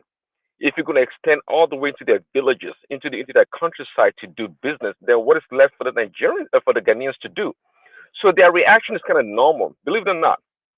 Here in America, I've heard a white person in an interaction talk about how this lady was so upset that people from a different state, specifically from California, were moving into her state, and the way she reacted about these fellow Americans that were white, you would think that they were like immigrants or some Spanish or Mexican people from somewhere else, but she was talking about other fellow Americans coming to her space and making life difficult for her economically.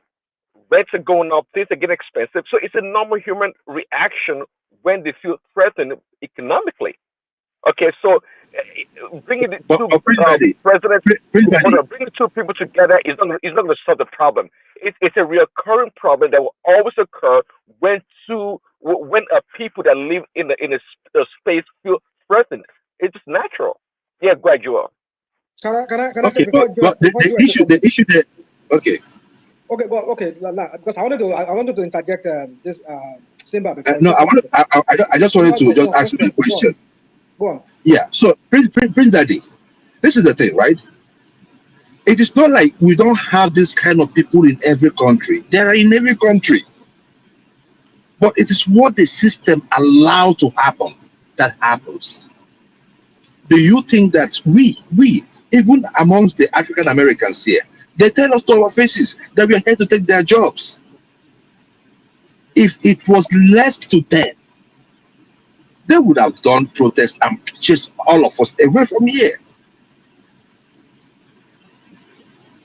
That is the thing. Our problem in Africa is that some of these shenanigans are supported by the states or partly by the states. That is why it keeps having wings. So thank you. So I want to say this to Simba. Simba, maybe you don't understand. Maybe you don't know. Maybe you're not aware. In the Ivory Coast, there's a place called Kate Biafra. That was where Ojukwu ran to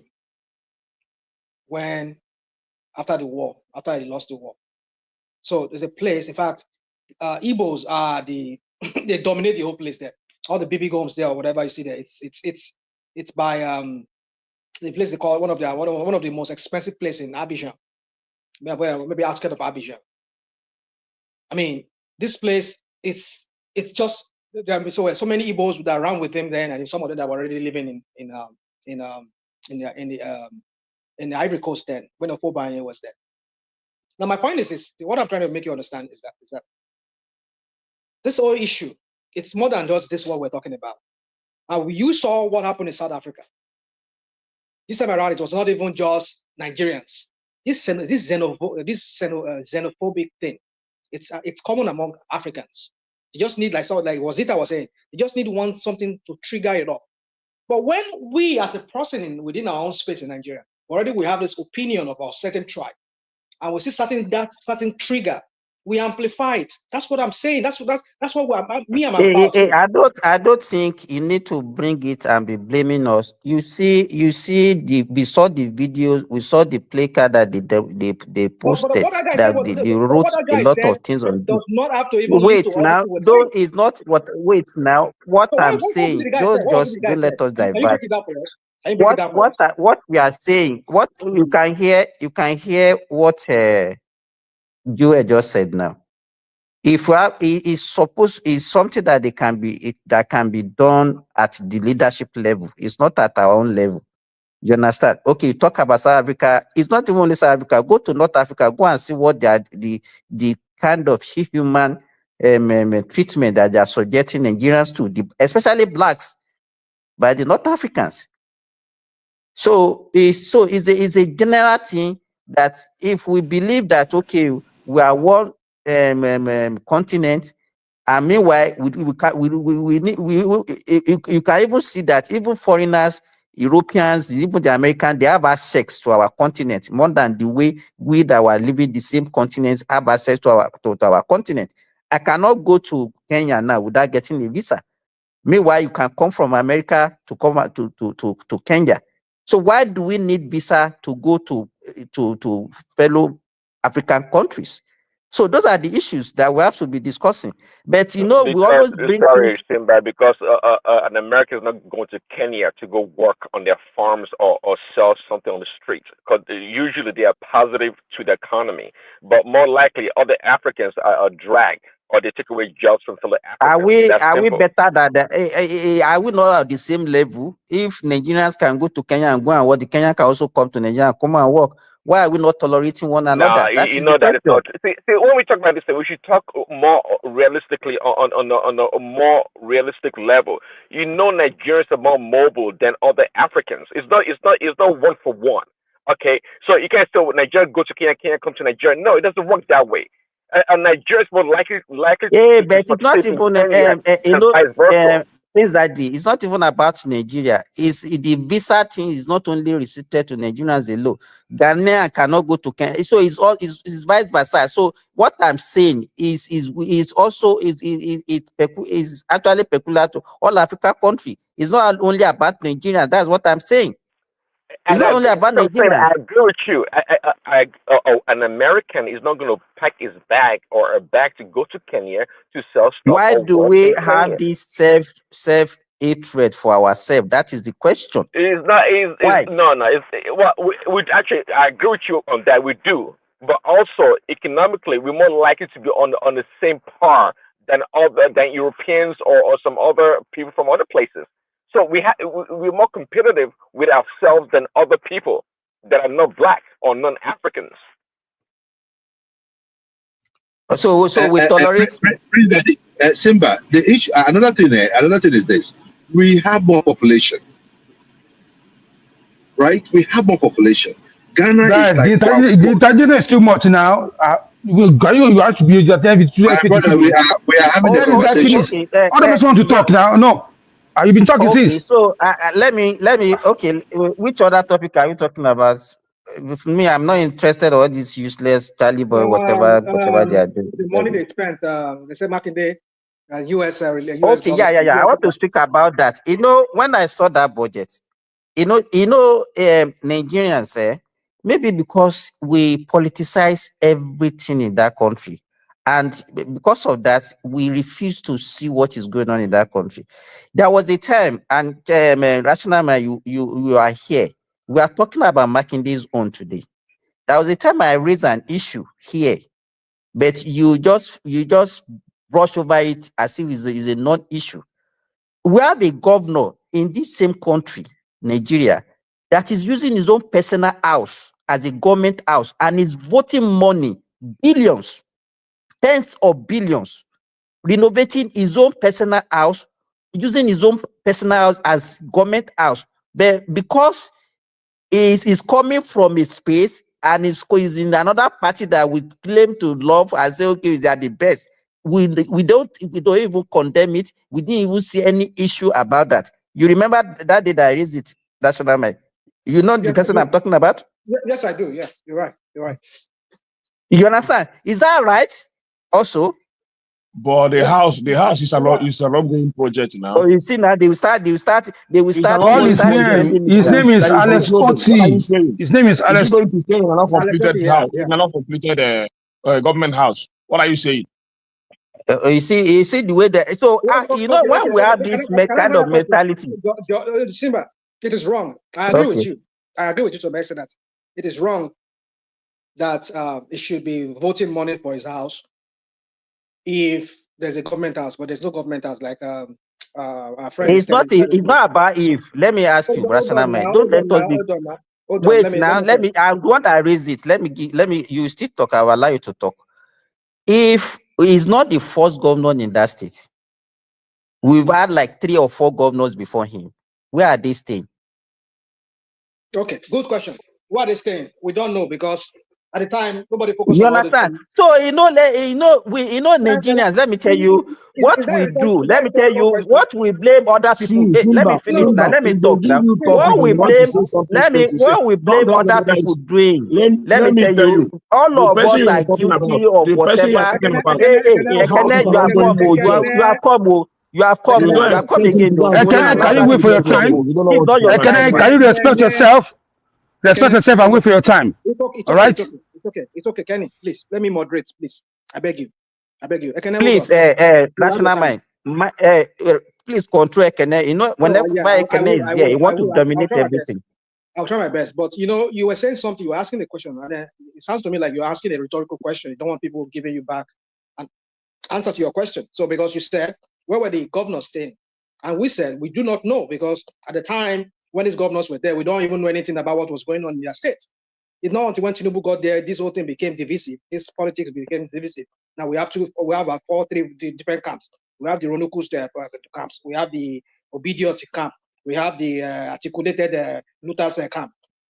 That's it. So we don't know. So now that we know that this is what is going on in that state, and we've seen evidence that the government house is being renovated, he cannot stay there as a governor. He has the right to do that, to renovate it. He's not renovating any government house. He's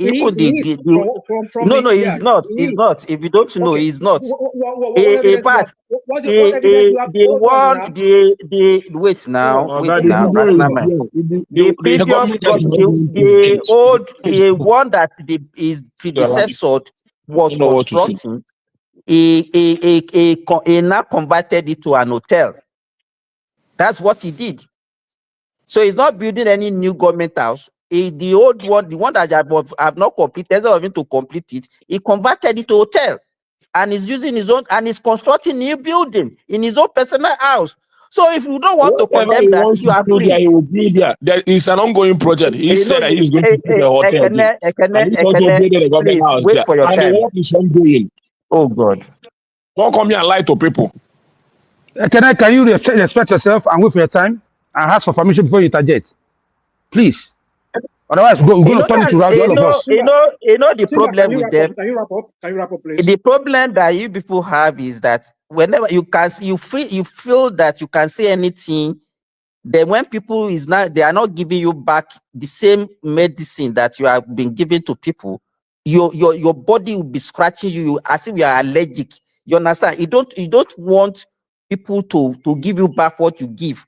You can come here and say, okay, this is what somebody is doing. And if your person is doing the same thing, how do you want to build a country like that, for God's sake? And if you want to, you are the custodian of saints. You are the custodian of it's wrong.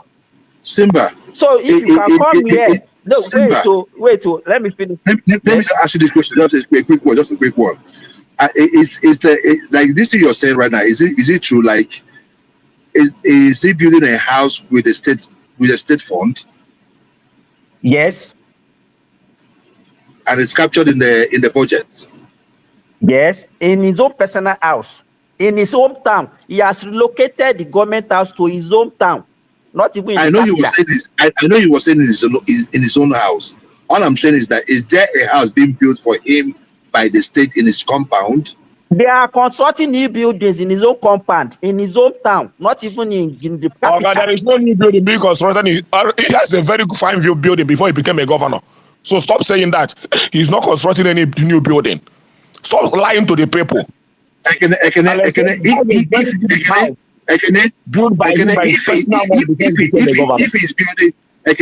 If he's building a house with state funds in his personal compound, my brother, it is wrong. But he's not doing that now. I say if he is doing it, the funny thing. You know the funny thing. How can somebody move the entire civil wait now? He moved the entire. Go and check his house before he became a governor. He's not building any house there. He had a very good and a fine, perfect house before he became a governor, and that's why he's staying. So what are you saying? He's not building anything. He can come here and just lie in the house. When they finish ranting, I will tell you what is happening. You cannot have a government house. The workers that are working in government house, are they staying in his bedroom? No, just tell me. Whether the workers are staying in his house or whatever. The only thing I know is that he's not building any house. Let me tell you. He had a parcel it's a lie. You can see that we don't want a good country. You can see the way he's shouting that it's everything in the public space. Ekene, it's not actually your space, your time. Let this guy speak. It's not my space, but I hate it when then wait for your time. Wait for your time. Now why can't you wait? Why your body is crashing like that? Okay, guys, show me why he's building the house. You can, the funny thing. The funny thing. You see a poor man before he gave you. Ekene, please. Hush, everybody, please. They gave you a topic instead of you to direct what you are saying. You want to lie. Ekene, please cooperate with me, please. I beg you. Simba, can you just wrap it up in 1 minute? And nobody should interject me, so I can go to Kenny. Kenny has been waiting. So what I'm saying is this. When is your turn? So if you want the best for that our country, we should not be doing double standard that we are doing. You understand? And when we are talking, you understand this one that I'm saying. The fact, all the facts are out there. You understand? And if you know even how much it's costing the state, let me give you for example. You have to move all the workers from the state capital to go to his hometown every day to go and work and come back to whatever. What is the capital of Abia? Maybe it's Umahia or whatever. Every day like that. There's ESCOs. Also, if they want to have meeting, they have to go to his hometown. You know how much that one is also costing the states. You understand? So if you leave all those ones and you say he's the best governor in the whole Nigeria, those people will not take transport to the government house when they want to go there. See the kind of analysis you are giving. That the workers in the government house are not working in his house, so therefore it's costing him more money. When you know that even the workers, it's not even up to what he's working in the government. Okay, let's move on. Simba, rational man. If you want to control, because I don't even know what you are doing. You call yourself. You say you are the moderator. Why are you going this route now? What am I doing? Hey, but you cannot control Ekene now. You cannot even control him. Hold on, I'm asking to hush a little bit so that you can go on. That's what I've been doing. So okay, even so, what I'm saying now, if it happens to be maybe it's one APC governor or whatever that you don't like, even you rational man, the thing the way you'll be talking this morning, you'll be shouting on top of your saying, those crap, those people. Now you can see the way you are taking everything as if I'm just talking rubbish. What I'm saying is, it doesn't change anything in you. Simba. So let me give you space. You can go to another person. You call my name. I would have interjected you because other people are interjecting you. If I do that, it's going to make it rowdy. I have a lot of things to say to you on this topic you're saying, but I will just keep it to myself because it's going to take a lot of time so that Kenny will not go. Other people can also speak. No, I want you. It's my space. I'm not finished. So say it now, so that I can give you. I can ask your question. Ask your question. Kenny is ready to wait. Kenny is my person. Kenny is ready to wait. Ask your question. Kenny, are you going to wait? Kenny, I will wait. See, I will wait for my brother. I will wait. Even 30 minutes. I will wait. See, rational mind. I need time to counter all these things that you have your time. You have your time. You have your time. Yes, I'll remind you if I have to remind you, I'll remind you of what he said so that you can counter it. So I don't want us just having our voice cascading on each other. Now, guys, let me say this real quick. So you said a lot of things here. You said, should he use money to renovate his house? No, it is wrong. If due process was followed, then it will not be wrong. Now the due process is this. They at least he did he invited what's his name, this guy from Arise. He came and interviewed him, and his chief of staff took this guy, Rufai Oseni, to the one that the government house that this guy constructed. The former Forget about those ones. We are talking about somebody using it. There is no reason. I don't think there's any rational mind. There is no reason why somebody should be using. Allow me talk. You were saying you were fleshing out your point, and I didn't interject you. Even though I tried to interject, but you did not. I cannot. Allow me to flesh out this point, because if you're wrong with this narrative that you're bringing now, everybody will have that view that is what happened. I implore people to go and listen to that interview that Rufai Oseni did with the governor of Abia State. And after that, during that interview, his deputy chief of, I don't know if chief of staff or deputy chief of staff or chief of staff, took him to the government house that the former governor was building, that was dilapidated, that was almost sinking. In fact, as far as, that's what they showed us. So I'm not saying that's exactly what they did. At least what they showed. And if really it was not, I know if Rufai Oseni would have brought it up probably, that was not the real, or even the former governor, whatever, who served under him, would have said, no, that was the wrong one. There was something. So there's a substance to that house was not fit for any purpose. So that was why he had to stay in his house. No, so that he could, at least nobody wants to, in construction, it was what we call integrity of a structure. If the integrity of a structure is called into question, it's not fit for any purpose. You cannot live in that. But they can the same integrity. Wait now. No, don't say hold on, because you want to change the narrative now. You are talking about the same integrity. Wait now, the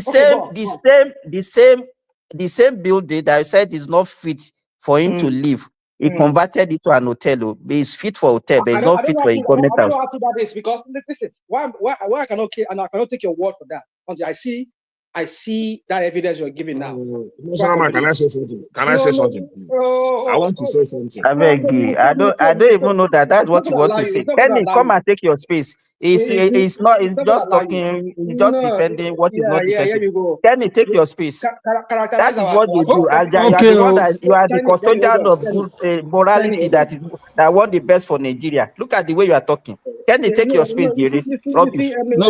No problem. Thank you very much. I only speak for. Kenny, I don't need to take much time. I only need 5 minutes. Can you hear me, Kenny? Can you hear me? Say what I want to say, and I'm going to speak my mind. Please, rational mind and everyone on the panel. Kenny, can you hear my me? word is going to be a little bit strong. Understand? Kenny, come on. I don't want to meet you, Kenny. I don't care if anybody want to cry. Can you hear me, Kenny? Listen. Kenny, can you hear me? I own my house. Can you? And you are a tenant in my house, and you want to tell me when to paint my wall or to renovate my ceiling. That doesn't make any sense. Can you guys hear me clearly? I just want to know, please. It's like you're not hearing us. Can you hear me? Can you hear me, Kenny? Oh, I can't hear anything. No. Jesus. Okay, apparently you cannot. So. Hello? We can hear you. Can you hear us? Kenny, are you hearing me?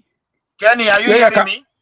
I can hear you. I can hear you. Can you hear me? Can you hear me? Can you hear me? Can you hear me? Kenny? I can hear you. I can hear you now. I can hear you now. So I was about, before you jumped in, I was giving Simba the conclusion of what you said. Okay. Hold on. Let me just say this before you move on. Simba, what you just said now, you just rubbish all we said, because you don't like people debating matters with you. I don't like spinning narratives, even though sometimes I might do that sometimes. But on this very topic, if you and I have the time, we're going to go back to it. If you're willing, but let me let Kenny speak, because he has been waiting. Kenny, go on. Kenny, over to you. Go on. Somebody tells thank Kenny. You. Yeah, thank you very much. Am I audible right now? Is it clear? Yes, you are. You are audible. We can hear you. Yeah. Okay. Thank you very much. As I was saying, I want to start with the Charlie Boy issue, because I don't know why people are crying. Charlie Boy is not someone that people can actually emulate as a person. You understand? His behavior stinks. His father died painful because you see his son becoming what he become today. And a man that's over 70 behave like a child. You know what I mean? I pray that nobody follow his footsteps because it's not someone, like I said, it's not someone that can emulate. That bus stop was not given to him. He pushed his back there, and people start calling that bus stop Charlie Boy. And who the hell they are? For me, I hold my own house. You are a tenant in my house, like I said. You are telling me when to paint and when to renovate my ceiling. I can do whatever I want to do to my own land. Of which, in your own space, you don't allow people to thrive. Even somebody from Imo State cannot become a chairman in your own state. But you want to dominate everybody's space. You don't want people to breathe. You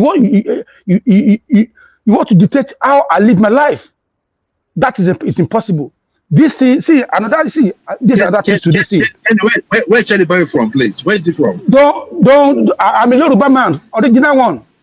Who better Yoruba man, okay? And I'm proud of it. No, sorry. No, I said where is he from? Don't let me lose my thought. Don't ask where I come from. I'm Yoruba man. That's it. From Southwest. No, I said where is Charlie Boy? Where is Charlie Boy from? Where is Charlie Boy from? Charlie Boy. He's a Igbo man. He's not a Igbo man. He's from Anambra now, or Imo, or wherever he comes from. I know he's a Igbo man. Okay, from Anambra. Okay. And that Charlie Boy is not a Yoruba man.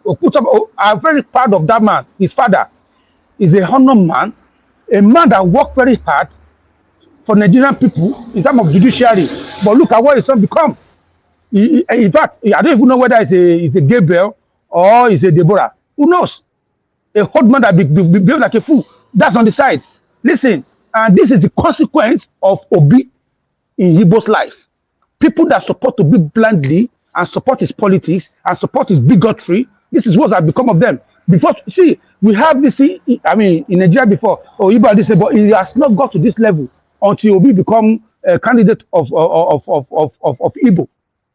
That's where everything is coming out. They even have infantry. They win Lagos State by 9,000 votes. They are raising flag. Can I do that in Anambra State? No. Can I do that in Igbo land? No. When you don't control yourself, you don't control your emotion, it's only you. See, these people, you only have 3 things to say. Is it that you call people bigotry or tribalism? The next thing, what is the solution? What's the next thing to do? You understand? If you don't control your emotion, you don't control people. You have people. You have so many tribes all over the world. I live in the UK. Yeah, Nigeria, Yoruba people dominate Peckham in London. We never say that place belongs to us. We live among each other peacefully. You will see what's it called, an Indian guy speaking Yoruba language in Peckham. We never say we own the land because we know that we come to this land and they allow us to thrive. But you guys don't do that. You want to dominate people. You want to control even how they eat. Somebody on this planet is living in Lagos State for years. He said on this planet that he will not allow his son to prostrate to anybody. Go back to your state and do that. If you don't have respect, because you don't respect your elders in Yoruba land, can I speak? I didn't mention your name.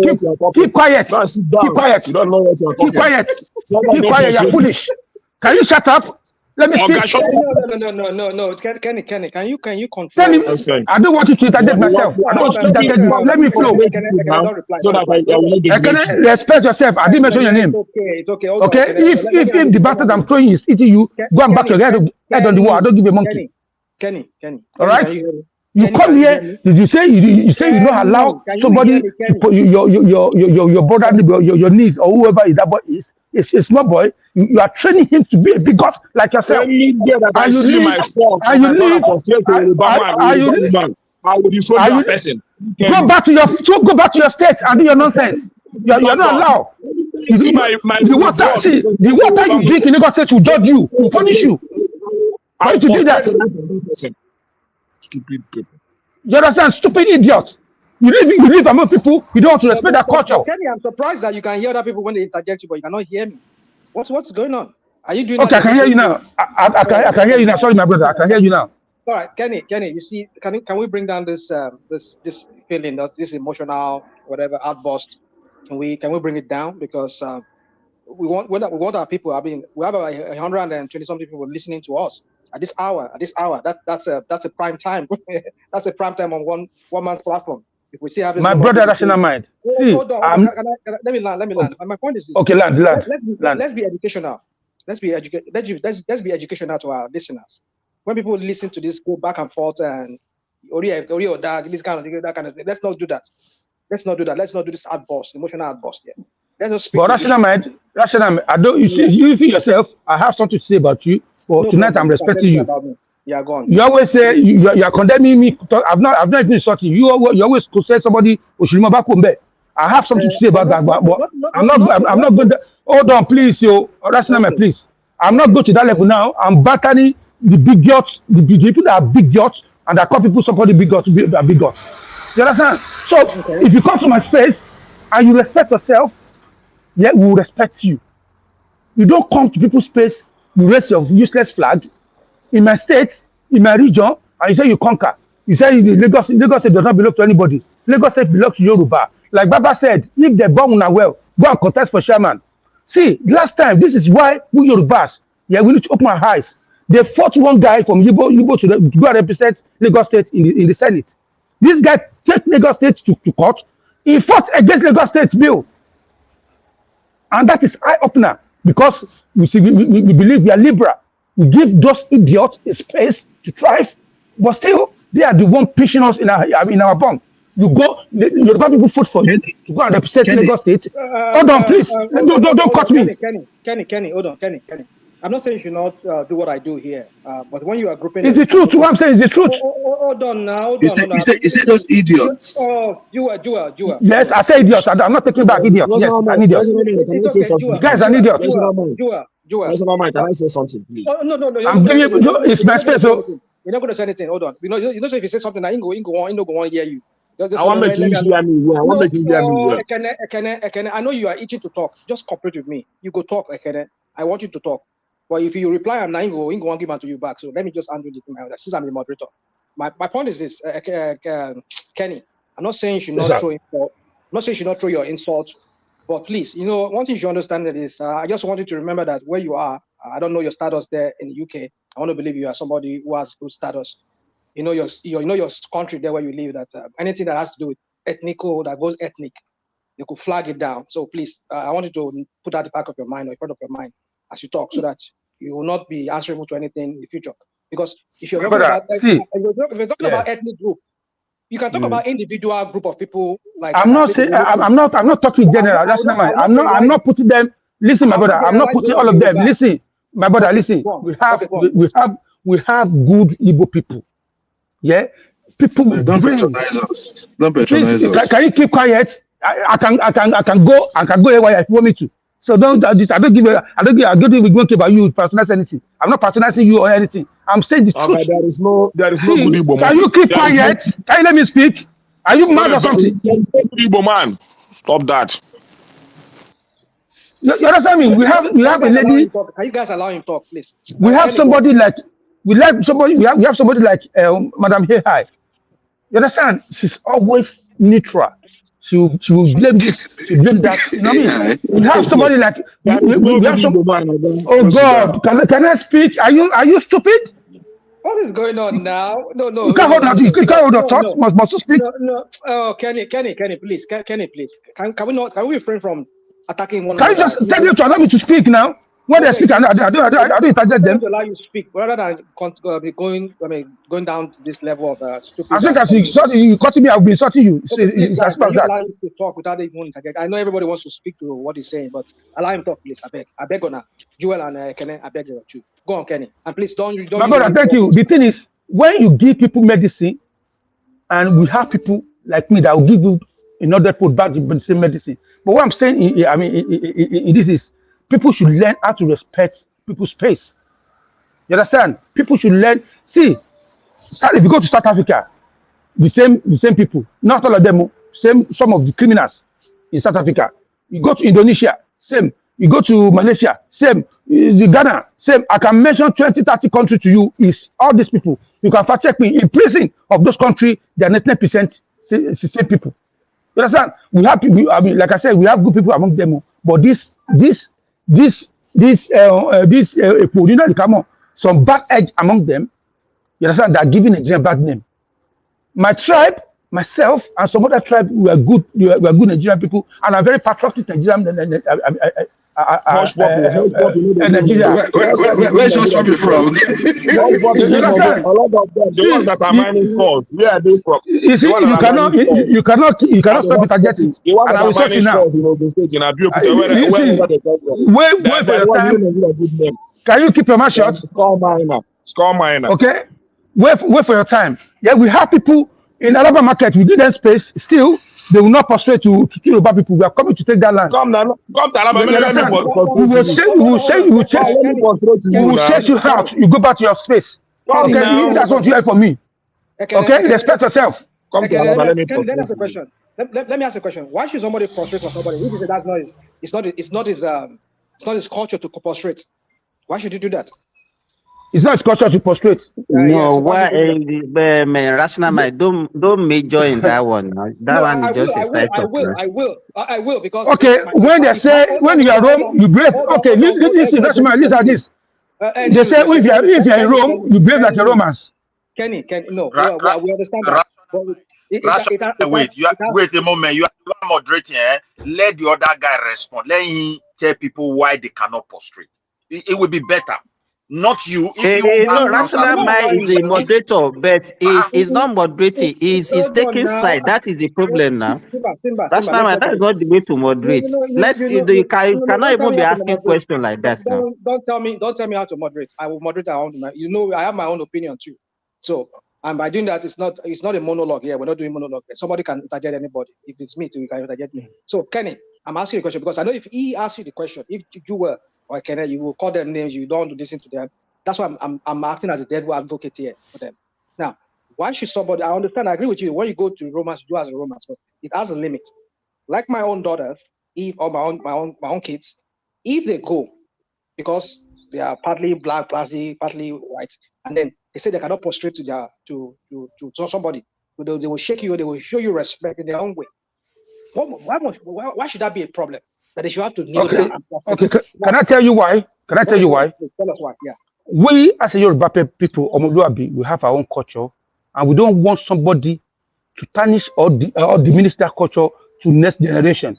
When a grown up man teaching a kid of 4 years old not to prostrate, is passing wrong information or wrong attitude towards that boy, and that boy can go somewhere else and and pass it. So they should limit that into that space. I don't want my culture to be corrupted. In my space, I prostrate to my father. In UK here, I have 5 children. Okay, my daughter see you, my son see you now. They will say, "Good morning, uncle." They will kneel on their knees. We live in the UK, and my children knows about. I train them my own culture. So if your culture says you should slap your father, that's one problem. I don't do that to my own people. We are very respectful people. They go on like I was saying. This is the medicine you guys are getting because you blindly support your obedience, your good person. But Kenny, your submission is lopsided in the way you're delivering it. Yeah. I want to. It is. This is the reason why I said that.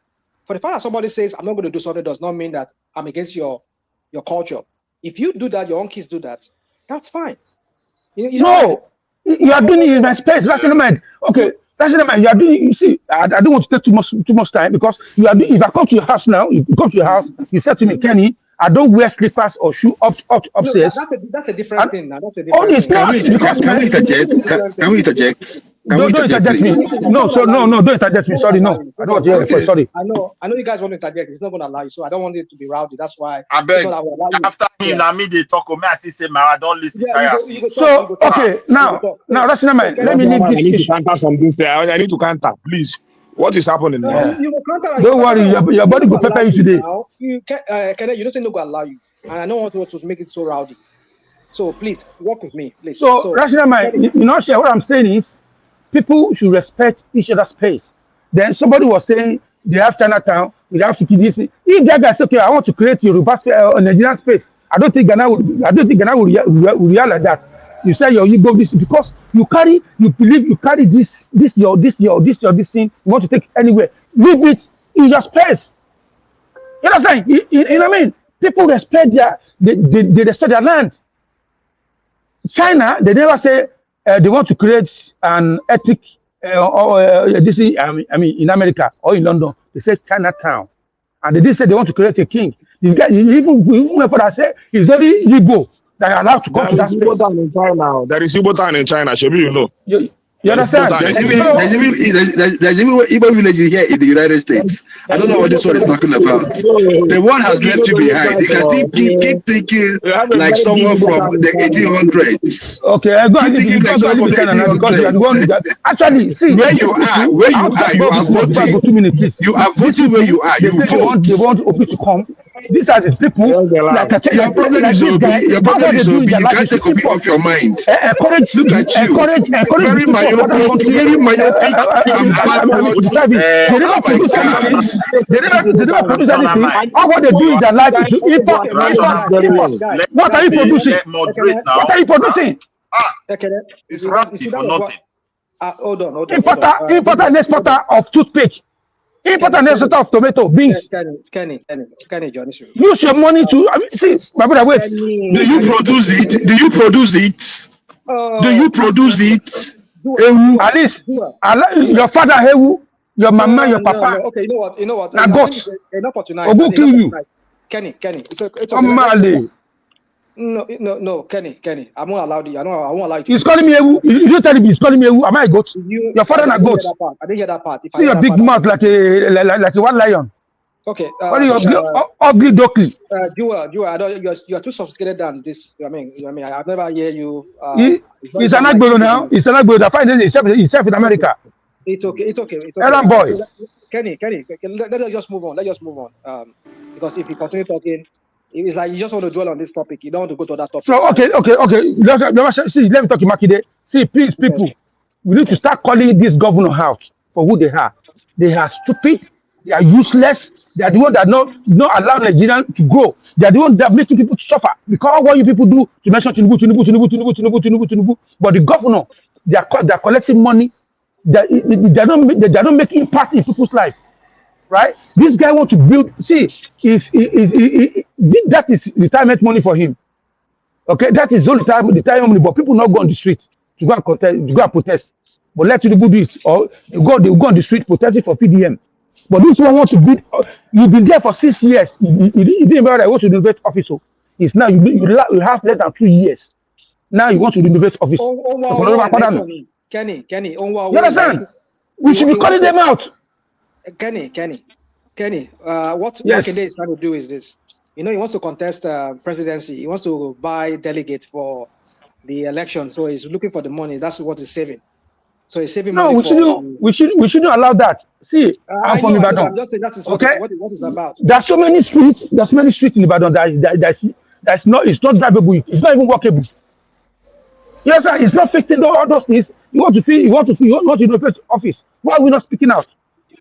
We always call out Tinubu. Some people cannot even pregnant their wives. They will call. What can we focus on this government? Tinubu showed an example. Maybe Tinubu goes to the vice president with 39 billion. Maybe Tinubu showed an example. What do you expect? Some people are failing their businesses. Hold on, please. Tinubu showed an example. Please quiet. Some people are failing. Okay, 1 minute. Just calm down. When it be like this, late hours like this, they always go this way. And if I started to take side now, it could be like they take side. That's why I allow them to go on each other like that. So please walk with me. Rational mind. Some people are failing in their businesses. They blame Tinubu. They say it's Tinubu that don't allow them to fail. Some people, their container don't sink inside water. They say it's Tinubu. You better put your hand. I don't know say from Ibadan. No wonder. I was thinking like this person when they think like person will no get brain. I know that's not Ibadan. I know get. You are idiot. With the brothers, both of us will not get brain. Your mouth stinks. You don't get brain. That's why rational mind.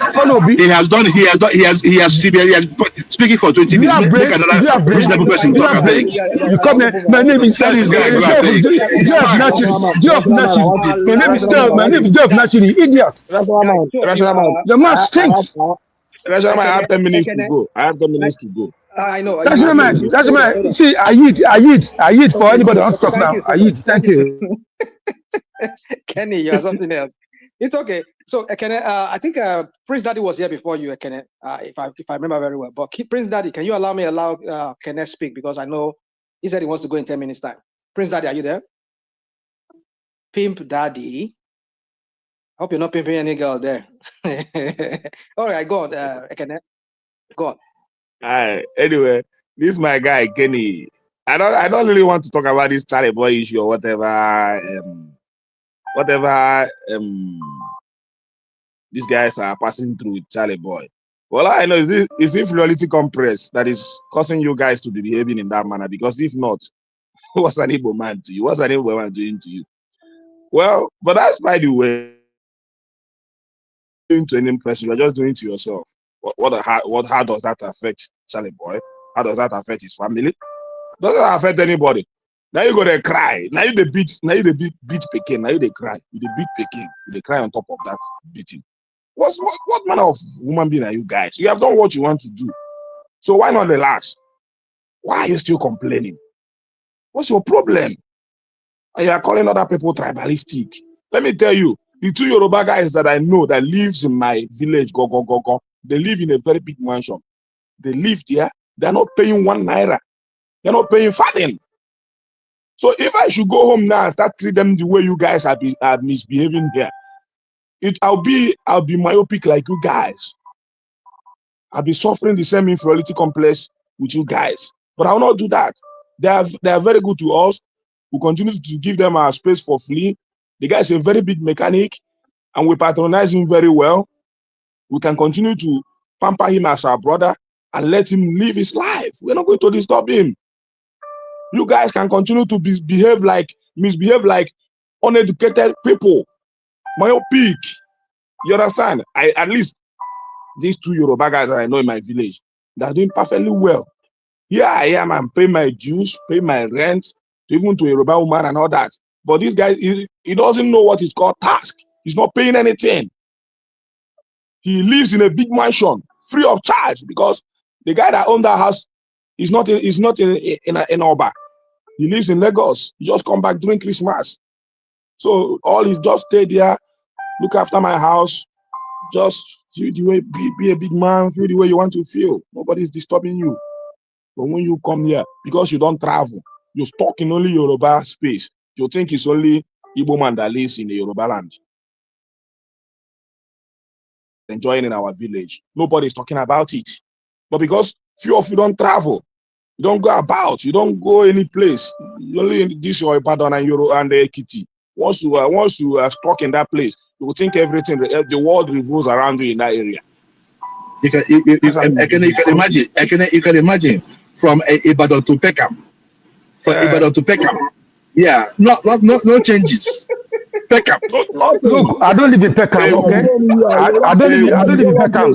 Your mama, na Hewu, your papa, your family. I think that the world revolves around them. That's what they do. You just manage and come. You see, Kenny, you are my brother. I love you so much. Whenever you come to Nigeria, call me. I'll take you down to Imo State, to Anambra State. I take you around. Forget what is happening here. I'll treat you like a brother. I'll lodge you in a hotel. I can even give you 2 ashawo, however you want to feel. You understand? Stop patronizing him. Stop that thing that you are talking about, George. Stop it. It is not patronizing. It is normal thing. Simba. It is normal. If you come, if I see you in Nigeria, Simba. It is normal. It is normal. It's nothing. Jeff Nasri, your mama, na Hewu, your papa, na Hewu, na she pass the fuck your mama now. Thank you. Thank you. Thank you. Thank you. But anytime I see you, I will give you drink. But you need to grow up. You need to grow up. I got money from you. You behave now. You need to change environment. You are brainless. You need to change environment. You need to change environment. Yes. I'm proud to be in Peckham. I live in Peckham. Thank you. Let me finish. Let me finish. Ekene, hold on. Kenny, please. I've been asking you to please refrain from using certain words. I don't want to put you out. Please do No, not no, use any just word. tell you not to mention my name. If you call me Hewu, I will You come can back to call you him. by name, but not to say insultive word or abusive word. But You know so Hewu is a good and name. if he said Do that, you tell him off when they no, call me Hewu? he only said that once, but you kept Hey, yes, once is enough now. Once is enough. I can give but you 20 out of it. you've used several languages, several insultive language on him. So you are taking side. I mean, you never support me this nice, and I'll come after you too. Hold on. It's because you've done it more than once. If you do it 1-1, I know that is draw. But you kept using mama this, keep passing, do this. Let's not do that. I don't want to kick anybody out. But if I see that again, I'm gonna have to put people on the timeout. I beg you, please. Let's not use that. You can talk to him as a person, but don't use Man, Go on. the point I'm making is that no matter what, we are still brothers here. You understand? People that want to die for their politicians can die for their politicians. But the point still remains that I want to tell Kenny that everything that he said here, I did not take it as anything. It's nothing because me as an Igbo man, I pass him. You know, they pay me. Honestly speaking, now you go to talk, now you go to cry. Because whatever an Igbo man owns in Lagos, I don't think he stole it. Whether land, whatever, and whatever. I don't think he stole it. It's just like, maybe our leaders in Lagos State or in our market, they're trying all their best to please these their obas and all that. That is what is going on. If not, if now somebody like me, I know what to do. Because the amount of money we just generated last 2 months, about 500 million, we gave to Ojo. When they come asking for more, a second or money, I paid 50,000 naira from my own shop. But I don't, these guys are not ready to give out anything. They're not ready to explore. They just talk in one place.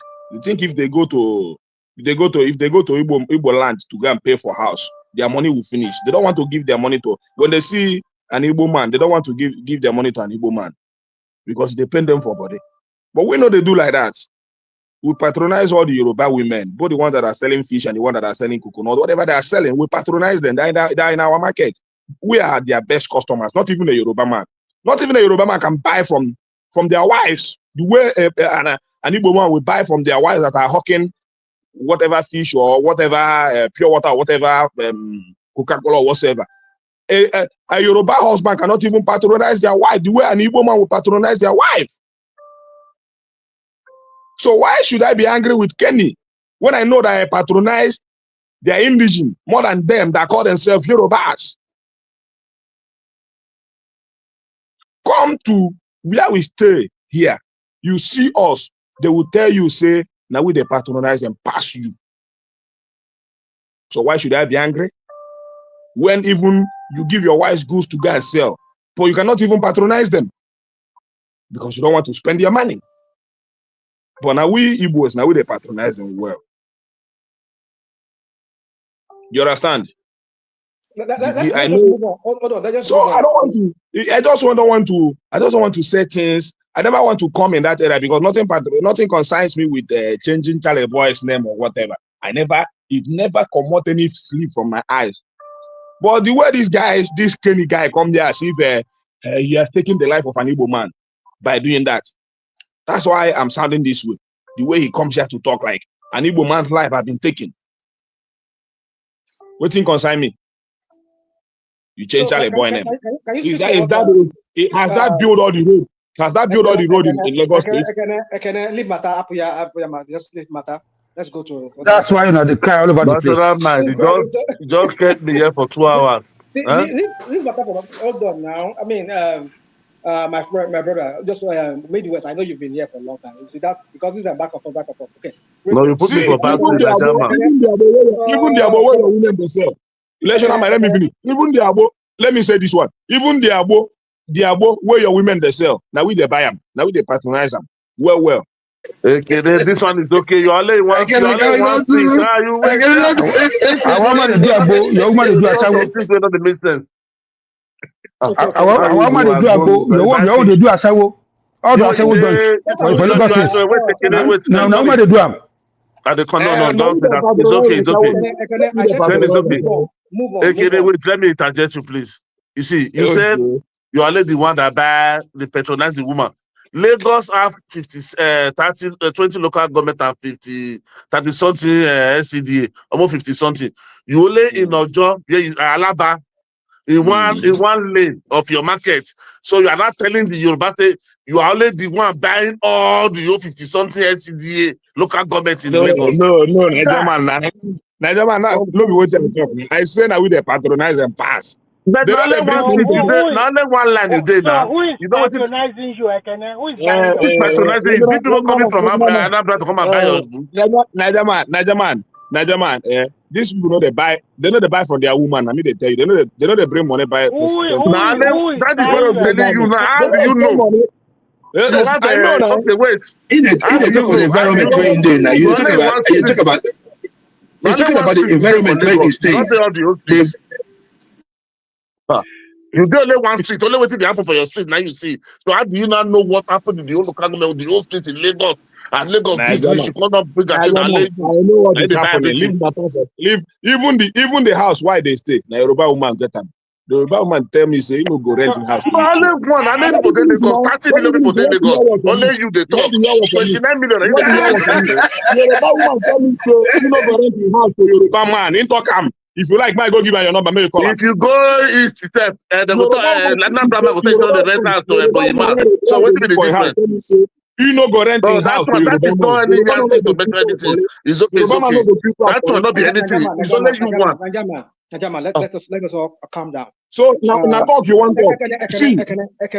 Hold on. Let's just go to another topic. Can you talk that matter where Simba talk about Alex Oti? Go to that one straight. Let's not go. We would always flog this matter of Yoruba. I just want to, I have not been tribalistic before, but I just want to be tribalistic. I know. Leave I just want to be today, so everybody go pain, everybody go cry, go this night. Now what I want to do? You are very tribalistic. You are number one tribal. You are very. Let me tell you. You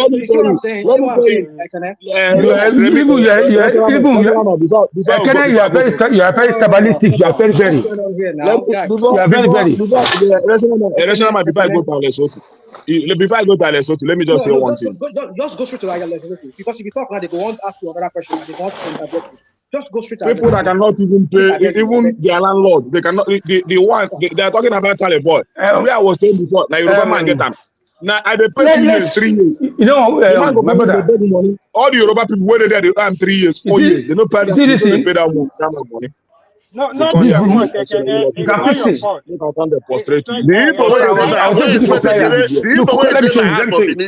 Wait, do you know where my house for Benin? Because you can take this one. This kind of you man where they do school. They'll still be the same thing. Do the same thing for Benin for 4 years. They never pay. They'll still be the same thing. What is going drive you away from Lagos? Come and see the Igbo where they thief our fish for Ilorin here. Come and see the Igbo where they thief our fish for Ilorin. They will not order it. They will go for 50. Ekene, Nani go drive you away from Lagos. You and that rational mind. Nani go drive you away from Lagos. I promise you. Nani go drive you away from Lagos, Ekene. Rational mind, take control of this platform now. Both of you are rational mind. Now go to mind, take control now. You're Lori Buruku. Meet them. Nani go drive you away from Lagos. You get power to drive yourself. One drive person for Lagos. This one will get bad there. So they talk the time to say that you go driver. Now you be governor. Now you be president. I think about, but if forgotten, I may bring him in, and then he just come in, he just started to insult people. Okay, I don't tell you to make you move on. Okay, rational mind, just respect your truth.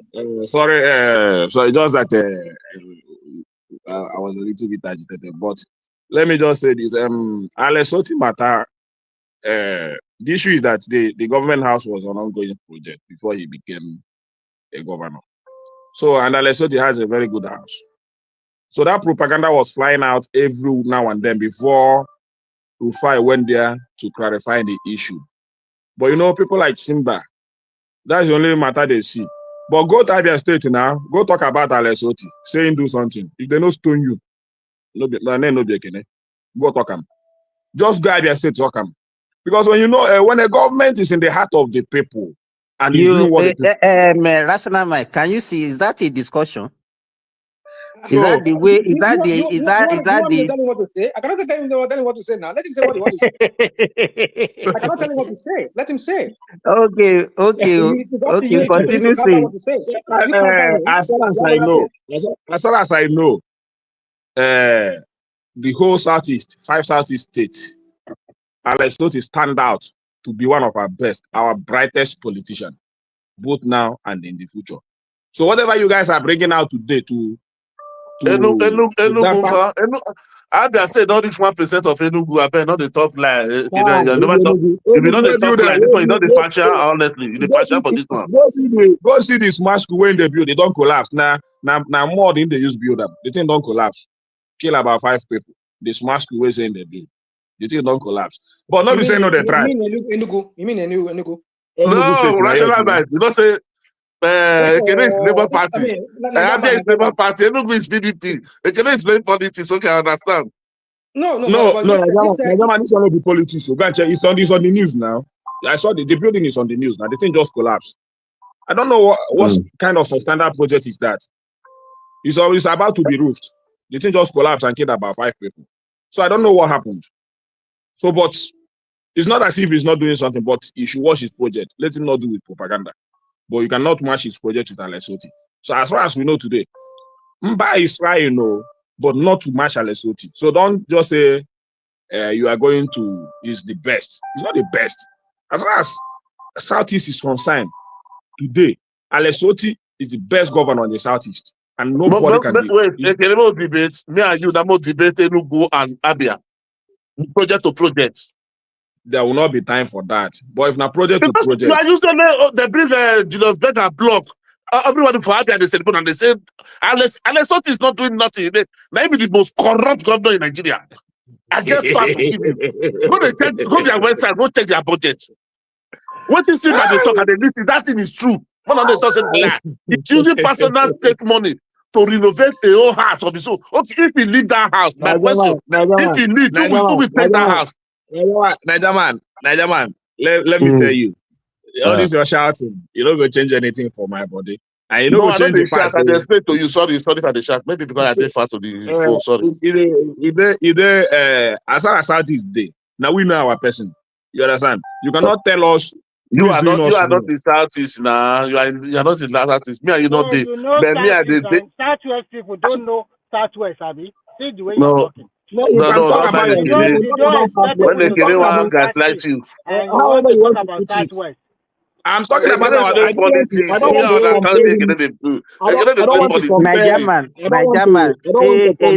Rational Mind. Is that what Rational Mind asked Ekene to be saying? Rational Mind. So you ask him to talk about. So that is the defense. That is the defense to what I asked you. Okay, let me ask you the question again. When you ask Rational Mind, he will give you answer now. Hold on. Don't mind him now. We know. We know him now. Guys, hold on. Cooperate with me. Okay, I'm asking you the question. Simba said this guy is renovating his house with government money. Do you have anything to the contrary to what he said? Rational Mind. That's facts have been disputed. And I'm telling you that Alessoti is not renovating any government house with his personal money. And whatever it is.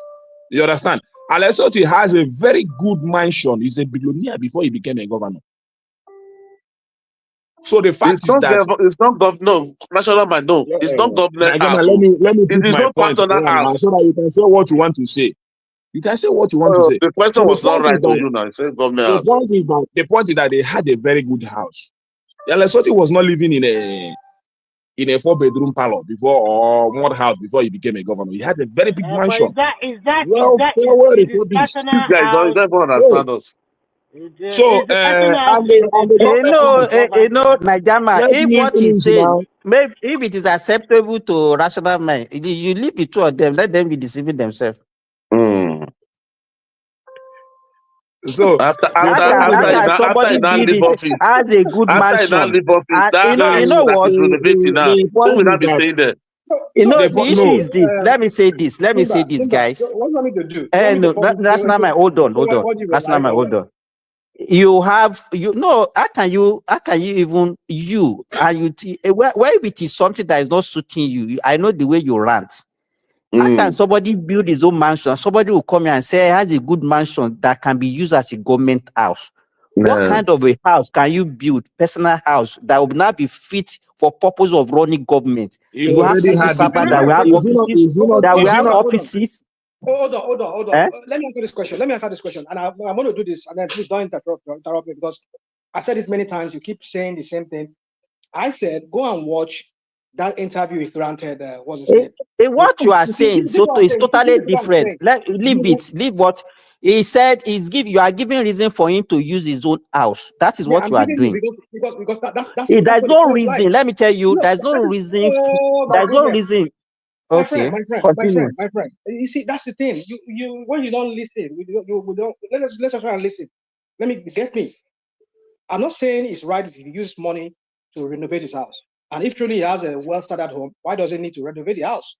Yes, maybe you can just put up. How can you even believe such thing? How can you have a standard house for government purpose? Please let me say something. Let me say something. Let me say something. Let me say something. It's my time. Let me finish my thought. I beg. Let me say You this. Let me cannot say have a this. time forever. Your time is up. You've been Let me talking say for this. more As than far as 30 I'm minutes, so concerned, it's not your time. as far Don't claim as that I'm time. concerned, Your time is up.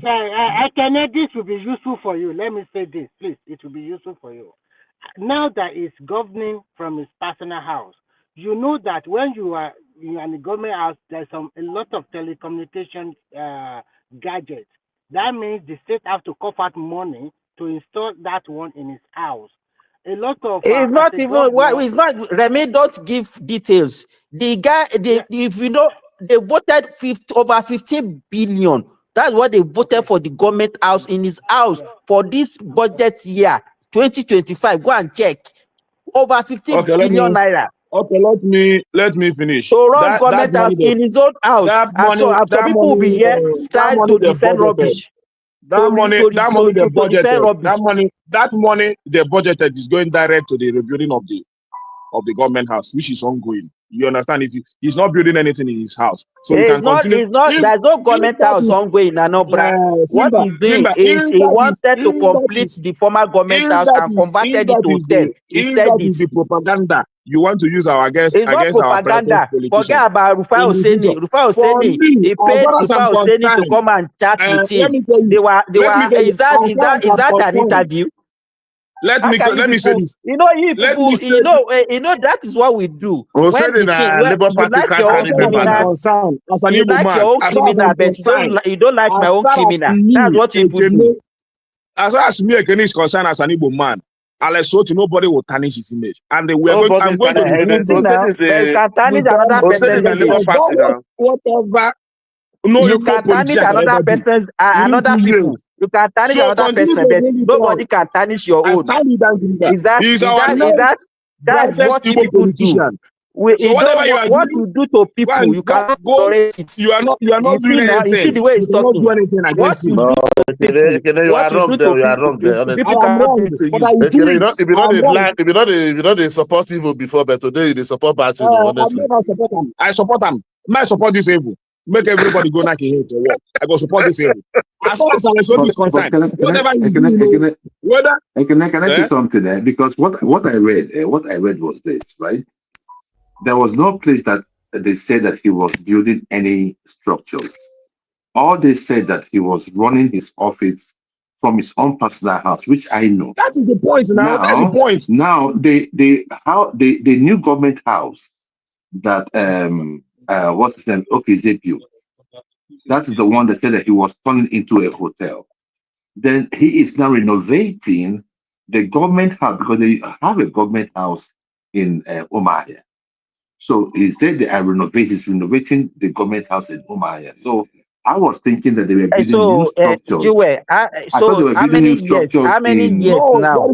How many years now have you spent as the governor? Wait now. Joel, that is the point. He There has is no, spent this 2 land is years not building plus. any I house. wanted to know It's not if as He's the still if renovating old it's one. not as if it's not as if Simba, it's not as if Simba, he doesn't have any house. I don't you know said what these that he guys are was saying. building. You said that he was building new structures. So, and that was why I Yes, said, they and have new it was structures captured that they in are the. building. Yes, captured in Okay, the there is budget. no new structure. That's no new structure. You are It's lying. That's the captured. point I Go want and to fact counter. check. Go and fact check. Oh, You people are there is just nothing to deceiving fact yourself. check. There is You no are new just structure. deceiving your. If If you people want to, can be if you can, defending let this, me tell you. Let me tell you. I don't even know the kind of Simba, Nigerian people you are in Nigeria. Come, let's are get out of state aspiring and check to it. build. If People I are insult just. you, You are just deceiving yourself. Simba. You know, when you were speaking, people, I did not allow people to cascade over you because at the same time they cannot do that. Let him speak. Who's holding the floor now? Yeah, I mean, can I ask the It's floor me. until when I say Kenneth cannot hold with floor forever. He's been talking for almost 1 hour now. What kind of floor is You not that? allow me to. You will not want to allow me to talk. So what I'm saying is this. What I'm saying is can this. you wrap it up, Ekene, so that we can move on to Okay. Midwest? What I'm saying is this. Whatever you want to say, Lesotho is not building any structure in his house. He's not doing anything. Whatever budget that is meant for the house, for the government house, is going into rebuilding government house. The only statement he made clear is that he's going to turn portions of that house to a hotel, which is not bad because he's a businessman. He wants to generate more money for the state. That's why you're attaching to a hotel in the government house. You understand? In order to generate more money from the state, not like our own that go and build Fun City. You say in a form, maybe we go the drive Janglover for Oka. We'll go Oka the drive Janglover. And you forget that it's going to make an investment that is going to be yielding us money in the states. That the only investment they will have in that state is the one done by Obi before Obi left office. That's the only investment that is yielding Anambra State profit since ever he left the state. Obiano came and go.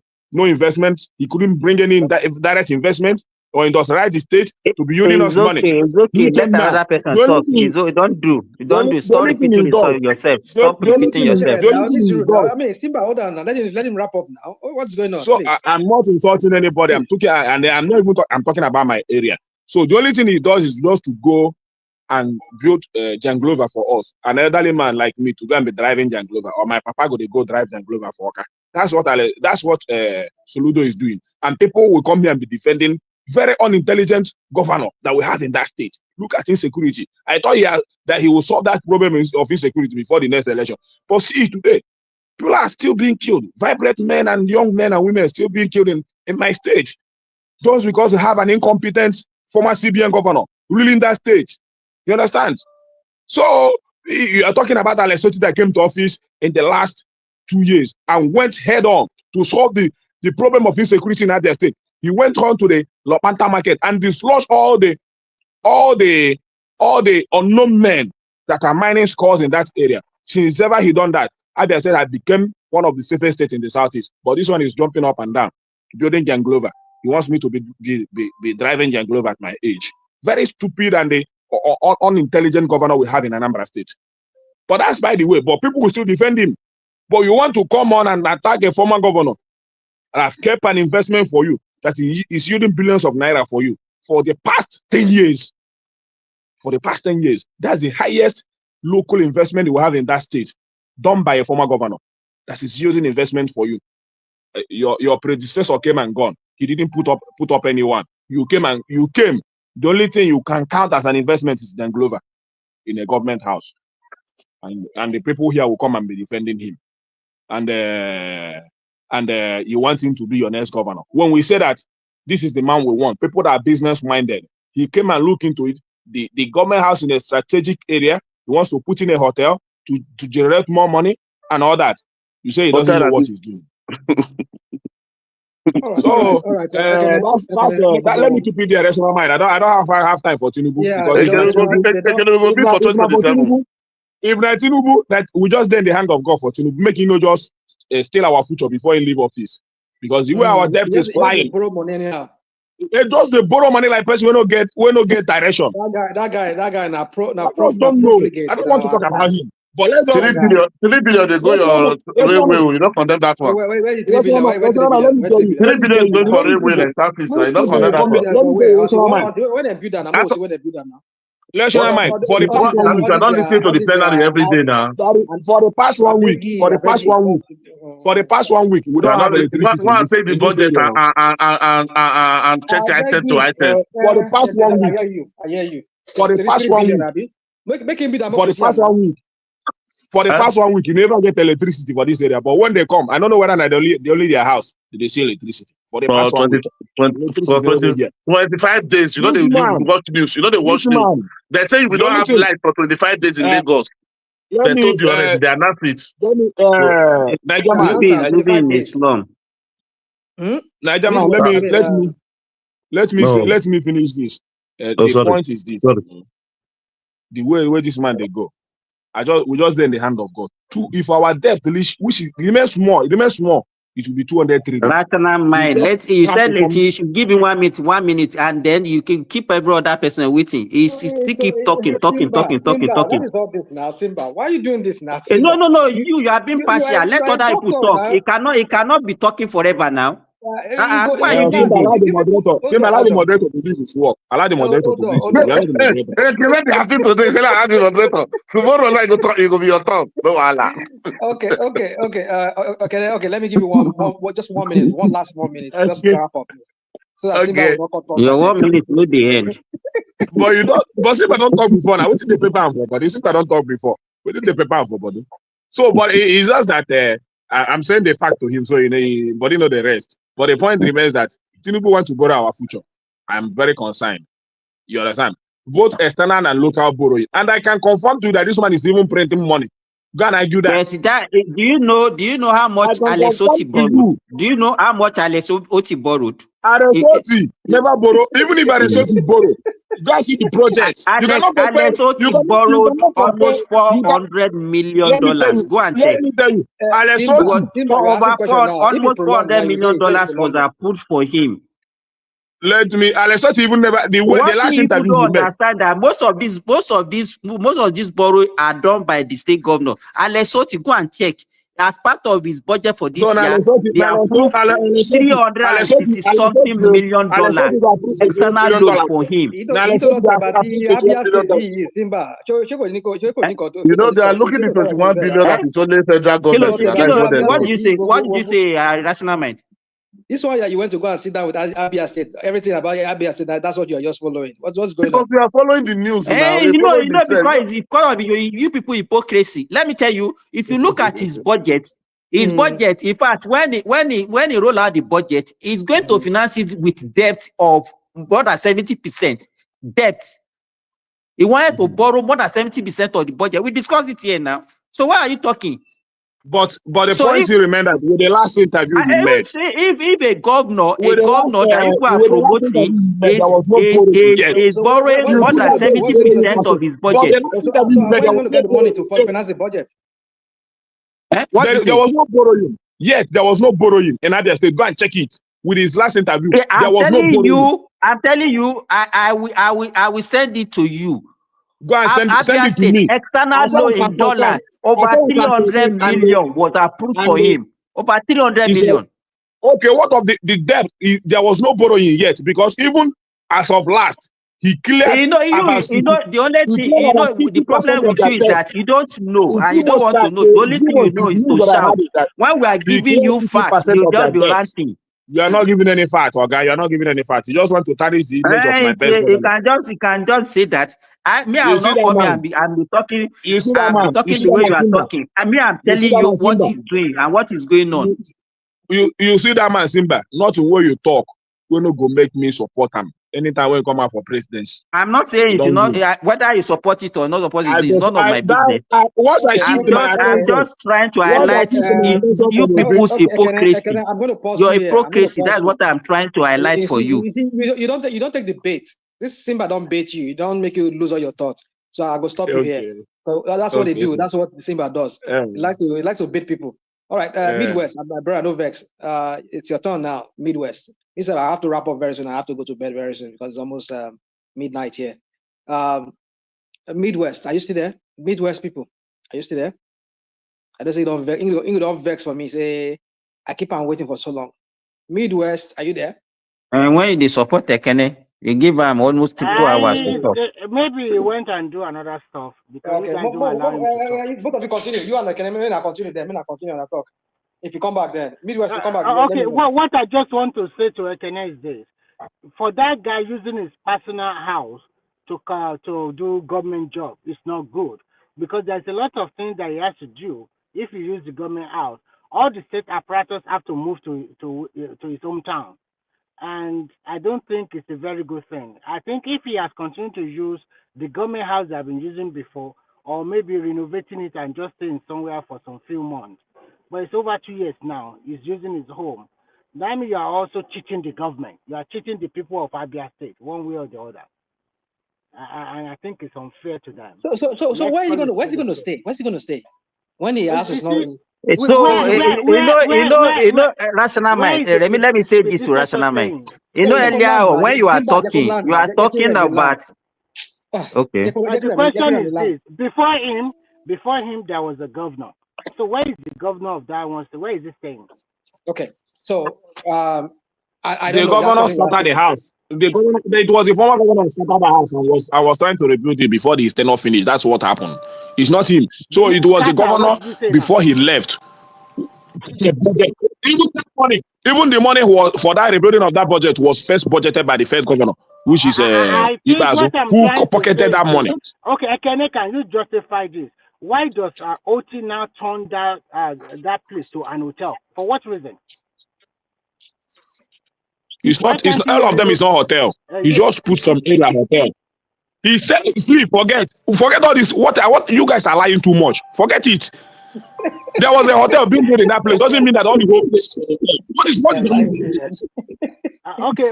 Another question to you, Kenny. How far is OT hometown to Abakaliki, the state capital? Umahia, not Abakaliki. Umahia. How far is OT's hometown to Umahia? How far it is? In fact, it's even ridiculous. Somebody move. Government house. You move the seat of government away from the capital. Can you imagine that kind of ridiculous thing? How can you move the seat of government away from the capital? Where is his house? His house is outside the Umuahia. It's another town entirely. That is unfair. So anybody that wants to see the governor have to travel to his hometown. That's what they do every day. Hold on. It doesn't mean anything. It doesn't mean anything. When Tinubu got there, the first few months when he got there, was he staying in Aso Rock? No. The presidency. You can even see what you are saying now. You can see yourself. You can see yourself how ridiculous you are. He moved to Aso Rock. I know you are not a serious fellow right from time. Because what you do, it's not as if you like that country. Yes, you are not serious. Because if you are serious, you will not be talking this thing that you are saying. You will not be talking the way you are talking. Is it false that when Tinubu after he got sworn in, he didn't move into Aso Rock instantly? What you are even saying, they are not even related. They are related. Somebody who has been in government for 2 years. Wait now. Wait. We've had like 4 or 5 governors before OT. We've never heard that any one of them was seen in his own personal house. But this one came. Hold on. I'm saying don't do this thing. I don't like you to do this thing. What are you saying? Tinubu stayed in his house after he got sworn in. He said he cannot stay in which house. Which house? Does he have a house in Abuja? His house is not too far. I think it's in Asoko Road there, or so maybe Governor or my town. My goodness, guys! No, I'm not kidding you. It's what is there out there. That is. The only thing you can tell me is that the time. Can I come in because I was busy a little bit? They've been waiting for you now. You're not been talking. Okay. So you have the floor. So Midwest, I want to ask you a question. Do you remember when Tinubu was not staying after he got sworn in? He was not staying inside Aso Rock. They were renovating Aso Rock. He said they need to renovate it to his own taste. Do you remember that time? I'm not aware of that. Okay, all right. Is there? He's the only one that knows that. Now, it's only Ratanama that know that. I'm not. No, what Ratanama is saying is the truth. There was a time that he was not staying in Aso Rock. That was it was before he was sworn in. It was before he was sworn in. I'm not going to dwell on that because whether you are right or it's not right, but I don't know. You understand me? What I'm going to talk about today is something that have to do with this Ghana issue. I know that people will not like to, sometimes you always bring this back and forth about tribal issue. What is happening in Ghana today? Like I think Joe said, he said Ghanaian people, because we are still on air, and I think many people are listening to us across the globe, that Ghanaian people, they are jealous of Nigeria. All I will tell him is that Ghanaian people are not jealousy of anybody from Nigeria. They don't jealous us as people. They are very, very respectful people. I've lived with them. Even the where I stay now, this morning, I live with a Ghanaian. So, and they have that mindset of hospitality. But however, because of the kind of image we have portrayed across the globe as in Nigeria, they are conscious about our doings and our dealings. So I cannot deny that fact. So I just want to correct that point, because when he made that statement, nobody corrected him. You can't just generalize a whole country, a whole race, and say they are jealous. First of all, every Nigerian that went there, they opened the door, they gave them houses, they support them. Even when the law in Ghana is very clear that if you are not their citizen, you have no right to run retail business in a local form in that country. These are national law. And they turn blind eyes to it because of, these are my fellow African brothers. So we should respect them for that. But Midwest, hold on. So let me ask you a question. What you just said, because Baba made that, said that in passing when he was here. Baba said that ECOWAS has a treaty.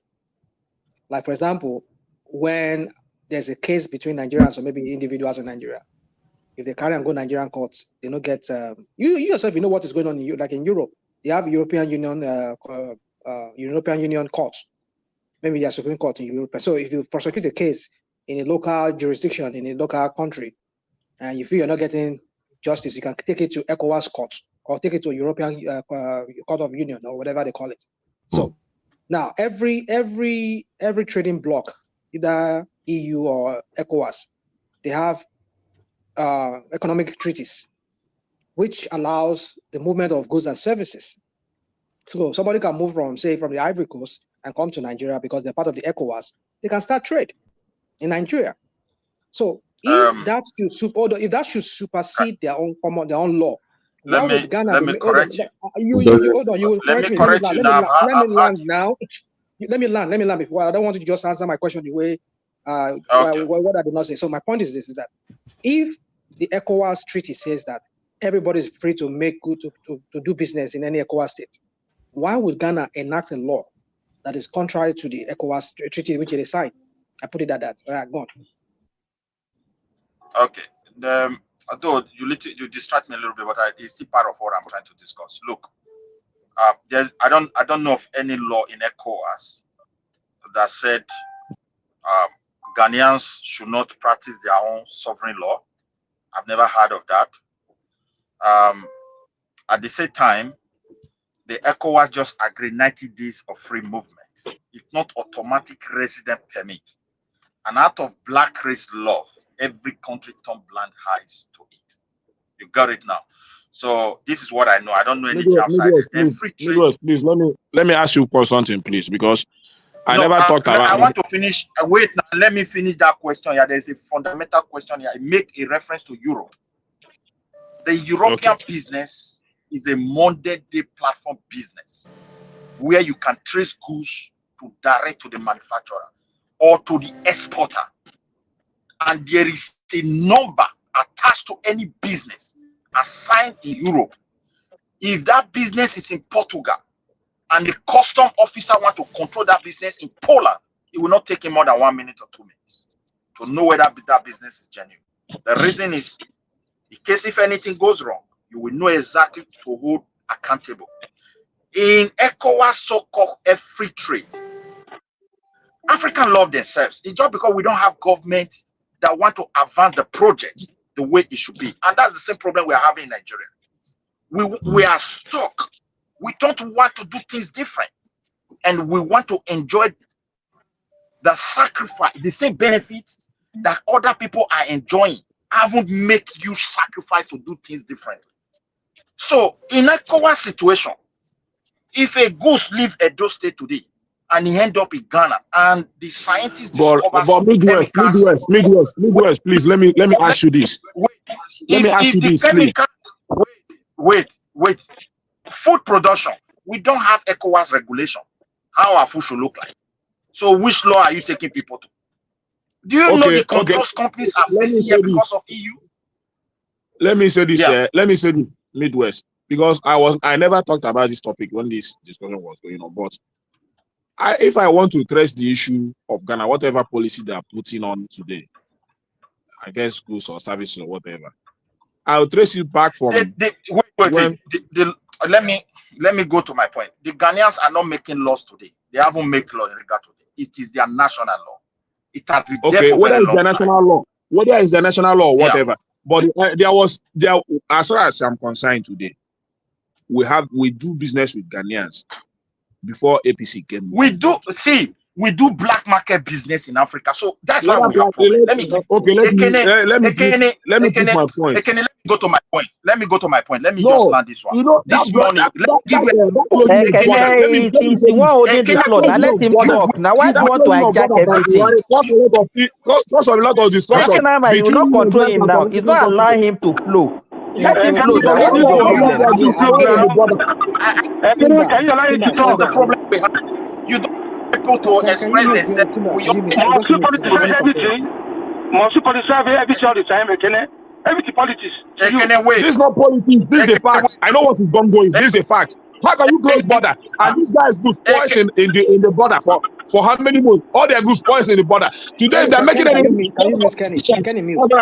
Ekene, please, can I this point? Ekene, I'm appealing to you. You wait. This morning I am working in a German company in Norway, and there are no German citizens working here. Are you hearing me now? If you open a shop and you are bringing apprentices, your family people, you start opening shops everywhere, you are raping the economy of that very location. You make the people there unemployed. And when the government of the country is saying, I want to create job, and they refuse to develop the local job to industrial level, then your people are going to be jobless. Tell me any job they are doing in Nigeria that we are not doing here in Europe. Or those countries you want to run to. And those countries, they don't have millionaires. So my dear brother, the reason why Africa cannot coexist, we refuse to develop. We just throw law. And that law will end up in chaotic situation. Today, people that are hearing my voice as a Nigerian, with the indigenous law, what is going to happen is that whose fault is it? Whose fault is it? Whose fault is it that they signed a treaty? Signature to a treaty that their own local law violates. Let me go back to that Ghana. Wait. Today, if any Igbo person is here try to say Ghanaians are bad, it means they don't know their problem. And they are not going to discover let's not go there. Nobody's saying Igbo people never said that it's not bad. We're saying that we are saying that they are signatory to the treaty, the ECOWAS treaty, that it should be free movement of trade or goods. So somebody can move a good from one place and say he wants to go and sell it to another. I get your point. Why did you close your own border? Why did you close your own border? And the goods of many African countries bought in that border. Why did you close your own border? Can we be more fact? This is where our politicians are doing us bad. But when you want to blame it on the citizens, you close the border. I know how many goods are spoiled in that border. Maybe even most of these Ghanaian goods. They were crying. Open the border. The free movement of goods does not give you right to just go to a place and start establishing business. Goods are not human. If you are sending goods, you are sending it from a company that exists somewhere. So that agreement does not give you right to just go to their land. That is quite defined. It depends how you understand business.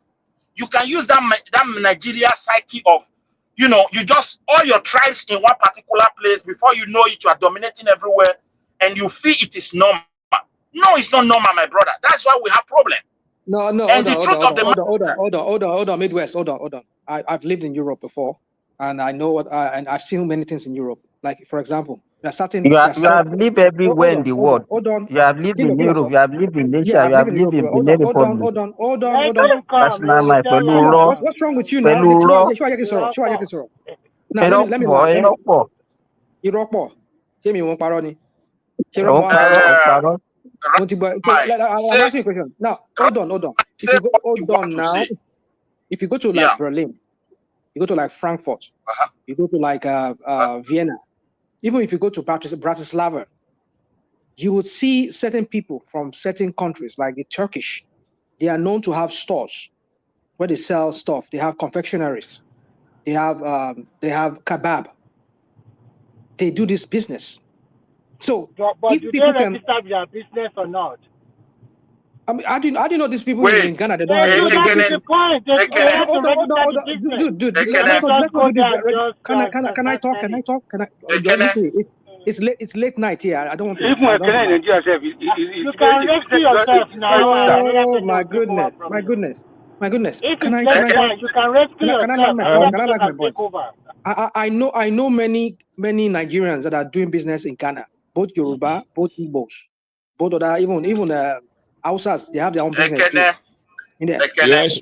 Can I land? Midwest.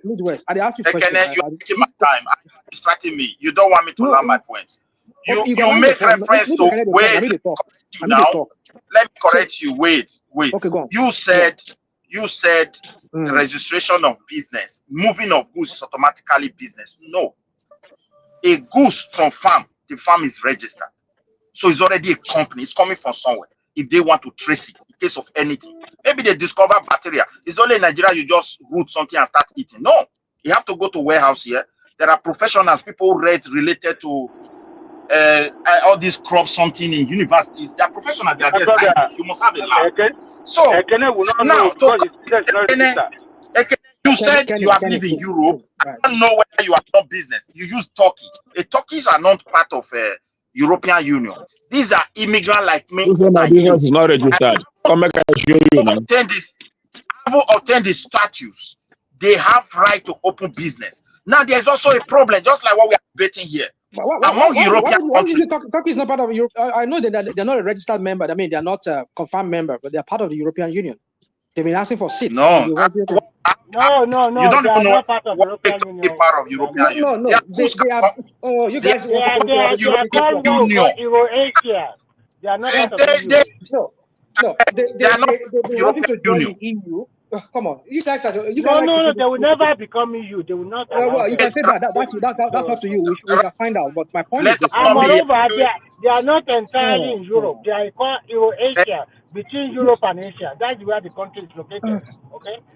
We know certain people, even Italians, that move around from different countries within EU. There. No, what we are trying to tell you, what you are trying to say is very simple. That's what, guys. I'm echoing. Is my this thing echoing? Yes, please mute your mic. Please. But I wanted to round up something. If you guys are hearing me, if it is clear. You see, I want to tell Rational Mike one thing. Ghanaians are good people. It is left for our brothers, Igbos, to figure out what exactly is wrong somewhere. But wait, see their blanket. Nigeria must go. But among that place, you will see Igbo must go. So they are not the only tribe there. Why are their own case different? Now look at what is going on in Lagos today. At a time, the chance was then to play politics in Lagos. They were given the chance. I'm not lying. People can testify during even the Tinubu you are castigating here. He was trying to do inclusive.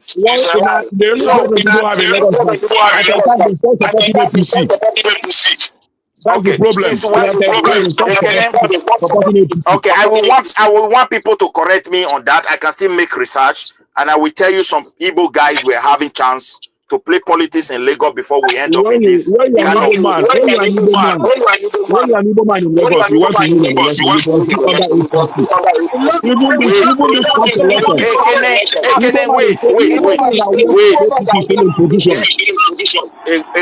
Get my point very clear. What I'm trying to say here, if you said everybody just hates Igbo. Like what has been going on in Nigeria for many years. They are jealous and they hate us. And your leaders don't want to take responsibility and start fixing things. What exactly is wrong here? You, as an Igbo person, About hatred, it's you about should also, politics. it's about politics. It's No, not about you should also. It's not about. It's not about politics. just like I said. It's not about politics. It's not about politics because Igbos. They Igbos are also play politics in Ghana. They are not in It's politics in Ghana. If you said it's about politics, they are not playing politics in Ghana. Can we get enough to regulate this stuff? What is all this now? Can you guys speak out about it? Everybody hold on. Everybody hush. Come on now. Oh, please. Let me manage this myself. Ekene, you they bounce. You they echo everybody when everybody speak. We they hear our voice double. So I could say make you sign in and sign back, sign out and sign back in. Because maybe they drive at the same time. What of my own? So you want to the bounce. Yeah, it bounce back. It bounce back. So maybe you have to sign out and sign back in. Okay, let me go out and come in again. All right, I'll bring you back. Just let me know. Okay. Something?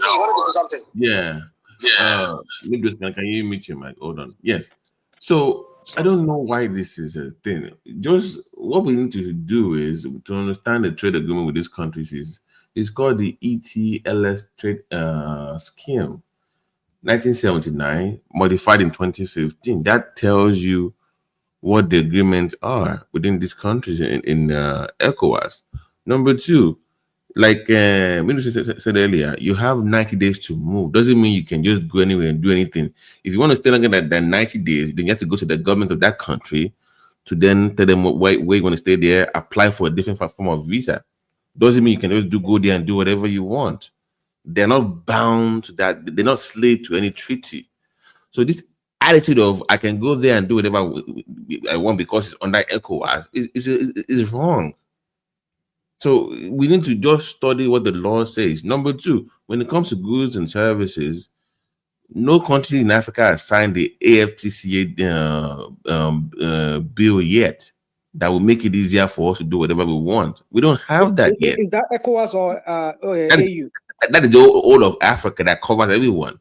But that is if they are signed that, then we can have that conversation. But even within the ECOWAS space, it still has some limit to it because those individual countries are still signing deals with different countries. So you might have a deal between Nigeria and China on one thing, and Ghana might sign a deal with Russia. So ECOWAS is not bargaining together on deals. There is no ECOWAS trading deal where we can say, okay, we're going to go meet Europe and America and bargain as a region for goods. We don't have that yet.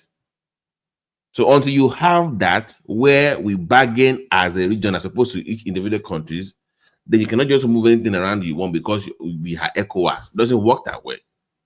It's just temporary movement. It's a way of saving you the trouble of going to embassy and getting visa every 5 minutes. They are giving you what America is giving us now. That 3 months thing, right? You come in for 3 months. If you want to stay for longer, you extend it. That's what it is. So Babati, if you want to be a businessman in Ghana as a Nigerian, then that means you must have a resident permit. Then you have to register. Don't say because you have a Nigerian passport, you cannot go anywhere. And no. Babati, hold on a bit. You have to have the resident permit to live in that country before you can have business. Okay, right. Okay. Let me say this. In the Ivory Coast, where I lived for some years, in Benin Republic, where I live also, in Ghana too, I stayed in Ghana for some few years. Most of those people, even all these. You didn't stay in Burkina Faso. No. Farabale. Most of this can you stop this your side? Can you stop this side? Can I land? Now, in Ivory Coast, they have what they call residential party. They call it something cat says. Yeah, I can't even speak it right. But what it means is just permits. If translating it means living permits. Probably what it just means is you're kind of like a green card for you, where it gives you the right to live and work in the Ivory Coast. So what I'm trying to tell you is this: that even in Benin Republic, there are Igbos there that sells us this fairly used clothes. There are Igbos there that has other business that run schools. They have schools there. So a lot of them, they have residential permits to stay in that country. So most of them are not living just there because they are living there because they are just living illegally. In fact, there's an embassy card that will be given to you by the Nigerian embassy. Right. That card, you have it. That is some of them that does not have passport. They will now use that and go to their La Mairie and go and get what they call what we say La Mairie means, like the city hall for the county or the city where you can just go and you go and get your residential permit because you need that form of ID from the embassy or your passport. So what I'm trying to say in so hold on. Let me land this question. We don't go round and on this. Hold on. I just want to ask a quick question. You mentioned if they don't have a passport. So are you telling us that if you don't have a passport, you can also have opportunity to get a resident permit of that country in another You can get way? it, yeah. You can get it, yeah, with that card. I don't know. I don't understand. In the 90s, in the 80s and 90s, they will issue that card at the Nigerian embassy. Most Nigerians don't have what they call it. They don't have a passport. Now it's changed. Maybe change. Hold on. I must say what I'm saying here is that I agree that that we are not living in the 90s anymore. This is 2025. Hold on. Now what I'm saying is this. I said many of them do have residential permits. Many of them, because they stop them, like in the Ivory Coast and in the Benin Republic, you will see this. The police, they will go there, immigration, they will go there to their market there. They will start parking Nigerians, especially those Igbos. So I agree with you. I agree with you absolutely. But the point you're making is that we cannot have this attitude that because I'm a Nigerian, I can just move across. No, we cannot do that. Yeah, that's what. Okay, because I'm Nigerian, that's a wrong approach. Yeah, it is. You cannot have that kind of mindset. But I'm saying to you, a lot of those guys that are big shots there that are doing big business because they need that to be able to facilitate some of their paperwork, like they're importing stuff. The customer wants to know if you are legally staying in that country. They need all of that. Yeah, but look at the way a lot of them have papers. But the issue here is that a lot of our people are going to their small town and villages to do just retail. Just get the container. That is not the way it's supposed to be. That is not right. And most of these guys are doing terrible things. It's all over, even in South Africa. Yeah, actually, we now say because they need to keep them out. They need to keep them out. All these Ogbomoso people too. If you go to the Ivory Coast, if you go to some of those interiors, them even in Ghana, all these Ogbomoso don't wallahs like be one bataga. A lot of them are there. No. Their own case is different. Their own case is different. They do not have let me paper. tell you something because and I know they are doing business. You are talking about. They are doing business. Those ones, they are there for thousands. I beg you. They have integrated. Listen, they are Nigerians. They are not. I know some of them are. You cannot tell me the story of what I know. Part of where because a lot of them.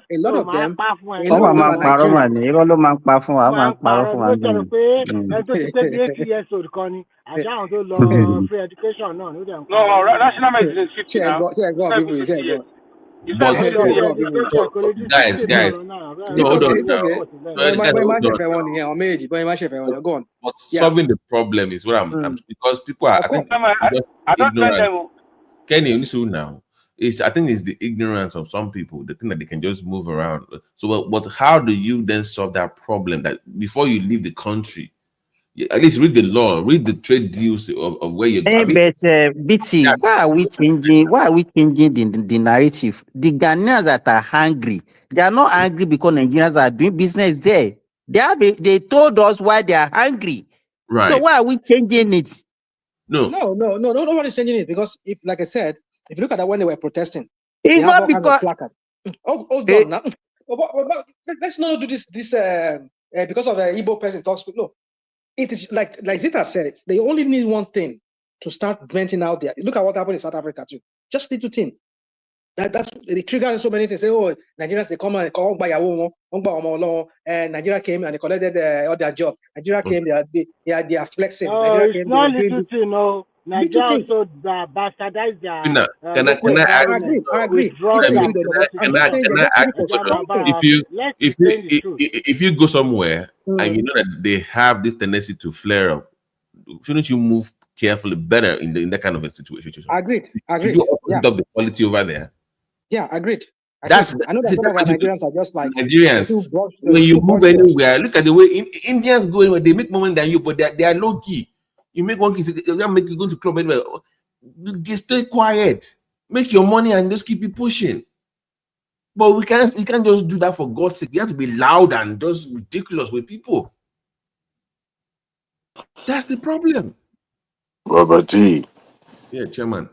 Hi, buddy. Now, let me just throw this in. Ghana, as a sovereign nation, has no obligation to admit to allow anybody from the West Africa to trade or whatever. If they choose not to, they can kick anybody out. I just put that out there. Agreement or no agreement, it's still a sovereign country, and at some point, if they place the embargo on certain goods and services, that's it. You being a West African, you can't Look at the way they are even changing the narrative. Let me give you. Ekene was here about a few minutes ago. He was saying, just because Nigeria closed the border, they didn't allow the goods from other countries to enter Nigeria. That's why they are doing that. You can see the way Nigerian changes things. If we say, okay, we don't want this type of goods to enter our country, it's our sovereign right to say that. So that does not bring any enmity or whatever. How can somebody now change it? That is what is. Why would you sign a treaty? There's no treaty. There's no treaty that said you can move any goods and services. There's no treaty like that. There is. That is why there's a none. Rational mind. They can do that. Treaty or no treaty. Don't come here and be giving us shit. There's nothing like that. Rational mind. Rational mind. One of the bane of integration in West Africa in particular is this treaty that doesn't hold any water. I'll tell you this, even the West African, whatever court you mentioned earlier, movement from one Western country to another has been for a very long time. It's been like this. We'll talk about trading. However, Nigeria can't take Ghana to court for not allowing them to trade. Some of those treaties are not really backed by how should I put this now? A strong law. Yeah. So in a way, each country have their power to restrict, trade from other West Africa. But in a way, he complained about it. Dangote, as big as it was, he complained about this thing we're just talking about. Yeah, there's no law anywhere. You can. No. Adewale, you are just wasting your. What about the duties of the immigration and customs at various border posts? And as we have in Nigeria, they also have the other section of the Ghana or Benin Republic. You cannot just move anything to any country like that. You must have the right document. You must have a lot of things. Let me ask you. Let me even say this, Remy. If I say I don't want vehicle in my country, imported vehicle, let's say all these fairly used vehicles that they are importing, and somebody now go and import it through Benin and is bringing it through Benin, and you now tell me that it's because there is a treaty, then you should enter. How can somebody even be reasoning like that? Let me give you a good example. Here in Europe, you can drive from Estonia, you can drive from Denmark, you can drive from Norway to take your car here to Finland. But once you take that car here and you want to be using that car here, they put an every fine on you. It's a lot of money. So that is discouraging you that you must buy the car in Finland instead of taking it down to come and use it. But you have a right to bring it here, spend it for like a month and take it back. It's no wahala. But if you want to continue to use it here, then you pay times 2 or times 3 of registering that car here in Finland. So that is their rules and regulations. So that one is quite different now. That one is quite different. No, it's the same thing. It's not the same thing. It's not the same thing. It's quite different. In terms of business, there is for example, in all over EU, there's a lot of truck move in, move out. But once you move in, your company is already registered. They have already tracked you to their database that this particular blah blah blah meat or beef is coming from Italy. This particular tomato is coming from Bulgaria. They already know. So they can track it. But the way our boys are doing is just, okay, give me cash. I'll just buy some things and just take it and just take it to Ghana and rent a shop from the local people and they start doing Remy, let me even give there was a time, Remy, the tax in Ghana, Simba, take this question along. do you think an average Ghanaian or an average Togolese or average Beninese can go to Lagos and just rent a shop and start selling like the Igbos are doing all over the West Africa? Do you think it's possible in Nigeria? The issue is this. You know, there was a time, What are you talking about? The import tax and everything in Ghana is very high. Do you know what they were doing? The people will now import goods through Togo, and then they will now ship it to enter Ghana. At a time, they have to stop it. That this so goods, if it's not coming through their own port, they are not going to allow it in their own country. And they successfully did that. You understand? So, you know, if you are now saying one equal treaty and people are now using and manipulating even things that you don't even want it to in your country, they can go and bring it from one neighboring country in the name of treaty. I don't even know that. Hold on. You just Simba, had Remy. You just Simba, had Remy. can I just say something? Simba, you see, I don't blame those who are supporting all that are complaining that Nigeria are not allowing some goods to come to Nigeria. You know what I mean? Because they want to turn Nigeria to dustbin. Everything can come to Nigeria. Why must you allow that to happen?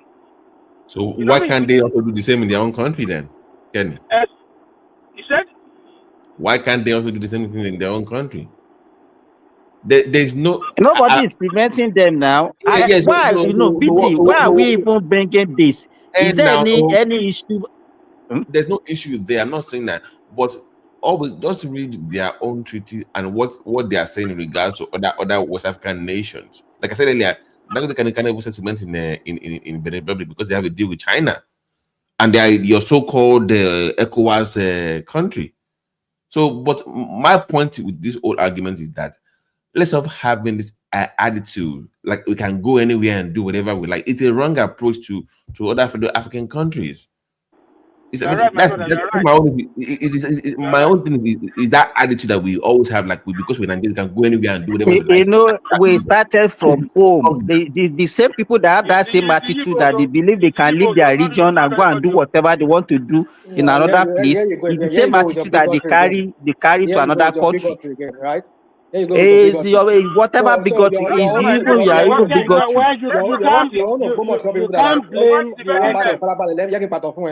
Your people that are in Benin Republic, that are in Burkina, that are in Togo, that are in Benin, in Ghana and Benin. How about that? They believe in their some section of Yoruba in Benin Republic that they are Benin. Let me tell you. Let me ask you. It's not bigotry. It's not bigotry. Even what you are saying is against you. Wait. We have in fact because initially you are even talking in Ivory Coast, there is this Biafra whatever. In fact, the Yorubas that are in Ivory Coast, the Igbos, they are not even up to their 1/10. The Yorubas are well established in Ivory Coast. The people from Ejigbo or Iwo, if you go to Iwo and Ejigbo today, you can get a bus to Ivory Coast. But even there was a time the chief of army staff of Ivory Coast was in Nigeria and is a Yoruba guy.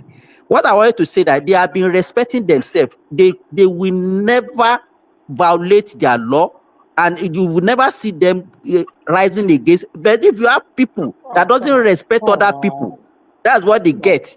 So don't give me that shit. Hey, no, it's one of them now. It's one of them. He can't even come here now. I'll be cursing Yoruba. You know, when you live so long in one place and you start claiming ownership of the place without any, any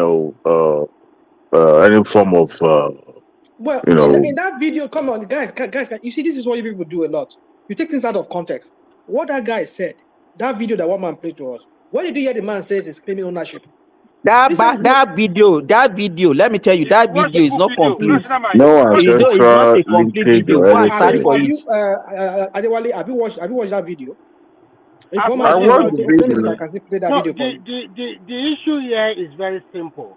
After the guy bought that big land of acres of land, why does he have in his mind that he want to create an Igbo community? Hold on. You see, here you go. Why can't listen? Let me finish. Okay. Like we know we have Chinatown. We have China. Listen.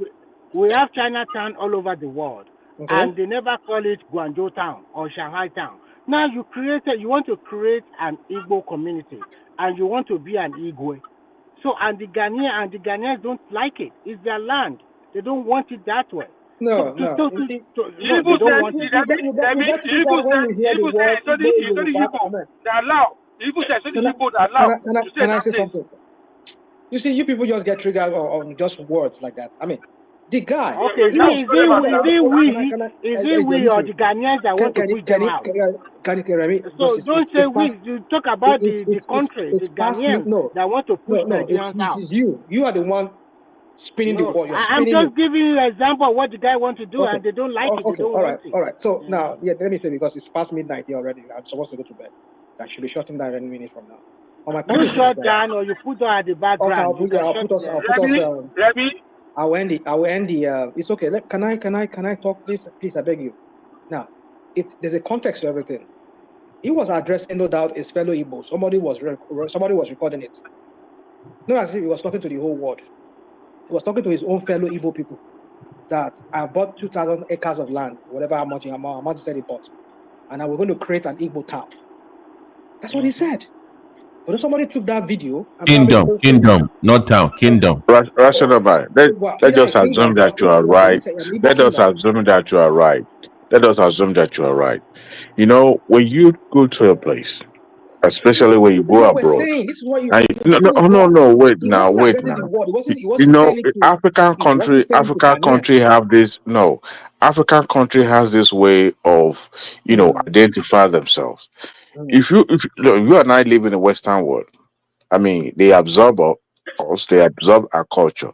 But you go to another African country, trying to replicate the same way you live here in the Western world in African country, they will revolt.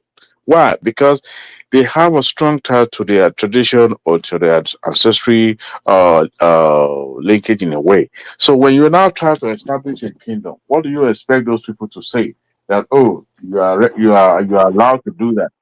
First and foremost, they don't even want them in the place because it shows that they've been beefing Nigeria for a very long time. Now it's like putting oil into the fire. So for the guy to come out and say he wants to establish a kingdom, Here you go again. He wasn't saying that to the generality if that were to happen here, of course we can establish. How do you know who he's talking to? How do you know that he's talking to a group of people?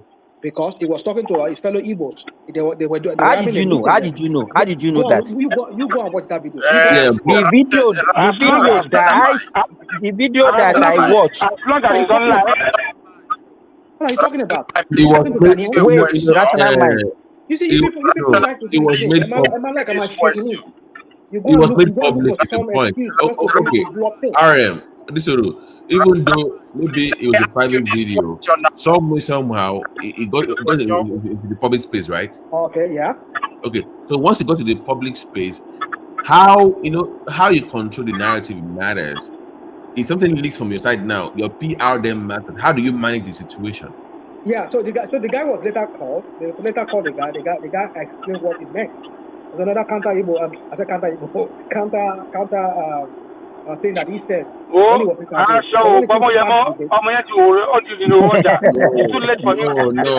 RM, let me tell you why. Hold on, please.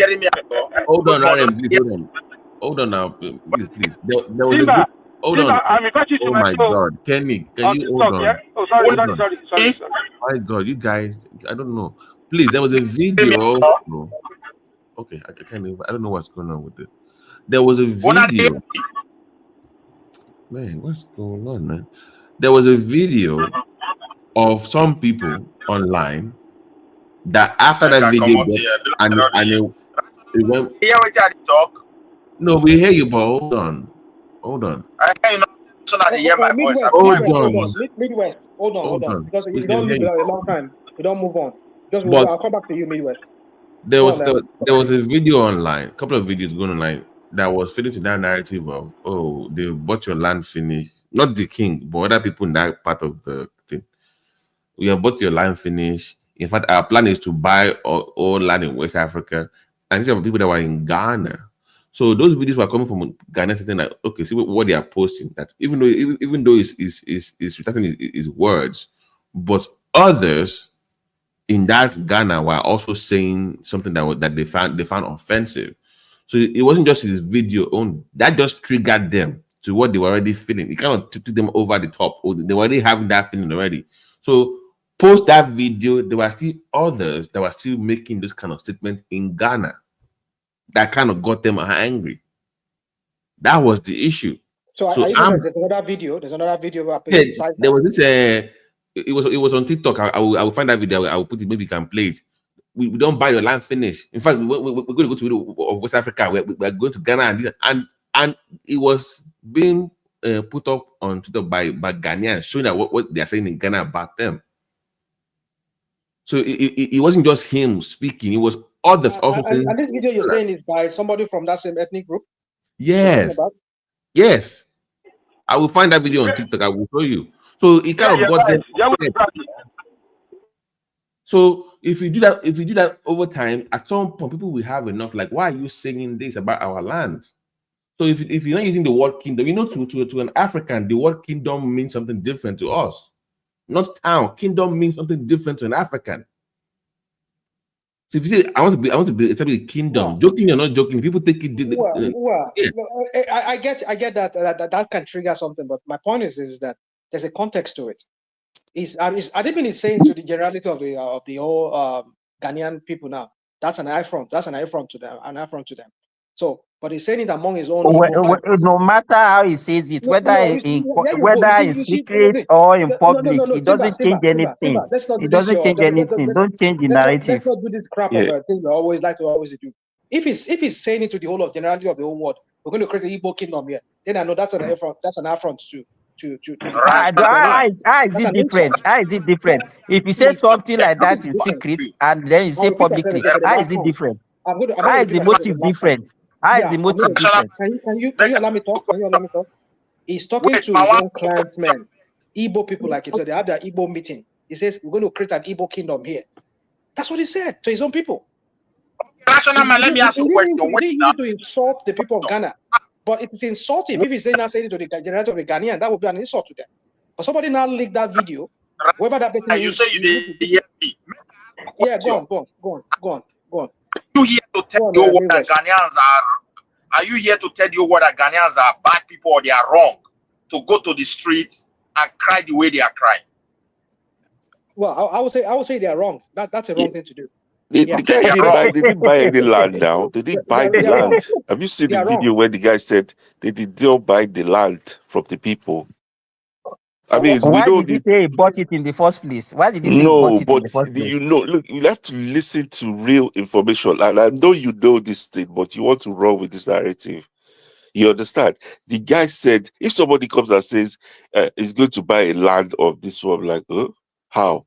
He said he has acquired. Why are you talking like this? He said he has acquired 250 plots. But when they asked him to clarify, and they asked the chief of the area, they said they did not buy the land. He said it. So why are you clarifying? Anybody can say how to buy the land in England here. Is it bound? You just kept on. Let him talk. Please go on, please. Yeah, so the guy said that they did not buy the land. So how did he do it? What did he did not. He was just saying it. Anybody just saying something. What was he saying? Different. Tell us. What was he saying?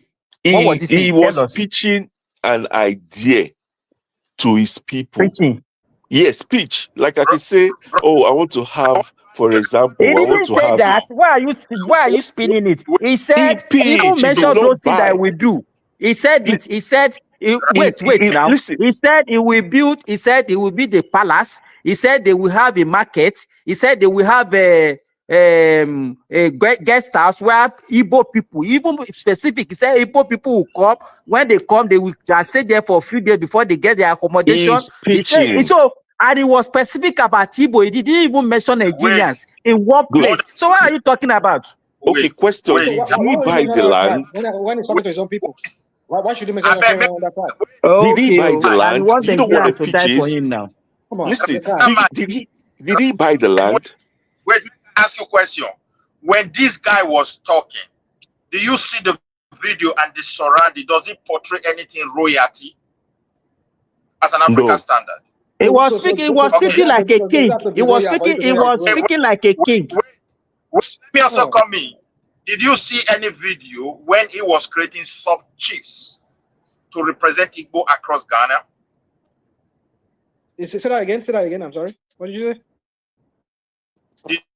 Did you see any video when he was creating sub chiefs that will represent Igbo as a king or chiefs across province of Ghana? He said that we even have streets and that the they will name after prominent Igbos. Said that we have streets named after prominent Igbos. He said it. You see the video when they create. Wait, you listen now. You people don't want other person to talk. Did you see any video when he was creating another chiefs? There's nothing like that. Sub chiefs in Ghana. Where was that? Where's the video? Where's the video? There's nothing like that. Did you see him creating? I didn't see it. I didn't see that. Don't say there's nothing like that. If you have not seen it, you say you didn't see it. Don't say there's nothing like that. Stop that. You guys are coming from. Look, we are in international studio here. Let us not be behaving like as we are not honest people. Come on, Midwest. Are they honest? They are not honest. Now, why are you saying? Why are you being economical with the word? They are not honest. They are just deceiving themselves. Midwest. Simba. This is not a game. We're not doing a shouting match here. Simba. Midwest. Where is that video you're talking about? Where is it going to create all these things you're talking about? It's one of the most visible video. They have chief across the whole province in Ghana. If you have that video, send it to one man. One man will play it for us in the next time here. This one. Even names of those chiefs are published everywhere. No problem. Just send us that video. Send us those evidence you have. When they were doing it, they were portraying royalty. Okay. In a place where kings once this is the same you. Hold on. This is the same you that was asking me a while ago that in that video that I saw, did I say anything that portrayed any royalty? Now you're telling me there's another video where it's portraying that video that one man show is not the original video. That video that one man show is not the original video. Wait, it's not. You are not honest. The guy has been portraying. He has never been honest. Why are you saying? I'm going by what I saw, what I've seen. You're telling me what I've not seen. You want me to accept that? Can I tell you why you are not honest? The guy, I don't know whether you that's your opinion. Go on. Let me listen to you. Let me hear you out. Anyway, when somebody sits in a golden chair, talking about kingdoms and talking about having his own sub chiefs, that's what triggered Ghanaians. The names of those sub chiefs are out, and they have all the lists. So try to watch that video. And if you are honest today, I want to tell you one thing, my brother. We are all one Nigeria. This issue of Igbo king in Ghana is not only Igbos that are in Ghana. So therefore, Igbo brothers across the globe should sit down and think, because we have been in this problem before the independence of our country.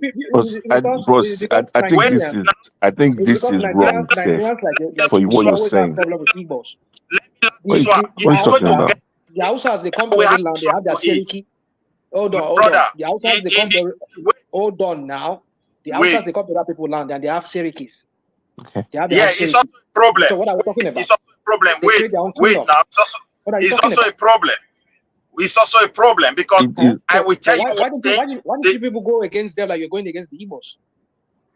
Listen. Don't say people don't go against the Fulani. What the Fulani normally do when Igbo create crisis, they expand. This is what they do. So they be doing crisis. They create distraction, and the Fulani will quickly expand.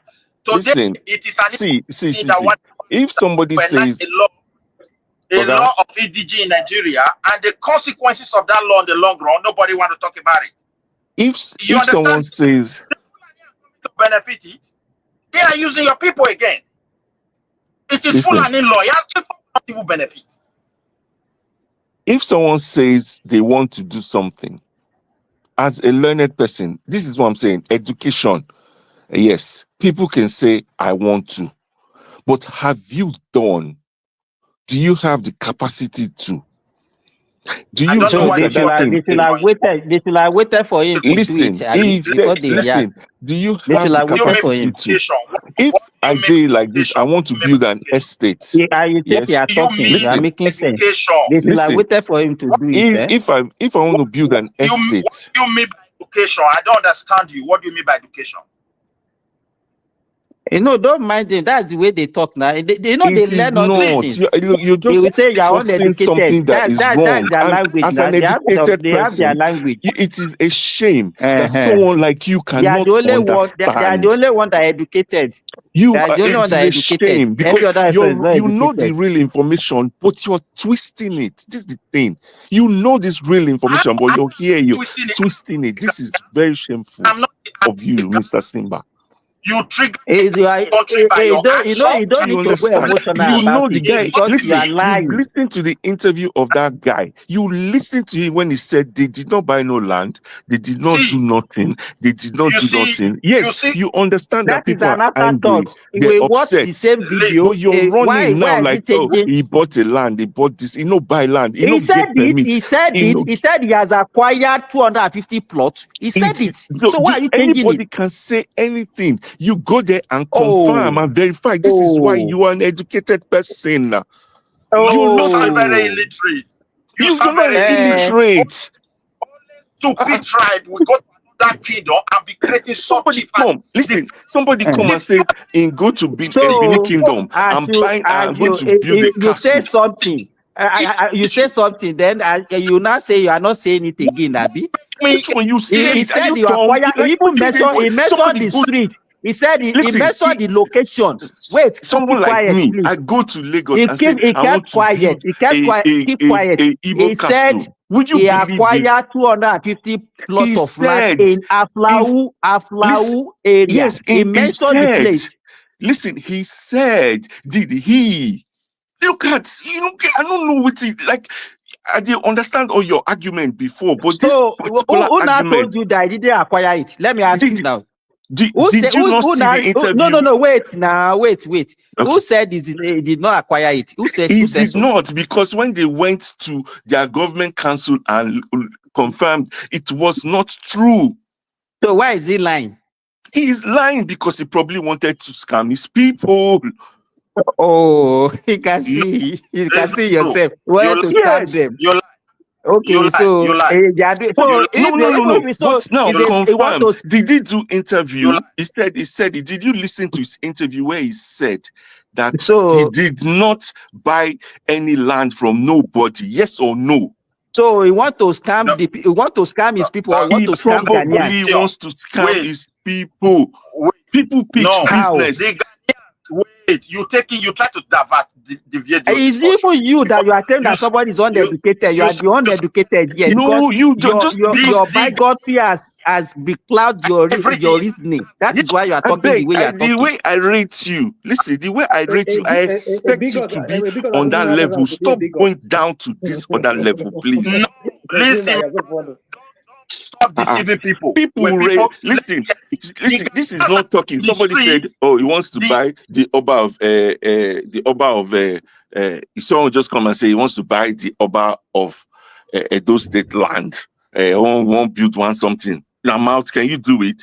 First of all, before you go act, you know, go confirm, you know, go school, you know, understand." Come about Benin. Now they sort about Benin. You now No, I just they talk. I did talk. Nobody they insult no over here. I did explain to you. Somebody just give example now. You don't Me give you example. Most una know they behave like say una did this thing. People respect una for this platform. Behave on that level, please. Guys, hold on, please. To my point earlier. Hold on, Spina. Hold on. RM. They just speak about if you know that, if you know that the Benin man is very sensitive to that kind of thing, why bring it up in the first place? It is. Listen. That's my point. How do you know it is not a UF? How do you know it is not an Hausa man that is saying those kind of things? What are you talking about? Hold on. I'm saying that.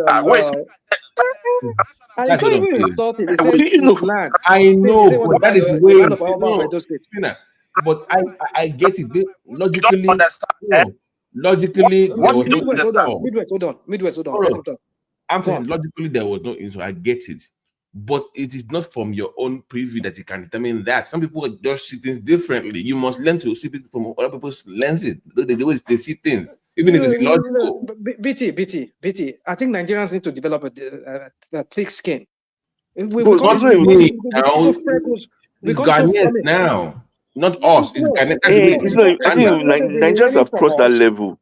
It's the Ghanaians. The crap Nigerians it's not even us. It's them. But you can. But it's their country. Something for you. My point. I agree. It's their country. I agree. Exactly. So if they are less civilized, like we claim to be, then you cannot tell them how to. Then leave them alone. Then that's my point. Yeah. You cannot even say they are less civilized. That is derogatory. Don't say they are less civilized. It's their land. They can do anything on their land. They can do so. Don't say they are less civilized. That is not civilization. See. Oh, okay. So what do you say about? Hold on. When you go to Zimbabwe and go to some African countries, even in West Africa, China, they bought a whole hectares of land, and they have their own police in some countries. What do you say about that? Yeah. Because I don't even know why people are just trying to justify this thing that they are doing. They teach Mandarin. You cannot decide what they will accept and they will not accept in their country. If they accepted the Chinese, they are their country. If they don't accept you, that is your business. You are not the one to dictate what they should do and not do. This is your reasoning. It's just so flawed. Just for one stupid man that said something. You not expect that the whole people they will kill them. What did they do? This man carry 3 heads to head, Abi. A black man no carry 1, 2 head, Abi. One person, I beg. You know, rational mind make I talk my own. Okay, give me a chance. Wait. Okay, rational mind. Look, in Nigeria, we recognize close to 200 or something tribes. But it is not that one. If somebody is assuming, listen, I want you to let's agree one thing. Yes, if somebody is saying is intending to commit something, is saying he intends to build that thing and the person did not do it, where do you stand? He intends to do it, but he's not done it. Can I answer your question now? Just go to YouTube. You will see one Benin boy they deported from Germany, I think a few days ago, maybe getting to a week now. The reason they deported him and his family is not because they were not having legal rights. But the time they want to operate his wife, he threatened the authority that if they don't take his wife to one of the best hospitals in Germany, and his wife happens to die, and the baby, he will go to German street, kill how many children he can kill, and at the same time he will take his life. You know what they did? They sent his wife to one of the best hospitals. They did the operation, and the day of operation, he did not even know what was happening. When he opened his window, police everywhere. But they were not in his house. They didn't come and knock in his house. They were just an alert, just because of that statement. And after the operation, everything went successful. Because of that, they had to threaten. They evaluated him as a threat to live in their country. They deported all of them. They are in Benin now. Watch your YouTube. So, my dear brother, it is abundance of the mouth that of the heart that the mouth speaketh. Nigeria has 200 and something tribes. Bro, you're just trying to paint a tribe. Stop this thing here. Stop it. No, you're grown up. You're grown up, man. No. Stop painting this tribe something. Which don't go with this tribe. Everybody, when you're abroad, you're outside. He has never helped our country. Let people. Which help? You're just trying to paint a tribe. Amadou Bello said, we are accident this country. Let's discuss who we are. Let's look at where we are 2025. These people, okay, you go into that way. These people have said they want to leave. Why you not let them go? Wanna stop all that one? Who is holding Igbo? This is the question we should ask. Leave those things. You're complicating. You're complicating. This matter you're saying is for another time. This matter you're saying Midwest is for another time. When you want to have that argument, you have it. We're saying real educated argument. Somebody comes here and put a fake news out there, or maybe the person is trying to scam something. Then you now go. You now say, "Oh, they want to take your land." It is not. When you raise children, you tell them that they should not respect. They should not respect other people's culture. and you keep telling them that those people that hosted you to Starlight, they are lazy, they are Just useless. because Your listen, children just will take because it, one stupid and that's person what is happening. creates a listen, one stupid person, one person that maybe is 8 pounded yam that day, he feels very happy. He don't sell whatever. You know, sometimes maybe you don't get money, get $10,000 or something. You now think Now something in they his did head. Ghana. He, You now get That's money another man. for Ghana. Do you know how many he Yoruba done that it. are Then millionaires in Ghana? listen, That's no another man. longer he Millionaires did it. He that are did millionaires it in Ghana. 10, 15, Huh? 12 years I think ago. you like See, if they start showing Hold on, you hold on, Hausa hold on. people, Let me land Yoruba first. people who get money for Ghana, you will not believe your eyes. I'm telling He you don't, now. but he did it 12, 13, 12 years ago. The guy, you ask him now, he said they did not buy one land. They did not do anything. They did not do it. He said they didn't. They've gone to confirm. Where did Okay, they sell this kind of land to somebody? did he create sub chiefs? He did. People that will He did represent not. people everywhere. He did. Listen, Go to we visit sub chiefs as what? You have to their confirm your palace. information, please. I have confirmed We it. cannot I roll have with fake confirmed it. news. We know what fake I news have is. We know what propaganda is. I have confirmed it. Why are people not And denying it for Igbo? It is going on in you, Nigeria as well. I do Our not country. believe. What is? Okay, I don't even believe you Lagos, wait, because you are Lagos today has been. biased. Listen, I'm you're not coming from biased. a I'm not biased biased. point. You're coming from I'm a not biased. biased point. Lagos has been hosting all tribes in Nigeria. But the question today is, why are there crises?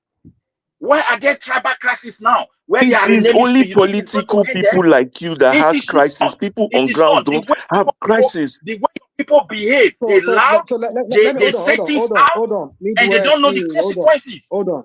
Let me give you the antecedent how it began. Especially, I will start from Tinubu's time. 1999, 1998, 1990, when we had a new dispensation. We know there's always been this beef between Yoruba and the Igbos right from time. We know that. But somehow everything kind of died down a little bit during Abacha time. And then Tinubu got in there. I mean, he called himself a unifier in some ways. He employed some Igbos to be, I think he's the minister, the commissioner of finance and budget, I think was an Igbo guy. And some few people also serve maybe in the civil service joining. That's what I heard. At least I know of that Ben Akabwe. Even as Senate, the Federal and House of Assembly. Well, there was none. There was none. I don't think there was any. Hey, Hold on. There was none. Hold on. I'll come to that. Now, where the all this the guy that raised waiting because you go. Hold on. Okay. You're going to destabilize my thoughts. Now, sorry. fast forward to Fashola. I think Ambode Fashola period when somebody was running against his own candidate, so as to paint that person bad, they started calling him an Igbo guy. That's Jimmy Agbaje. They were calling him an Igbo guy. They were giving him Igbo name because it seems like the Igbos they leaned towards him more. And then Tinubu and his bigots, they see that as a threat to themselves. They started pushing the narrative. And that was when a lot of the councillors and maybe some people within Agbaje's party, they won seats, especially in Ajegunle area there, up to Maza area, that Agboju area there. A lot of the Igbos that were there, they won seats. Under, what was that party? Something DP something. What was that party? Jimmy Agbaje's party. They won seats, a lot of seats. Councillors, House of Rep members. I think there was one Igbo lady who won. I think in the Solo area there where you find Igbos too. They were not under APC. It was under PDP or PDP and DP, whatever, the other party. Not under ACN at that time. So that was where the whole trouble started. The Oba of Lagos saw that as a threat because he is pro-Tinubu. He see that Tinubu is gradually, some of his people were losing seats. That was when he says he will plunge them into like if he does not vote, if they don't vote his own party people, they don't vote for Tinubu because they saw that as a threat. That was how the benefit began. He didn't do it, but he just said it right, but he didn't do it right. That's not even rational man is never saying the truth. Give me your own version of the story. Because no. The Oba, he called the Igbo, the Igbo like the Ohanese, the leaders of the Igbo to his palace. They were there. He was not saying this thing in their back. These people should be truthful. If he meant it wrong, the people should have said, they should have stopped from there. You don't support me. I will give you everything. What are you saying? This is politics. If I'm a governor in this state, you don't support my policy and you don't support me, how do you think I will give you a free hand in that state? I don't know why people are taking What it. are you talking What is about, my happening in friend? America? What are you What is talking about? happening in What are you Europe? talking about? You When say it comes to Nigeria, it becomes something else. no party the contest. Other party no the right to contest. RM, What are you talking about, my I'm friend? saying that. No, It's just like America where you did. Wait, Listen, rational mind, please. it's Sorry, just like rational mind. Oba America of where you Benin. did. Hold on. Wait, Make I forget make you about understand. Benin.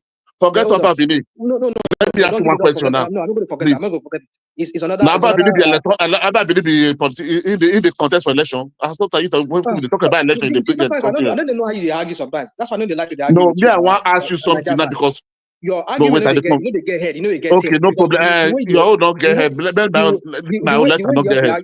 you argue off points, and they give you, No. they give you a Because you are parallel. not.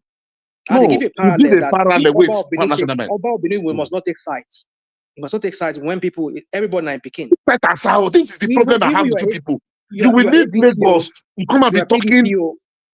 Come on, can I You speak? don't understand you people. You will leave Lagos. You will leave Lagos. Come and tell somebody that he doesn't hold your mandate, that he doesn't vote for. Side. But Oba of Take Lagos side as how? Can you give me the proof of what you talk? Who are you to tell who to take side?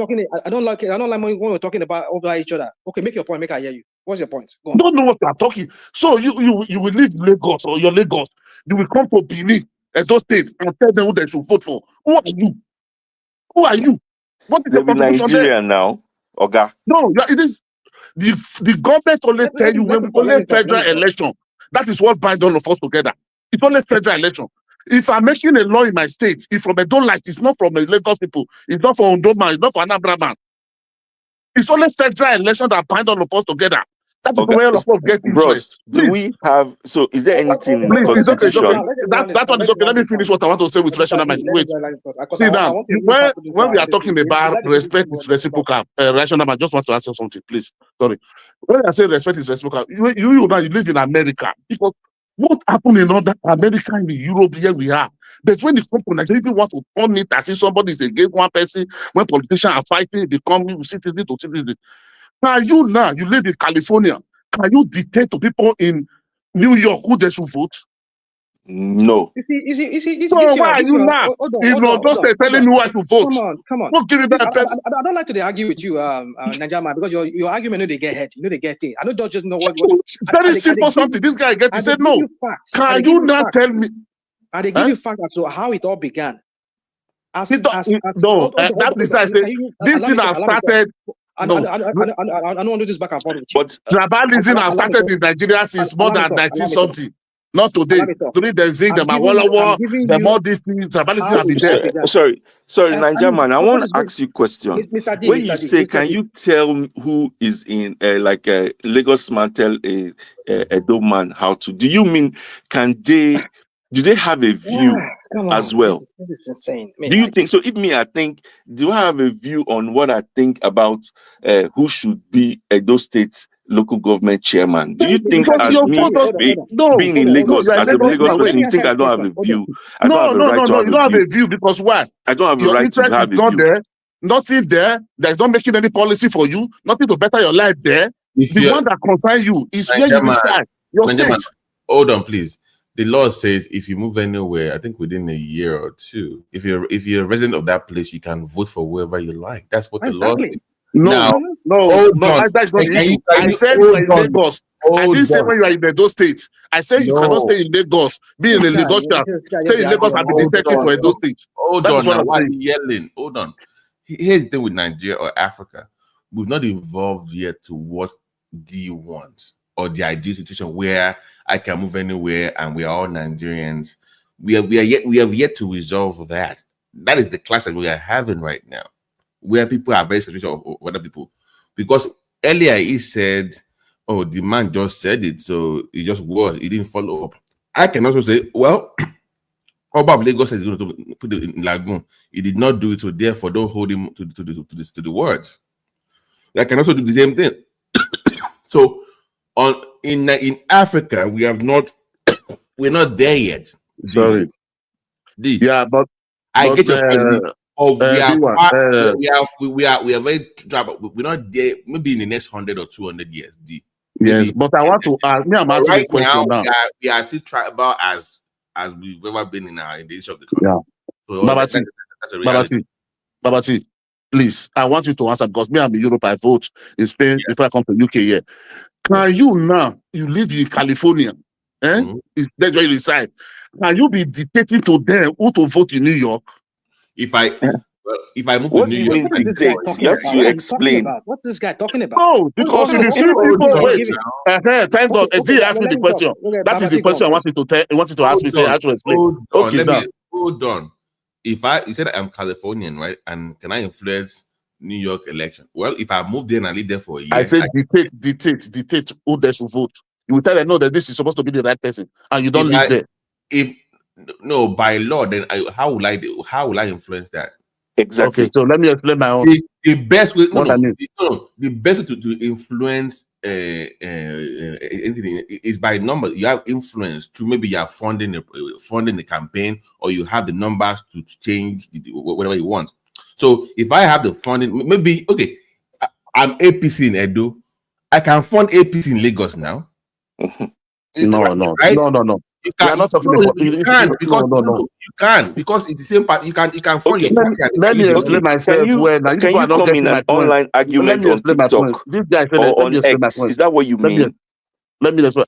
Somebody will stay in America. Maybe it's Uroboman or your man. He will not be telling the right person that's supposed to vote in Edo. That is not the right person. I don't vote for. Who are you?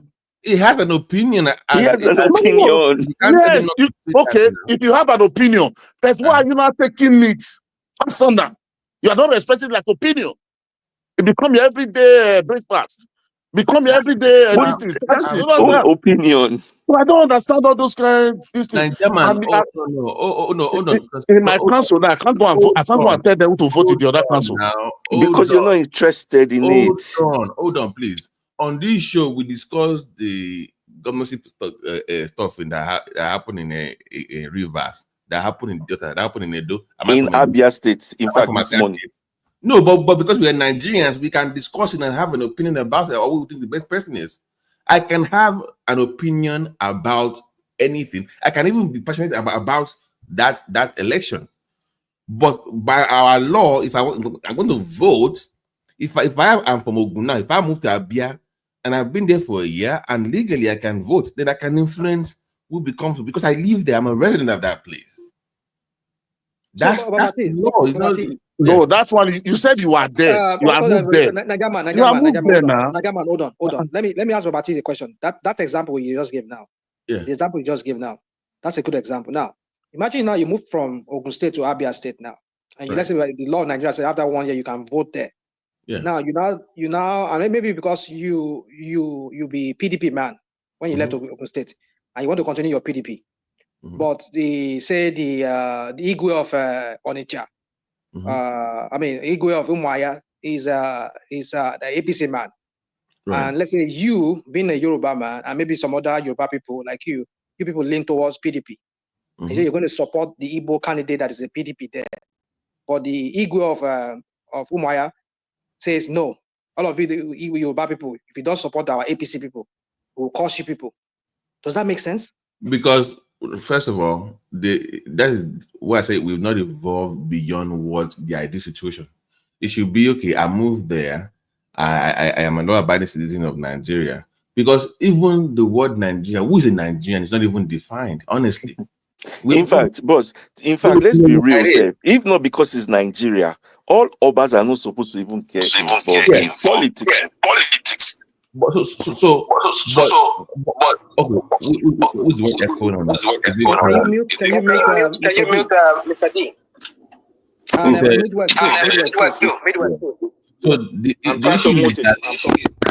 the issue that we've not evolved where, because ideally what should happen is, if I move somewhere, right, I have to kind of integrate myself into that community and they trust me, right? I'm part of the community. Maybe I married a woman from that part of the country. I have a case over there that bear names to that from that community. So they trust me enough to vote for me. That's the way it's supposed to be. But if I move somewhere within a year and I see bear my Yoruba name don't hang out with people over there that much, and I have a large Yoruba population over there, and I say, screw everybody else, I have the numbers, I'm going to win regardless. Now, that's the threat. But Babati, please. Yeah. So you can't use. I know. I'm saying the trust of the people cannot be based on numbers solely in a multi-ethnic society. Okay, let me ask one question. Because no, hold on, please. Because if you are using numbers, then that will be perceived as an invasion because you have more numbers. Forget Yoruba, Igbo, and Yoruba for example. If I go to the Egun side now and I have more outside numbers, I'll just easily control the place now because I have the numbers. Doesn't mean so there's no incentive for me to actually hang out with them because they are Eguns. I have the Fulani numbers, then screw them. I take it over. That is what is causing the clash. We are basing integration on numbers. Because so now it becomes who has more population as opposed to who is actually with the people or is been part of them for a long period of time. So that's going to take a while, honestly. Well, I get that point you're making right now, right there. But my point is this: is that that could be a threat. But then why don't you play your politics like you've been playing it right from time? Because Tinubu had some of the votes that he had, at least from what you even maybe they rigged the election. Even the one that could have brought in Fashola, even after the death of this guy, what's his name? Williams. Williams. Yeah. We saw that some people still voted for the ACN or AD at the time. But then it was towards when Jimmy Agbaje came into the picture. And Jimmy Agbaje is not, he's a different party. And we saw the above Lagos saying that because if the Igbo said they were going to vote, because they're mostly Jonathan, because at the time I think Jonathan was the one in power. And he said, oh, we're going to vote for PDP. And then they saw that as a threat. So why don't you play your politics right by bringing them to your fold? Why is it that you have to go that route? Because politics is local. It's local, but then, like you said, somebody was saying a while ago. No, what is happening? If I go to some areas in Ayetoro, I don't even need to see the people, just see the ballot and they'll take care of my votes for me. So there are peculiarities in each region, in each areas. I'm saying that if you are the one running for office, you must understand the landscape, the people in that locality, and how they vote and how they think. Doesn't mean it's right, but that is the way they behave. So you must adjust to their own. That's the way they play their own politics over there. That's what I'm saying. But people are saying no.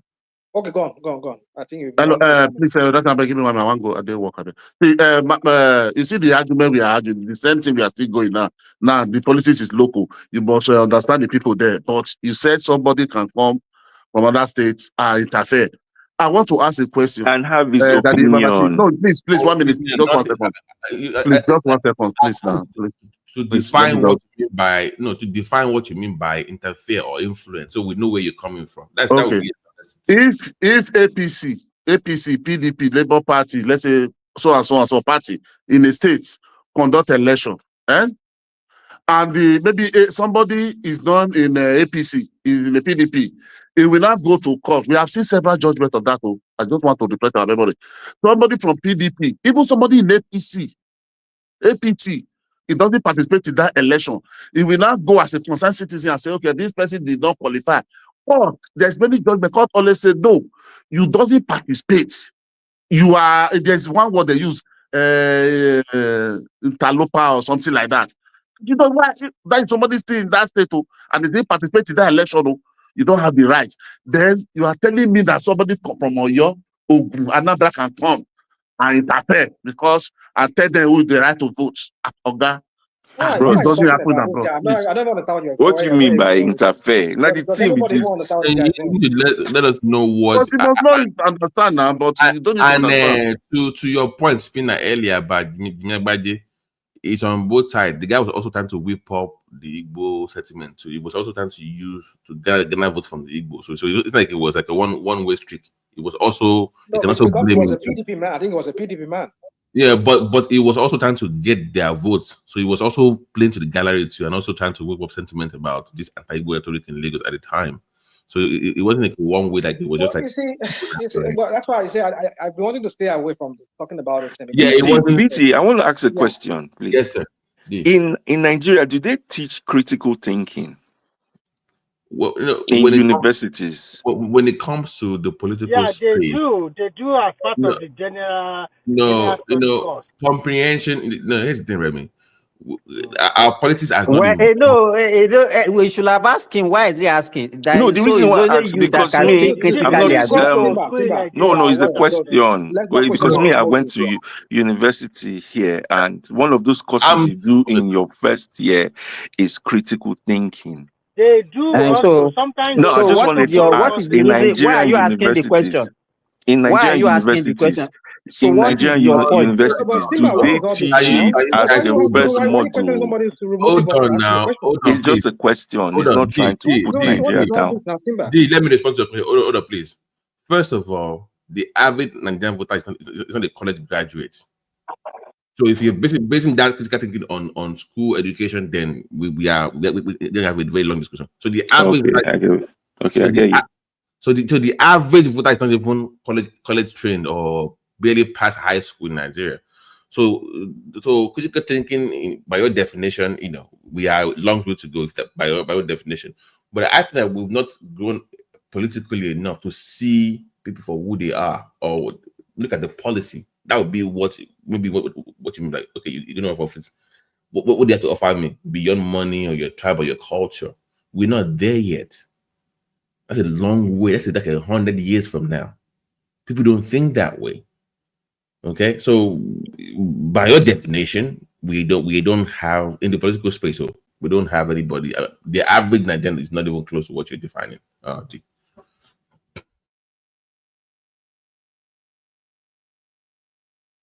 All Okay. right. So yeah. So I mean, for me, I just think the Oba of Lagos went overboard with what he said. The only thing you can do is you can win people over. If you see them as a threat, try and just win them over. I mean, like, okay, we've helped people. Can I say something without somebody interjecting me, please? We've helped people. We've given you space in Lagos State here. Why are you now people saying you want to go and vote for the other party? We've done this for you. Win them over rather than threatening people, making it now going tribal. Because we understand that whole scenario, that context of what led to him saying that, because they saw a threat that Goodluck Jonathan, being the head of PDP, and the Igbos mostly were leaning towards PDP, and they saw that Tinubu might lose Lagos if they do not act, and they had to use that threat. But why are you not condemning the one in the Southeast? You see, here you go with this guy. This guy, what is all this? Okay, So, which one is No, it's true. Now you condemn everybody. Tell me which one is Southeast? The pastor, the Reverend Father that said if anybody did vote for Ibi, they should tie them and throw them to Igbo Hausa. That say 1,000 one Igbo man is better than 1,000 Yoruba. Now why you get all this your No. story? Now why you get this your National story? Are you for real? I don't know where you're getting No, this you your will story not from. see that one Natural now. mind, Now only condemn your it own to they see. condemn it, This is please. I Reverend beg Father, you. that's what If is it on Twitter. happens, Where did you hear that? Where did you hear that? Anybody? if Any it other happens, person besides condemn it. Simba here? It's online. All those that are online. So, gentlemen, are you for real? They're online. I didn't hear that. I didn't hear that. I'm not So aware. You can only see what you want to see now. Come on. National mind, condemn Nigerian, it. Just you say, can I only see condemn it. what you want It's to I don't know wrong. where see. you are manufacturing your stuff from, because I've never seen just anything like. I've never heard condemn anything like that. They will never. Rational mind will never believe that. Rational mind. Let me ask you this. Let me What ask would you you want me this. to believe something I've not seen? What are you talking about, my friend? Jesus Christ. Okay, let me say this. Let me say this. Let me say this. What Because are you you talking came about? here now, you give us a story that happens maybe around, maybe during Fashola regime or whatever. What I want to ask you is this.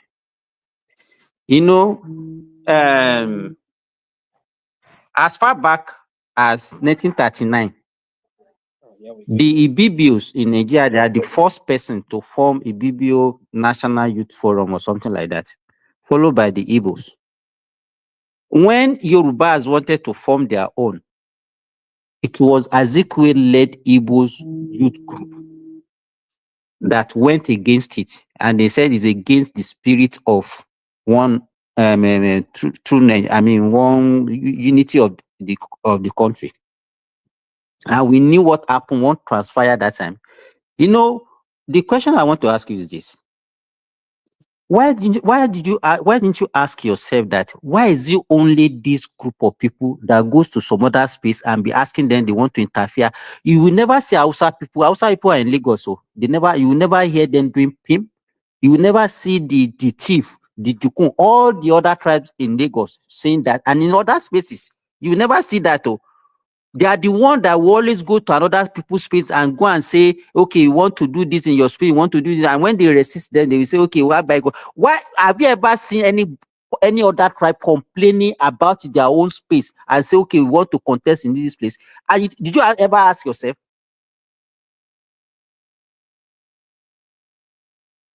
Okay, so you're asking a question that is so loaded that I don't even know where to begin. Okay, me, I don't know, but can I answer this question? Okay, answer. You see, you asked a question that is so loaded that I don't even know where to even start from, because I know usually I know where you are coming from whenever you ask questions like this. Let me not start trying to define your motive. It's so funny though. I don't even know where to even begin this question. It's taking to 1930 something and whatever. I mean, and then you're saying a BBO and then the Igbos. Now tell me, what's that Igbo party? What is the name of that Igbo party? Tell me what's the name of the Igbo party? Because you want to go. It's not now. They call it the Igbo National Youth Forum or something like that. So I've forgotten the full name. Was it a political party? It was a socio-political movement. So yeah, but you make it sound like it was a registered political party that contested in the election. I mean, after all, the action group came in. The action group of Awolowo came in after at some point. So who went against it? And they won seats. So what are we talking about? You see, these people, all this. What are you talking about? What are you talking about now? What I'm saying, just wait. Don't bring. I raised that one. Wait, I raised that issue because I don't want you to now look at it as if. Let me tell you, all of us, we are all political animals. So you understand? You cannot separate the Igbos, the way they are behaving today, from the way they are behaving in the 30s and the 40s. And you cannot separate the way Yorubas are behaving from what we are all, what we are right from the beginning. You understand what I'm saying? But constantly, wait now. Wait. Let me finish what I'm saying. Constantly, you will never see a Yoruba man that will go to the East and say, I want to go and contest in the East. These people are the ones that there's the Yoruba man in London contesting in London. No, they plenty. We forget about London. We're talking about our Nigeria is different from London. Mr. D, let me talk. We are talking about our history. And why are you talking about London? Why is London belong to you? You know that name, Kemi? You know about that name, Kemi? That is London now. This is Nigeria. My name is Kende. It's Kende. Okay. Not you. Is that Kemi? Not you, Kenny. Okay. Kenny. That's what I said. This is Kenny. I like Kenny. you. Mr. Kenny, Oman Trigger. It's just. Sorry, Daddy. I'm ready for these people today. all right. So what I'm saying, let me. So what I'm saying is this: you will never. So why is it constant? It's not something that you have been doing today, and that's what I'm telling you. So don't come and give us bullshit about all this. It was Tinubu that started it during Timi Agbaje. Zeke, wait. Let me finish. Zeke left his own region and came and contested in Lagos. To even become the premier of the old western region. You understand? If not because people wake up that time, it will have succeeded and become. And let me tell you what was happening. You know, all the federal agencies and institutions in the western region that time, just because Zeke formed an allegiance with the NPC, the Northern Northern People's Congress. They were the one. In fact, they don't employ Yorubas in those institutions, and all the leaders of those institutions were Igbos. Okay. You understand? So if you have that experience, how will you react when you see same people that have the same characteristics? You cannot force people to believe in whatever you want to believe now. Can you be forcing yourself on people unnecessarily? Okay.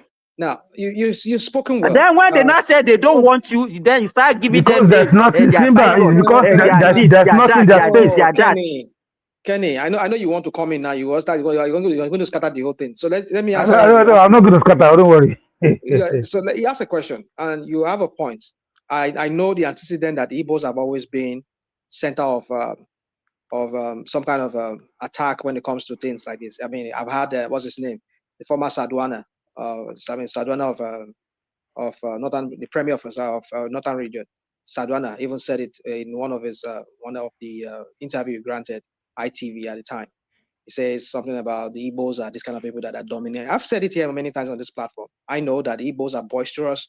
They like to dominate. Yeah, I will say that. And I will acknowledge that. And I agree that, yes, they have that propensity to want to take over, just like. Because they look like they like to. They look like, but they don't. They do. No. In the early politics was so raw, was so toxic. Let me use that's the word I would use. Was so toxic that the Igbos were really bent on really wanting to dominate other tribes. I would acknowledge that, yes. But over time, we're seeing that things has not played out the way it used to be, like it played out at the beginning, when I think that war changed the whole dynamics. But what happened in post 1999 after Tinubu finished his tenure was something that was not necessary. I understand that the Igbo has that propensity, and that wound is still there. That distrust is still there among other ethnic groups, that when they see Igbos, they come to their space and they start acquiring lands, acquiring properties.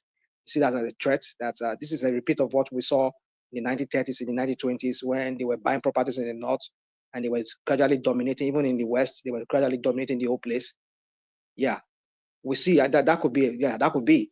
But my point is this, that why must it be because of Tinubu and his political dynasty that suddenly now realize, Yoruba people now realize that, no, for me, I will not go with that narrative. I will not buy that narrative. If it's Tinubu, if it's for the generality of the Yoruba, it's you that link it to Tinubu. It's not about Tinubu. It's about Yoruba. It's not about Tinubu. Don't link it to Tinubu. That's what we are trying. That was why I took you back. No. I'm not agree with you, because in other parts of the Yoruba land, your states, Ondo State, Ogun State, Ekiti State, other states, Yoruba, Southwest states, I've not seen that threat. Only in Lagos, where Tinubu holds sway, where Tinubu has his dynasty. Who told you that? Oh my goodness! Can I land? Let him finish now. You people are very good at this. Your one-sided story that you always like to tell, and you spin it to make it some narrative. That is why I would never buy that, because to me, I think Tinubu only does things for his own political interest. And that does not represent the generality of the Yoruba people, because I don't see that threat in Ondo State. I don't see that threat in Ogun State. I don't see that threat in other parts of the Yoruba State. Politics is about interest. You're getting land. Why must it be because of Tinubu's dynasty in Lagos is being threatened? Then you help people. But I thought you said it's late at night over there. Why not go to bed? You see, people triggered about this story. What is she on our repetition to Pojun from your side? But rational might never condemn Senator Kunko. You see, people you never let people to talk because you get triggered. Because I'm not triggered. You are repeating the same thing for 2 years. Are you not tired? No, I'm not tired. Tinubu this, Tinubu that, every time. Rational mind. Let me land my point, then I will give you. We are tired.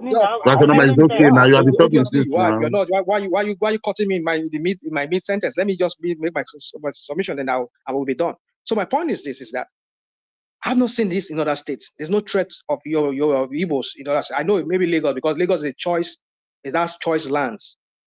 And these idiots, these criminals of Tinubu and his criminals, they have interest. They see can you not call Tinubu idiot? Don't give me that. I'll come after you. Don't say that. Don't stop saying that. He's an old man. He's an old man. A man that's old enough to be your father. I call him an idiot. Leave rational mind now. It's not old enough to be my father. If you know my age, it's not old enough to be my father. Yeah. Well, at least he's older than you. He's older than you, by far. How old are you? People share my jacket sorrow.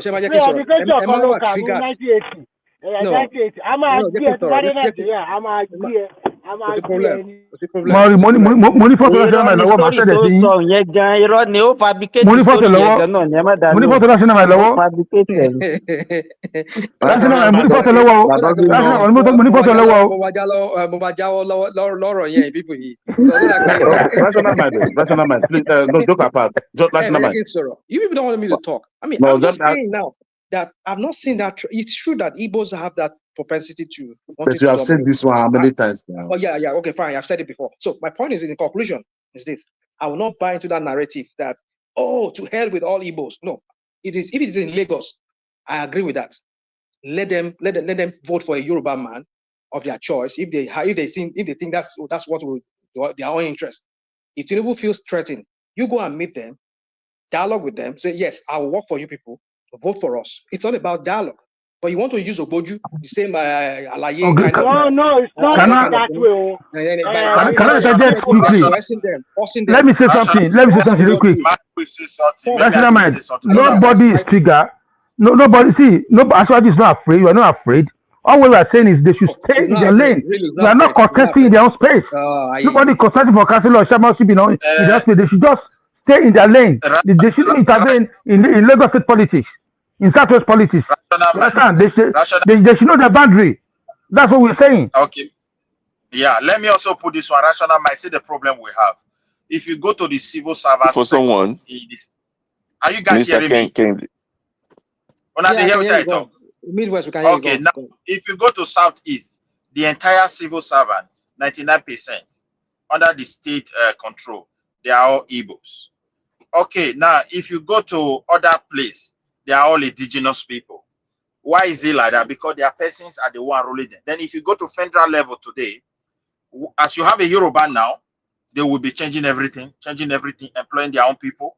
It's always like that. We pretend to be lying about these things. Go to Abuja, some places, ministries, they speak Hausa language. They don't care whether other tribes are there because they are the majority. They only employ themselves. Even the heads are not, as their children are returning from abroad with their certificate, they are just replacing them with other people. I'm telling you. Now, if you allow a no EDG to take over your own state, they're going to kick your own people away and start appointing their brothers, or in the name that their brothers are the one that are qualified. We have been in this problem. Nigeria is a country that somebody said they didn't define the country. That's why we have problem. My brother, let me bust what you say. We give a senator a chance in Lagos State. From Igbo side, he was a senator in Lagos State. He fought against Lagos State bill in the House or in the Senate. And you are upsetting, you are upsetting Lagos State. Who is that person? Am I lying? I can't remember his name. No, it's a representative. Yeah, House of Rep. Yes, House of Rep. Where? He fought against Lagos State. From Etiosa local government, that Iboga Labour Party. He has come to APC now. What are you saying? National state. He has defected to APC now. State. National Assembly. So what do I say? You see, this is what you people do a lot. So he's supposed to be. Hold on, my brother. Hold on. Let me finish now, please. Okay, he's supposed to go there to protect interests of Lagos State. He's the one working against bill that's supposed to be that meant for Lagos State. Why are you doing this now, Kenny? Because he's not from there. That's why. And that's what we're saying. Hold on. Nobody should allow that to happen again. And it will never happen again. You are mistaken there, Mr. Kenny, because he's not a member of APC. And so if his party does not align with that, what APC is aligned with, he can vote. No. Party has not to do with things.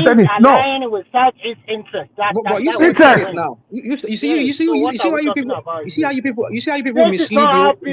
It's aligned with the Southeast instead of Southwest. And you are in there. You are in that place called Southwest. Hold on. Let me get it straight. The guy we are talking about now already Remy,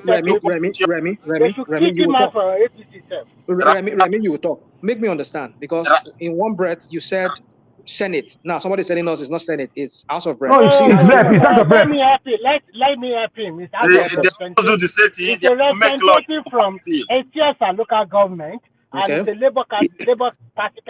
Labour Party candidate. I think it's that what do you call it? That guy that was driving Okada. That guy that was driving Okada. So when he gets to the House of Rep in Abuja, he was protecting Southeast interest, not even Labour Party interest. Labour Party does not have any interest. It just follow. So at the end of the day, people are House of Rep member state that he went to Abuja to go yeah. and protect. When was this? And you are representing Lagos State. He was from Labour Party. Instead of him to protect Lagos State interests, he was following interests of the Southeast. Also, now that most of them are guys. Let me give a spinner the more accurate thing. So give us. When the Lagos Calabar thing happened, that is his district. He's going to cut across. God bless you. He was against it. So to many people that was shocking. Like, this is a major thing in your own district. Why would you oppose it? But he didn't give any reasonable, like, if you're going to oppose something in your area, you must come with actual evidence or why. It was just against it, but he never really explained why. So that was what showed, like, wait a minute, what's going on here? Like, I think that was the main trigger for people like you see the way they said it. People like me, because that's not right. Sorry, sir. If that guy, please now. Misinformation. This is misinformation. No, it is not me. This is not me. What that to say is, if the guy is actually against Lagos interest. No, that's not Lagos. That's not Lagos interest. That is not Lagos interest. No, here you go. You see, this is what we're doing. People, you don't have the stomach to stop. That's national interest. Some people are against it, and some people are not. Opposition politics. He has the right to. He has the right. He has the right. Hold on. He has the right to be against it because his own party does not favor to construct that road. I agree that it could be Lagos interest, but he said no. I'm not going to. Why do you have problem with that? Why do you see that? The problem is, if it's a Yoruba man, when is the infrastructural project become a party interest or not? When did it become a party interest? It can be. Hold on. Yeah. My thing is this: if you're going to oppose it and it's your area, then you must explain to your people why you are opposing it. What I'm saying, but he never did. But did they ask him? Did they did. They asked him now. What did he say? He gave no reason. He gave no reason, right? He didn't. No, usually if that kind of okay, my people, town hall meeting. No, let's talk about this. So there was no town hall meeting about it. Him opposing that project. Is my point. If you're going to oppose it, then I don't have all this thing in front of me because the way I know, I was able to plug in with when it was. I want to go with what you said. What you said seems to be more reasonable than what Kenny and our friend Remy was saying, because he says he went to Senate and he voted against it. Like, come on, what are you talking about? That's not mine. Hold on, sir. Babati, hold on. What I'm saying is, if it's a Yoruba person from Southwest, he will not do that because he protect the interest of Southwest and protect the interest of Lagos State. You understand? Tinubu's interest is not Yoruba's interest. It's not Yoruba interest. It's not Yoruba interest. It's not Yoruba interest. If it's not for you, because if it's not for you, that's the only thing.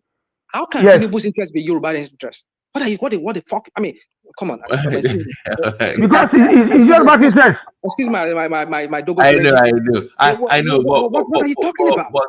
But how can Tinubu's interest be our interest? It's our interest. It's our interest. It's our interest. Kenny, I'm not talking here tonight. Here's the problem. That man created an opening for people that were questioning his loyalty to even have something to say in the first place. I didn't mean that he has said, okay, I'm opposing this because of ABC and D.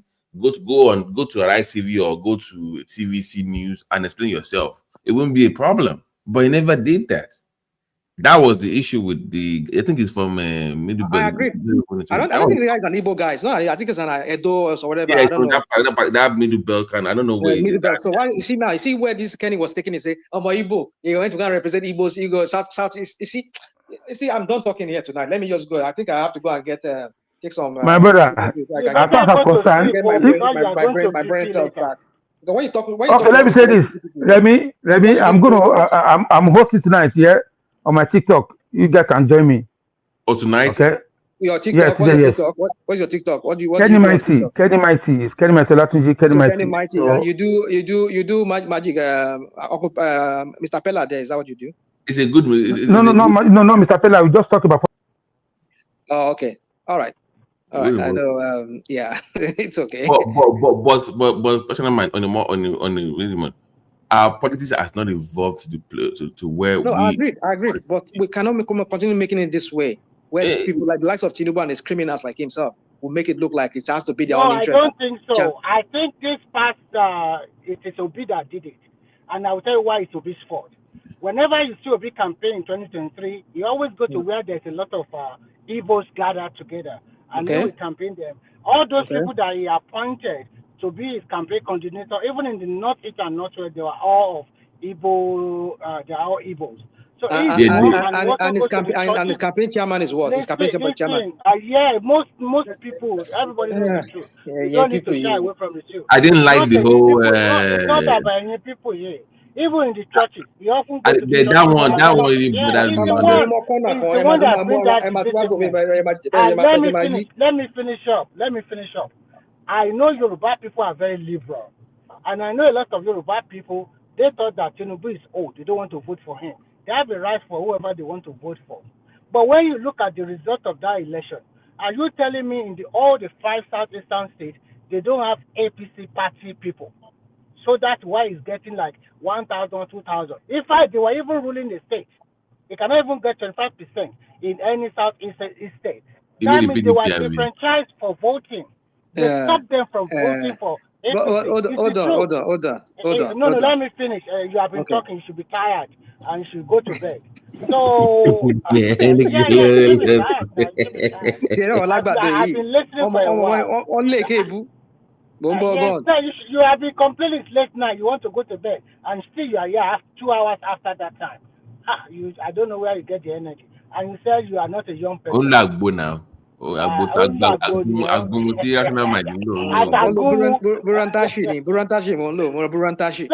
he causes it, unfortunately. BT, let me even make you laugh. You know, there was a guy that used that thing, and the guy now preempted for 3 days. Yeah. No,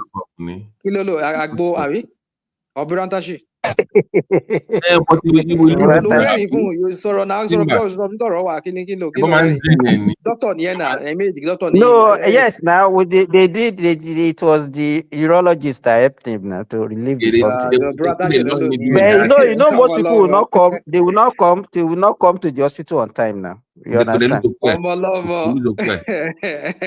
Why did you want to impress? Why can't you do what your power can do? Why do you want to add to your energy? I had one person that's in residency, but this one was like a 21-year-old guy that used a OD on Viagra. No, Cialis. Oh, wow. And we have to drain out his dick now, because with this long needed to remove the blood. I see what I used to do here. I see a lot of cases, but this one are not due to medication. Most of my patients here, because I deal with hematologists, so most of these sickle cell patients, they used to have priapism is one of the complications that it's very common in children with sickle cell disease. No, I'm talking about when I was in Nigeria. Okay, Nigeria. Okay. They don't have. They have sickle cell. They have sickle cell there, but what is more common there is thalassemia. Yeah, the low macrocytic phenomenon. Yeah. Wow. For me, it's the few times I use it was share for me, lie, whatever share for me. So I just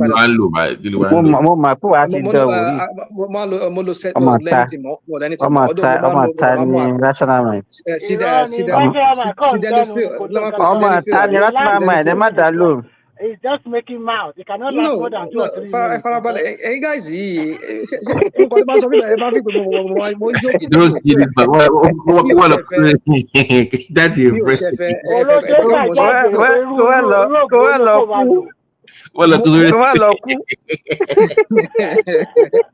most things I meant it. Most things I said here, I was saying 95% of what I say here, I meant it.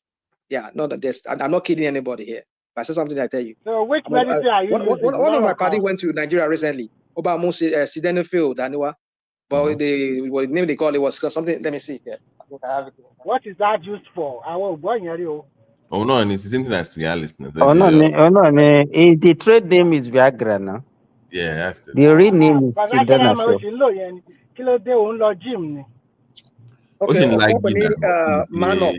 sildenafil citrate tablet.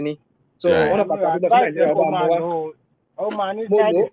kò ṣiṣẹ́ fún mi o, kò ṣiṣẹ́ kankan o. Kò lè ṣiṣẹ́ fún ẹ because most the one that he bought actually might not be all this low this thing now. How much is it? The real sildenafil will cost it can't be less than 50K per tablet. Ah, okay. My pardon me, look No, you can around do spinner.